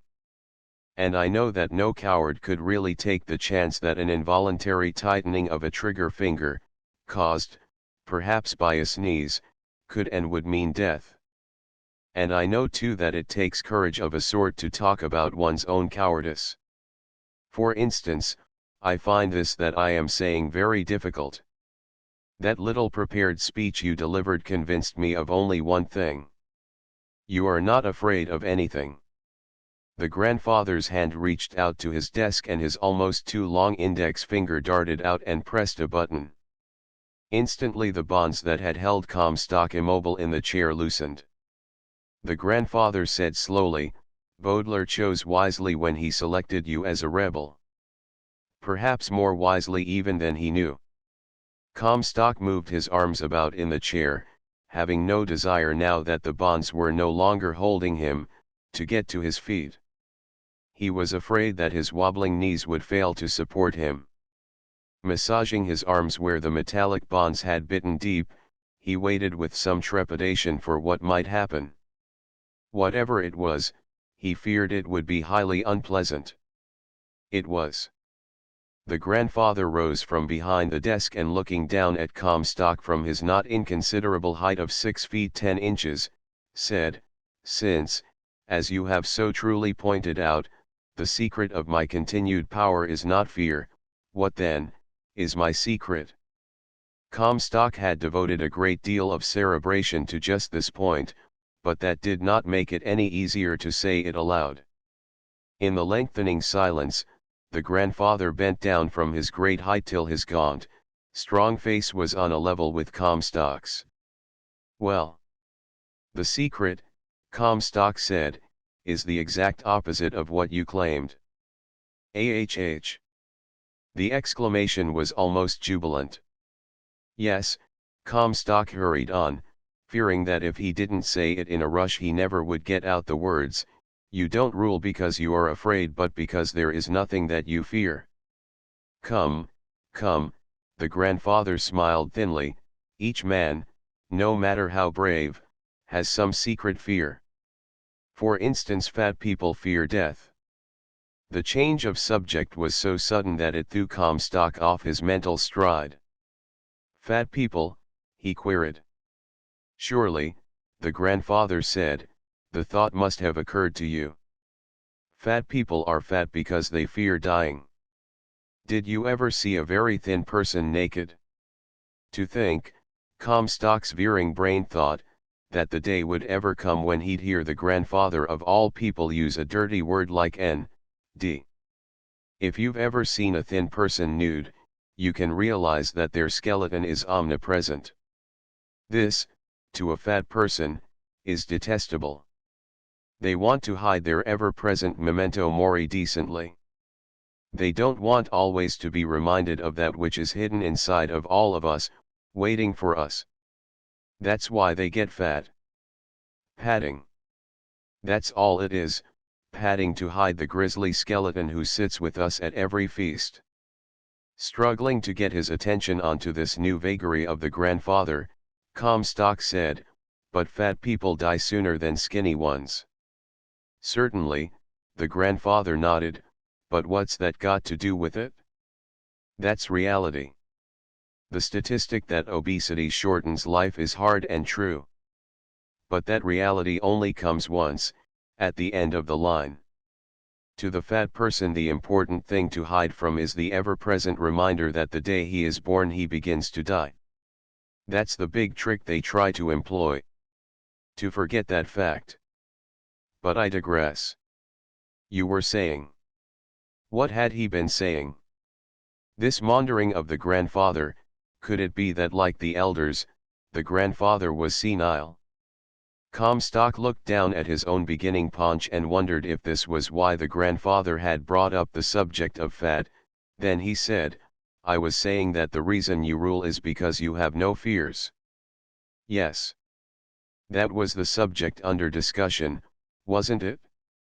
Again the grandfather stroked his beard. "Now then, just how did you arrive at that rather startling idea? Remember, I don't agree with you, for as I said, every human being fears something." "I am sure you are right," Comstock said tensely. "I am sure that every human being fears something, or someone. I find your remarks contradictory."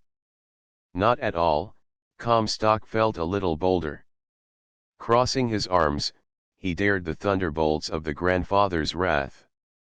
"I don't think you are a human being, Grandpa." The silence that followed his pronouncement seemed to last for all the years of Comstock's life. When the grandfather spoke, his words came as a withering shock to Comstock. "You are a very brave man, Comstock. The bravest this world of ours has produced in 5 centuries. It was, after all, one thing to have an hypothesis, it was an astrabat of a far different color to have that hypothesis substantiated. And right from the astrobat's mouth at that. Looking down at his hands, Comstock was incuriously aware that they were trembling violently. Brave. The idea was ludicrous. He was more badly scared than he had ever been in his whole life. Fear jumped and jolted through his body as he waited for the grandfather to continue. But, the grandfather said, I can see that you are on the very brink of nervous exhaustion. I will speak to you more fully when you are fed and rested. Comstock was too tired to do more than pick at the food that was provided for him in the bedchamber to which an RA guided him. As a matter of fact, seated on the edge of the bed, his head whirling, he was barely aware of Pat's entrance. She had evidently been fed too, for her only concern was Comstock. Going to him, she forced him to lie down, then, as he closed his eyes blissfully at the feeling of ease that welled up in him, she gently spooned food into his mouth till his eyes closed completely. She slept all that night right next to him, but so deep was his fatigue that it was not till the following night that he awoke, and by that time Pat had been up and about for hours. She came out of the bath in a swirl of soft cloth. Comstock felt excitement well up in him and knew instantly that he was almost all recovered from the slings and arrows that had assailed him. Drawing her to him, he was very much aware of her presence this time. When they had finished making love, she said, gently, I almost forgot, and it's your fault, but her smile proved that she shared the fault, if it could be called that. The grandfather wants to see you as soon as you rise. Feeling prepared to tackle legions, let alone the grandfather, Comstock showered, shaved and dressed, whistling all the while. Any chance of getting some food? He had yelled through the pouring water so that when he finished dressing, a tray was all set up for him. Wolfing down the food, he listened intently to what Pat had learned during his sleep. And the most remarkable thing, Pat said, is the artificial insemination laboratory downstairs. Wait a minute, Comstock said through a mouthful of food. What's a laboratory, what's insemination, and what's artificial insemination?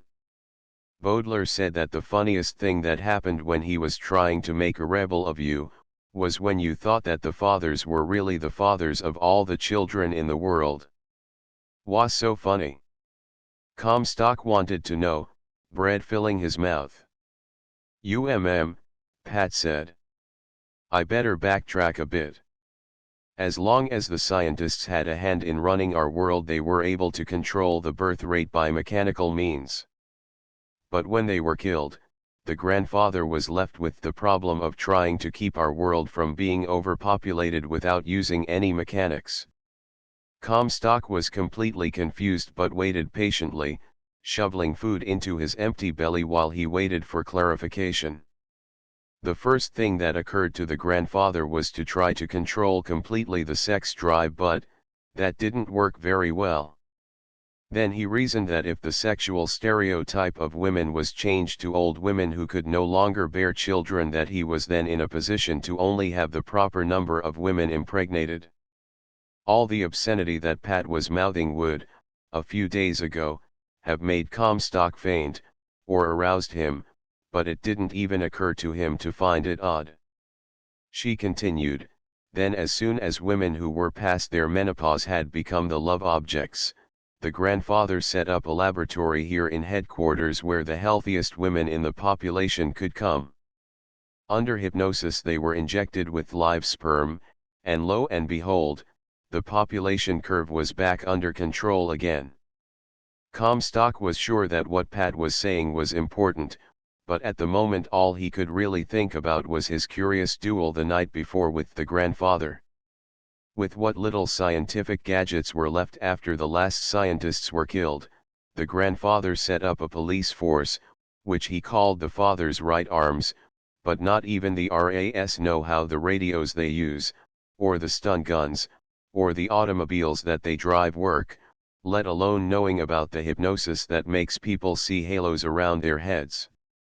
Between his control of the birth rate, his police force, and the little science at his command, he has kept our world running, after a fashion. But the point at which we rebels enter the picture is this. It was a sure thing that what Pat was saying was vital to her, to him, and to the whole world, but Comstock could not help remembering the outrageous things he had said, and thought about the grandfather. What could it lead to? Why had the grandfather called him the most courageous man? Pat said, but the grandfather is only a man and therefore has made mistakes. He has frozen our culture at the same point for so long that humanity is in danger of drying up and dying out. If, Comstock thought, the grandfather had been only a man, then all this trouble would not have started, but there was no point in frightening Pat. She was too happy, too bubbling over with excitement, with the news of what a brave new world they were soon to have under the direction of Baudelaire, Helen, Grundy, the philosopher, Pat, and Comstock. Comstock wondered vaguely what a philosopher was when Pat mentioned it, but that question too was made meaningless by the things he was worried about. Leaning forward, Pat kissed Comstock, and said, "Isn't it wonderful, darling? I'm so excited I can hardly sit still." Then, remembering, she said, "But hurry up, sweetheart, you have to go see the grandfather." Yes. That was going to be his job. He had been using it as a device when he had suggested that the picaroon beard the grandfather in his lair. But now it was obvious, he, Comstock, was going to have to do precisely that. Chapter 15. Pausing at the door, Comstock turned around to blow a goodbye kiss to Pat. But she had turned with her back to him, which may have been the reason that he at first failed to understand the meaning of what she said to him. The words which baffled him were, "Darling, it's all going to be so worthwhile. It will mean that our child will be born in a world that is worth living in, not this sorry mess through which we have had to struggle." One hand on the doorknob, one foot raised, about to proceed out through the doorway, Comstock stood stock still. Then he said, and his voice was quite numb, "Child." Turning from the window, Pat smiled and said, "Oh, it's too soon to know, but one of the inevitable results of two people of opposite sexes making love is that a child is born, you know." "Child," he repeated. "Imagine," Pat went on, not noticing that her man looked as if he had been poleaxed, "our child will be the first love child born for centuries. Isn't that exciting?" "Child," he said for the third time and then fainted. When he came to, Pat said, "I'm sorry, dear, perhaps I shouldn't have mentioned it all so abruptly. We're going to have a child. I'll be a father." Beaming, he took her in his arms and kissed her. For the first time the emotion he felt was a completely different kind of love, minus the lustful feelings that being near her generally engendered. "That is," she said carefully, trying to avoid shocking him again, "we'll have a child if we are successful in what we have been doing. It's wonderful fun trying, isn't it?" She said, and kissed him with more fervor. Neither knew how long an RA had been framed in the doorway, his shocked face alternately scarlet and then livid. The man croaked, "The grandfather awaits your presence, Father Comstock." Father with a capital F and father with a small f. Now, surely, Comstock thought, he would have the courage to face again the being whom he feared had to be overcome before their desire could come to fruition. Facing the grandfather was still difficult, Comstock found. Many things conspired to make it so. First was his training, but second was the terrible ego position of being so much smaller than the towering figure, who stood, beard foaming down his chest, his hands behind his back as he paced back and forth in his sanctum and said, "Just before I feared your imminent collapse last night you said that you did not think I was a human being. Would you care to amplify your statement at this time?" Rather than stand before the grandfather, his head tilted back like a child facing an irate parent, Comstock decided to sit down. That way he could stare at the grandfather's belt and speak to it, instead of getting a crick in his neck. Before I go back to that line of thought, Comstock said rather pompously, I would like to take this opportunity of saying that in some ways I feel you have acted like an egregious idiot. Oh. If I understand what I was told, you set up this whole strict very moral world just so that disease could be cured by what our people considered to be sins. Correct. Correct. I think you've got the whole thing wrong. I see. Of course you've been around a lot longer than I have, but if I may say so, I think you got the whole blasted thing turned around. You are being quite objectionable, Father Comstock. Objectionable, perhaps, but I notice that you do not say that I am incorrect in my assumption. I am waiting to see what your assumption may be. I think that disease is caused by sin. And you feel that this is different than saying that sin can cure disease. Was the old gent really an imbecile? Comstock wondered irritably. It seemed quite obvious to him that somewhere along the line the basic idea had been lost sight of, and the antithesis set up in its place. In one of the Earth books I read there was a reference to what was called psychosomatic medicine. Now, if I understood what I read correctly, the theory of this kind of curing was that the person who was sick was punishing himself for some sin that he thought he had committed, Comstock said thoughtfully. Yes. The cure then, was to assure the person that his sin was either non-existent or not heinous. I see. But the way you've run our world, you've made us commit real sins in order to be cured of non-existent diseases. The grandfather stared off into space. Then he snapped his fingers and said, by golly, I bet you're right. Now that you say it out loud, that does seem to be what the scientists were thinking about. Guess I got things a little mixed up. A little mixed up. Comstock was incredulous. You've had us living in a madhouse for 500 years and all you can say is that you must have made a little mistake. Shrugging, the grandfather said, so I made a little mistake. Now, Comstock said, now I know that my hypothesis is correct. How could you have listened to the things, the horrors that have gone on in our world for all these centuries and not been affected, not been chilled to the bone with a desire to do something concrete? The grandfather seemed to consider the question carefully, then he shrugged and said, who listens? There was only one thing that remained for Comstock to do. Marshalling his forces, he suddenly leaped from his chair straight at the grandfather. His clutching hands were stretched out in front of him as the forward impetus of his movement carried him into the grandfather's chest. He pulled at the grandfather's beard. Now he would know, once and for all. And then he knew. The beard came off in his hands. Chapter 16. Stunned by his own temerity, Comstock stared at what had formerly been hidden by the hair of the beard. I knew it, Comstock said at last. I knew no human being could live for 500 years. That is why I have taunted you into action, the grandfather said gravely. I knew that only when you saw with your own eyes the evidence of what you suspected would you be able to proceed properly. This is why there is no record of your existence prior to 500 years ago.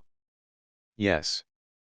Staring at the metallic surface that had been hidden under the beard, seeing for the first time the control panel that covered the grandfather's whole chest, Comstock wondered what to do next. I hope, the grandfather said, that I have not been derelict to my trust.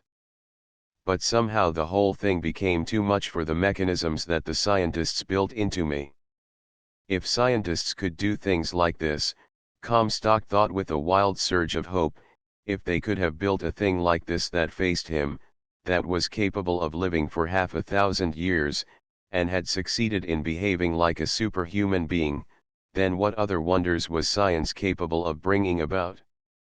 What would the future hold, released from the dead hands that had held his world in sway for so long. The thought was enough to make his brain spin. The beard lay across his hands, its very feel a challenge to the imagination, for it was not made of hair but some substance unlike any that Comstock had ever seen before. The grandfather put his forefinger to a button on the board on his chest. It actuated a servo mechanism that allowed him to sit down. He said, "May I have my beard back?"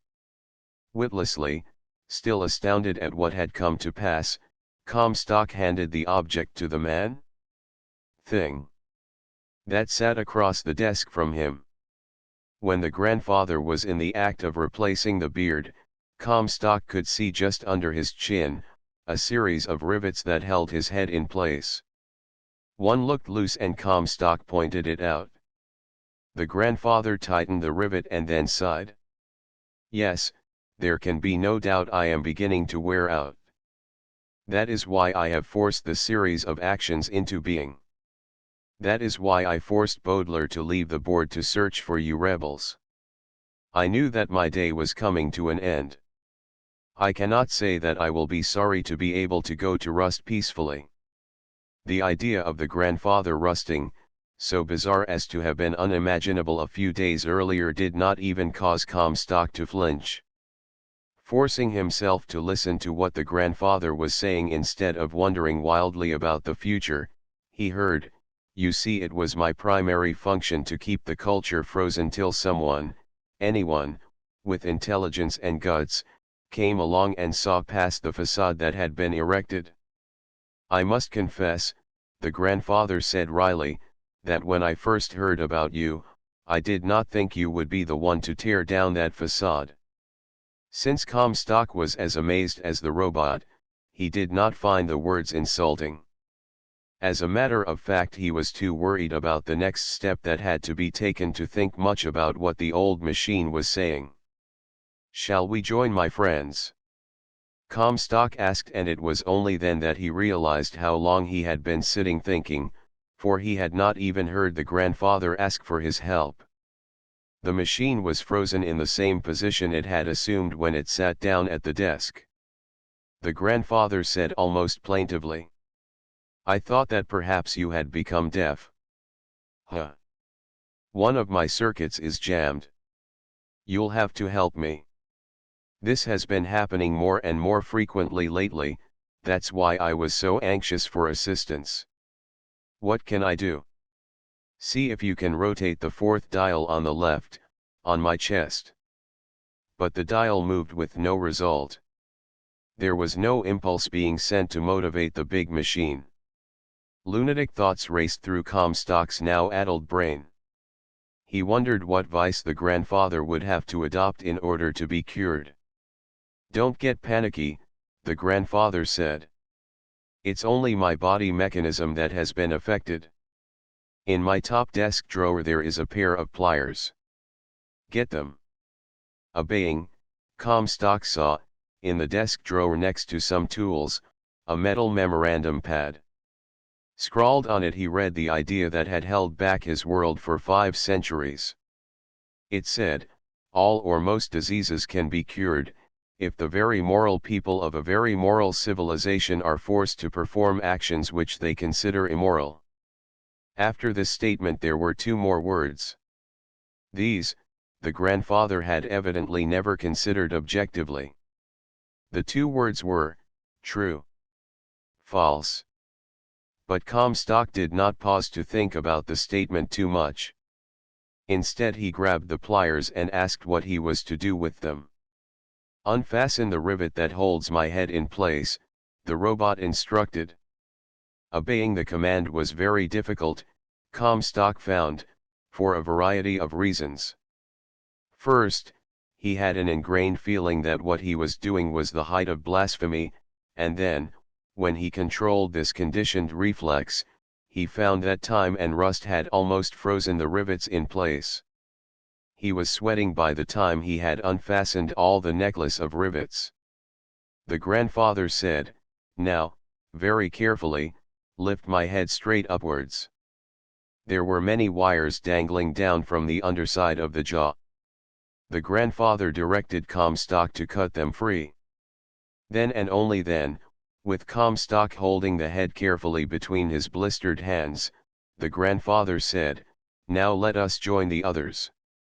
In the boardroom, the fathers, Baudelaire, the philosopher, Grundy, Pat, and Helen sat beneath an inscribed metal plaque which read, "Alcoholism cures heart trouble.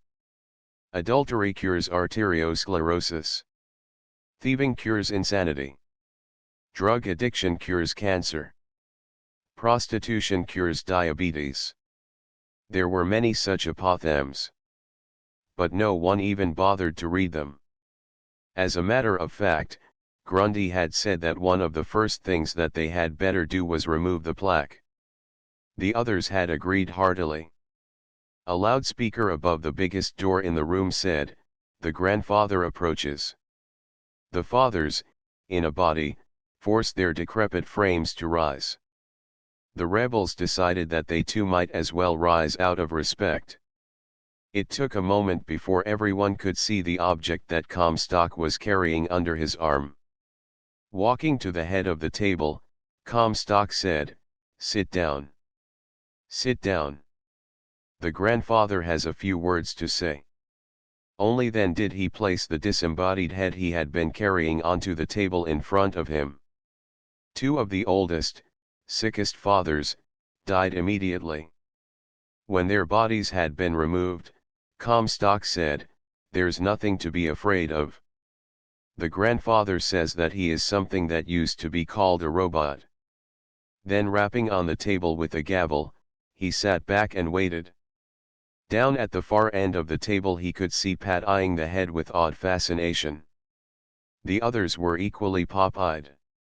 The philosopher, the man of words, could not be restrained. Before the grandfather could speak, the philosopher asked incredulously, "Do you mean to say that we have been obeying the dictates of a machine?" Nodding, Comstock said nonchalantly, "Yep."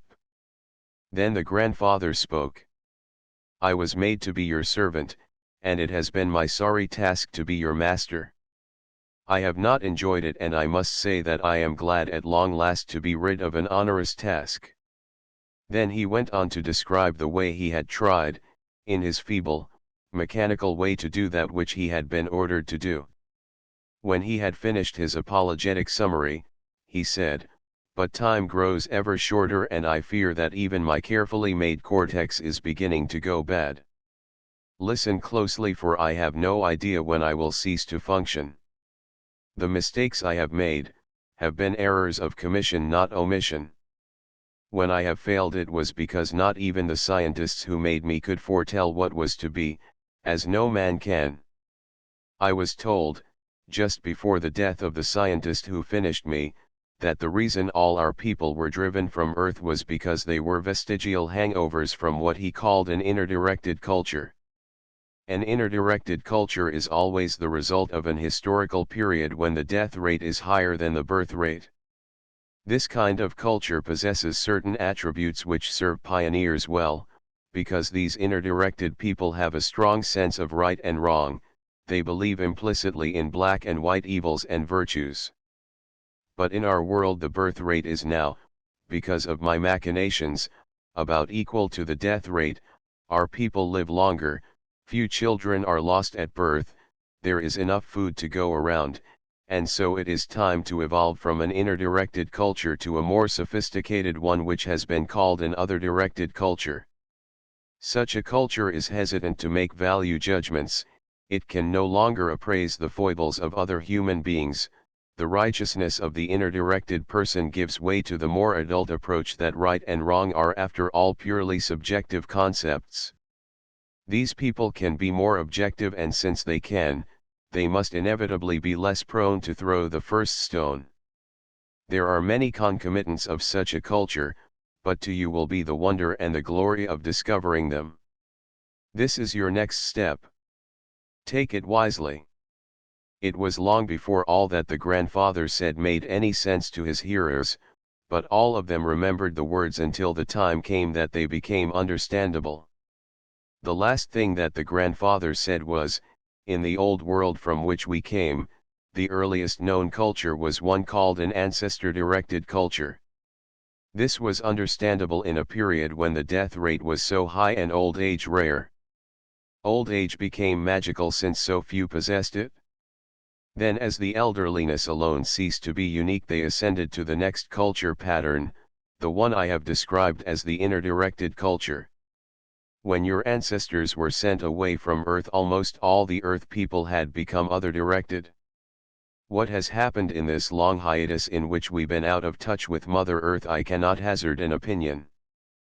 But if we are to proceed on the previous record, we can be sure that they have now ascended to a still higher culture pattern. I would suggest that you not lift the force field that surrounds our planet till you have matured enough to be able to meet your Earth cousins on an equal footing. An inner-directed culture places a terrific premium on fatherhood. That is why you have been raised with such a high opinion of fathers and why all your power symbols are in terms of fatherhood. In the next step which you are to take, fatherhood and motherhood will be equated properly, and there will be no further emphasis on what has been called the battle of the sexes.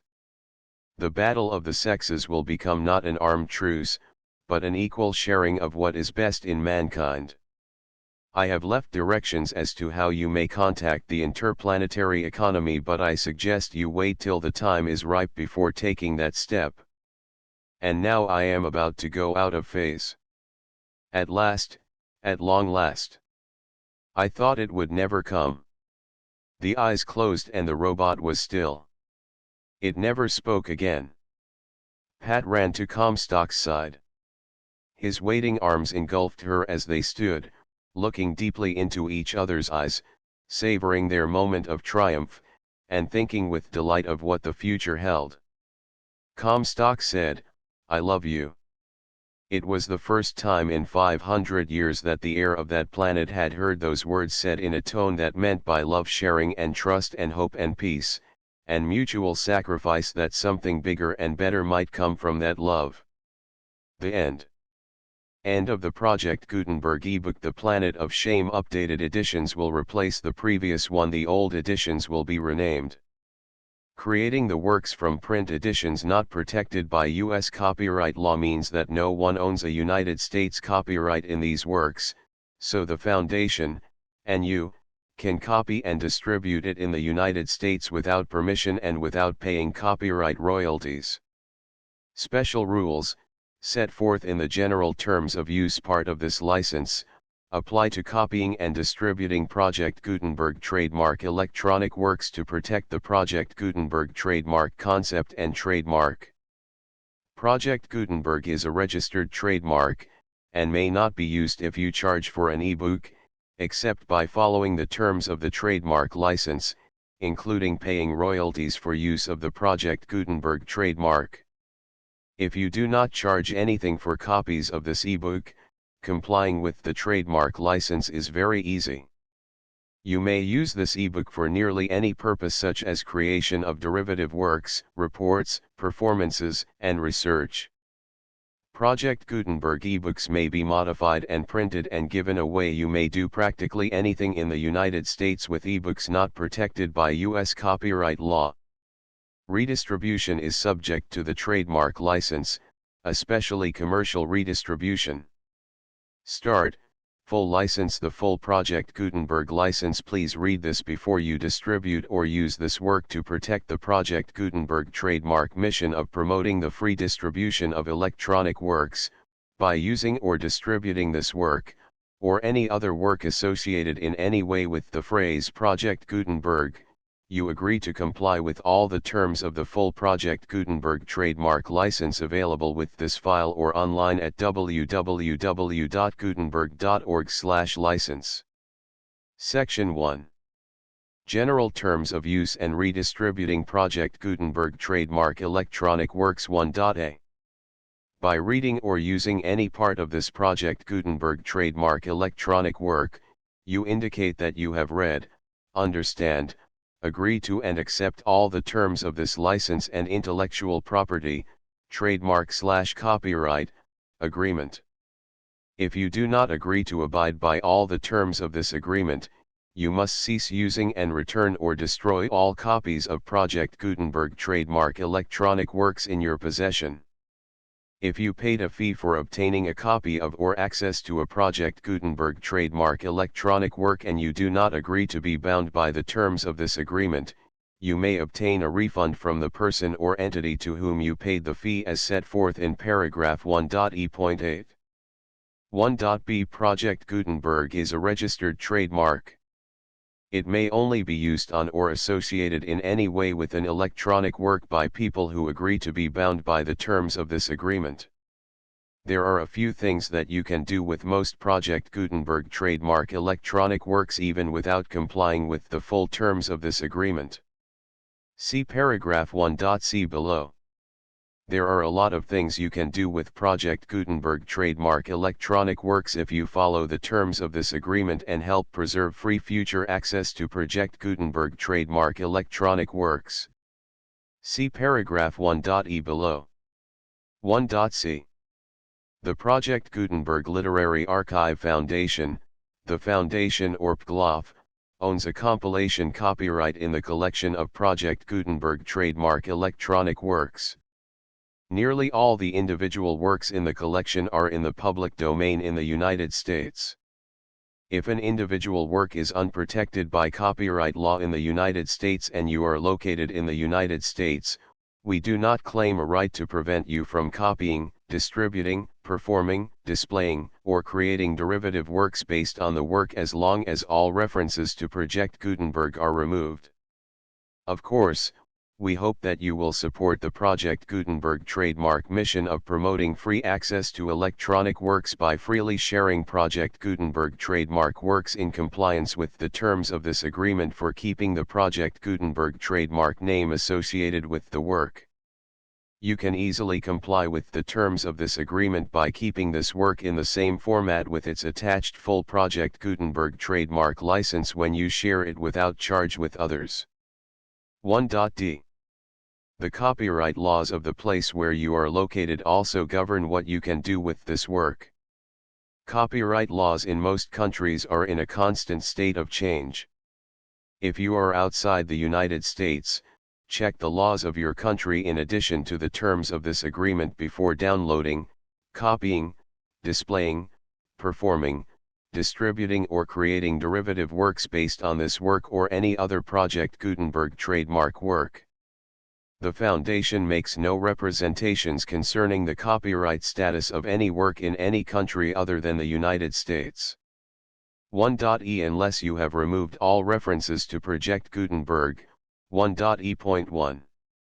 The following sentence, with active links to, or other immediate access to, the full Project Gutenberg trademark license must appear prominently whenever any copy of a Project Gutenberg trademark work, any work on which the phrase Project Gutenberg appears, or with which the phrase Project Gutenberg is associated, is accessed, displayed, performed, viewed, copied or distributed.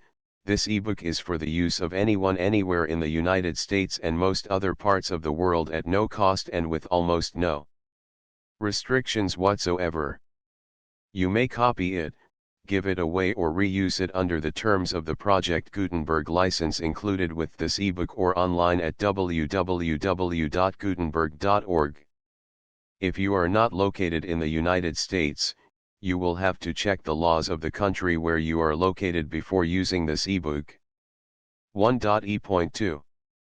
If an individual Project Gutenberg trademark electronic work is derived from texts not protected by U.S. copyright law, does not contain a notice indicating that it is posted with permission of the copyright holder, the work can be copied and distributed to anyone in the United States without paying any fees or charges. If you are redistributing or providing access to a work with the phrase Project Gutenberg associated with or appearing on the work, you must comply either with the requirements of paragraphs 1.e.1 through 1.e.7 or obtain permission for the use of the work and the Project Gutenberg trademark as set forth in paragraphs 1.e.8 or 1.e.9. 1.e.3. If an individual Project Gutenberg trademark electronic work is posted with the permission of the copyright holder, your use and distribution must comply with both paragraphs 1.e.1 through 1.e.7 and any additional terms imposed by the copyright holder. Additional terms will be linked to the Project Gutenberg trademark license for all works posted with the permission of the copyright holder found at the beginning of this work. 1.e.4 Do not unlink or detach or remove the full Project Gutenberg trademark license terms from this work, or any files containing a part of this work or any other work associated with Project Gutenberg trademark. 1.e.5 Do not copy, display, perform, distribute or redistribute this electronic work, or any part of this electronic work, without prominently displaying the sentence set forth in paragraph 1.e.1 with active links or immediate access to the full terms of the Project Gutenberg trademark license.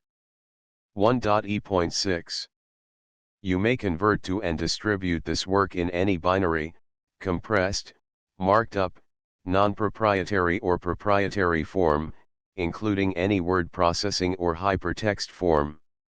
However, if you provide access to or distribute copies of a Project Gutenberg trademark work in a format other than plain vanilla ASCII or other format used in the official version posted on the official Project Gutenberg trademark website, www.gutenberg.org, you must, at no additional cost, fee, or expense to the user, provide a copy, a means of exporting a copy, or a means of obtaining a copy upon request, of the work in its original plain vanilla ASCII or other form.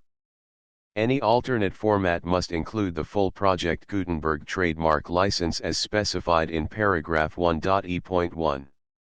1.e.7 Do not charge a fee for access to, viewing, displaying, performing, copying or distributing any Project Gutenberg trademark works unless you comply with paragraph 1.e.8 or 1.e.9.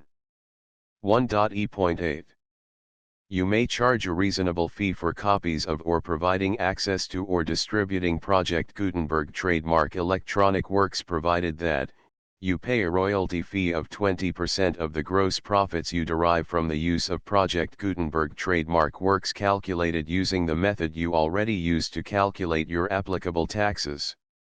The fee is owed to the owner of the Project Gutenberg trademark, but he has agreed to donate royalties under this paragraph to the Project Gutenberg Literary Archive Foundation. Royalty payments must be paid within 60 days following each date on which you prepare, or are legally required to prepare, your periodic tax returns. Royalty payments should be clearly marked as such and sent to the Project Gutenberg Literary Archive Foundation at the address specified in Section 4, Information about donations to the Project Gutenberg Literary Archive Foundation.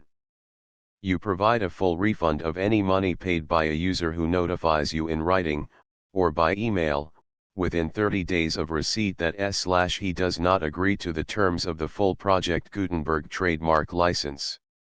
You must require such a user to return or destroy all copies of the works possessed in a physical medium and discontinue all use of and all access to other copies of Project Gutenberg trademark works.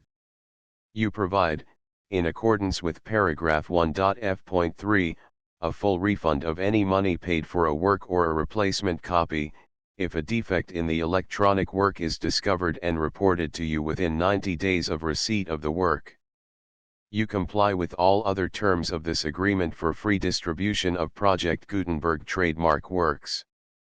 1.e.9 If you wish to charge a fee or distribute a Project Gutenberg trademark electronic work or group of works on different terms than are set forth in this agreement, you must obtain permission in writing from the Project Gutenberg Literary Archive Foundation, the manager of the Project Gutenberg trademark. Contact the Foundation as set forth in Section 3 below. 1.f.1.f.1 Project Gutenberg volunteers and employees expend considerable effort to identify, do copyright research on, transcribe and proofread works not protected by U.S. copyright law in creating the Project Gutenberg trademark collection. Despite these efforts, Project Gutenberg trademark electronic works, and the medium on which they may be stored, may contain defects, such as, but not limited to, incomplete, inaccurate or corrupt data, transcription errors, a copyright or other intellectual property infringement, a defective or damaged disk or other medium, a computer virus, or computer codes that damage or cannot be read by your equipment. 1.f.2 Limited warranty, disclaimer of damages, except for the right of replacement or refund described in paragraph 1.f.3, the Project Gutenberg Literary Archive Foundation, the owner of the Project Gutenberg trademark, and any other party distributing a Project Gutenberg trademark electronic work under this agreement, disclaim all liability to you for damages, costs, and expenses, including legal fees. You agree that you have no remedies for negligence, strict liability, breach of warranty or breach of contract except those provided in paragraph 1.f.3. You agree that the foundation, the trademark owner, and any distributor under this agreement will not be liable to you for actual, direct, indirect, consequential, punitive, or incidental damages even if you give notice of the possibility of such damage.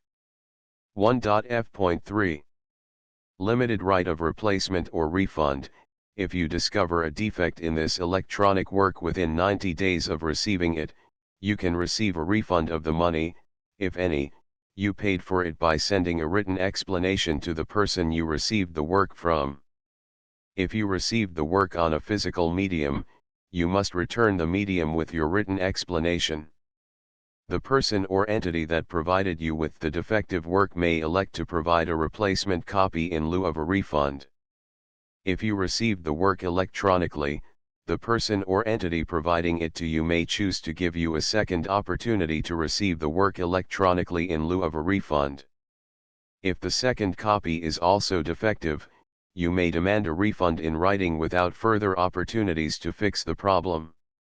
1.f.4 Except for the limited right of replacement or refund set forth in paragraph 1.f.3, this work is provided to you as is, with no other warranties of any kind, express or implied, including but not limited to warranties of merchantability or fitness for any purpose. 1.f.5 Some states do not allow disclaimers of certain implied warranties or the exclusion or limitation of certain types of damages. If any disclaimer or limitation set forth in this agreement violates the law of the state applicable to this agreement, the agreement shall be interpreted to make the maximum disclaimer or limitation permitted by the applicable state law. The invalidity or unenforceability of any provision of this agreement shall not void the remaining provisions. 1.f.6 Indemnity. You agree to indemnify and hold the foundation, the trademark owner, any agent or employee of the foundation, anyone providing copies of Project Gutenberg trademark electronic works in accordance with this agreement, and any volunteers associated with the production, promotion, and distribution of Project Gutenberg trademark electronic works, harmless from all liability, costs, and expenses, including legal fees, that arise directly or indirectly from any of the following which you do or cause to occur. A. Distribution of this or any Project Gutenberg trademark work. B. Alteration, modification, or additions or deletions to any Project Gutenberg trademark work, and C. Any defect you cause. Section 2. Information about the mission of Project Gutenberg trademark. Project Gutenberg trademark is synonymous with the free distribution of electronic works in formats readable by the widest variety of computers including obsolete, old, middle-aged, and new computers. It exists because of the efforts of hundreds of volunteers and donations from people in all walks of life. Volunteers and financial support to provide volunteers with the assistance they need are critical to reaching Project Gutenberg trademark's goals and ensuring that the Project Gutenberg trademark collection will remain freely available for generations to come. In 2001, the Project Gutenberg Literary Archive Foundation was created to provide a secure and permanent future for Project Gutenberg trademark and future generations. To learn more about the Project Gutenberg Literary Archive Foundation and how your efforts and donations can help, see sections 3 and 4 and the Foundation information page at www.gutenberg.org. Section 3. Information about the Project Gutenberg Literary Archive Foundation. The Project Gutenberg Literary Archive Foundation is a non-profit 501(c)(3) educational corporation organized under the laws of the state of Mississippi and granted tax-exempt status by the Internal Revenue Service. The Foundation's IN or Federal Tax Identification Number is 64-6221541. Contributions to the Project Gutenberg Literary Archive Foundation are tax-deductible to the full extent permitted by U.S. federal laws and your state's laws. The Foundation's business office is located at 809 North 1500 West, Salt Lake City, Utah 841-16801-596-1887. Email contact links and up-to-date contact information can be found at the Foundation's website and official page at www.gutenberg.org/contact section 4. Information about donations to the Project Gutenberg Literary Archive Foundation. Project Gutenberg trademark depends upon and cannot survive without widespread public support and donations to carry out its mission of increasing the number of public domain and licensed works that can be freely distributed in machine-readable form accessible by the widest array of equipment including outdated equipment. Many small donations, $1 to $5,000, are particularly important to maintaining tax-exempt status with the IRS. The Foundation is committed to complying with the laws regulating charities and charitable donations in all 50 states of the United States. Compliance requirements are not uniform and it takes a considerable effort, much paperwork, and many fees to meet and keep up with these requirements. We do not solicit donations in locations where we have not received written confirmation of compliance. To send donations or determine the status of compliance for any particular state, visit www.gutenberg.org/donate. While we cannot and do not solicit contributions from states where we have not met the solicitation requirements, we know of no prohibition against accepting unsolicited donations from donors in such states who approach us with offers to donate. International donations are gratefully accepted, but we cannot make any statements concerning tax treatment of donations received from outside the United States. U.S. laws alone swamp our small staff. Please check the Project Gutenberg web pages for current donation methods and addresses. Donations are accepted in a number of other ways including checks, online payments, and credit card donations. To donate, please visit www.gutenberg.org/donate. Section 5. General information about Project Gutenberg trademark electronic works. Professor Michael S. Hart was the originator of the Project Gutenberg trademark concept of a library of electronic works that could be freely shared with anyone. For 40 years, he produced and distributed Project Gutenberg trademark ebooks with only a loose network of volunteer support. Project Gutenberg trademark ebooks are often created from several printed editions, all of which are confirmed as not protected by copyright in the U.S. unless a copyright notice is included. Thus, we do not necessarily keep ebooks in compliance with any particular paper edition. Most people start at our website, which has the main PG search facility, www.gutenberg.org. This website includes information about Project Gutenberg trademark, including how to make donations to the Project Gutenberg Literary Archive Foundation, how to help produce our new ebooks, and how to subscribe to our email newsletter to hear about new ebooks. The Planet of Shame, the full Project Gutenberg license.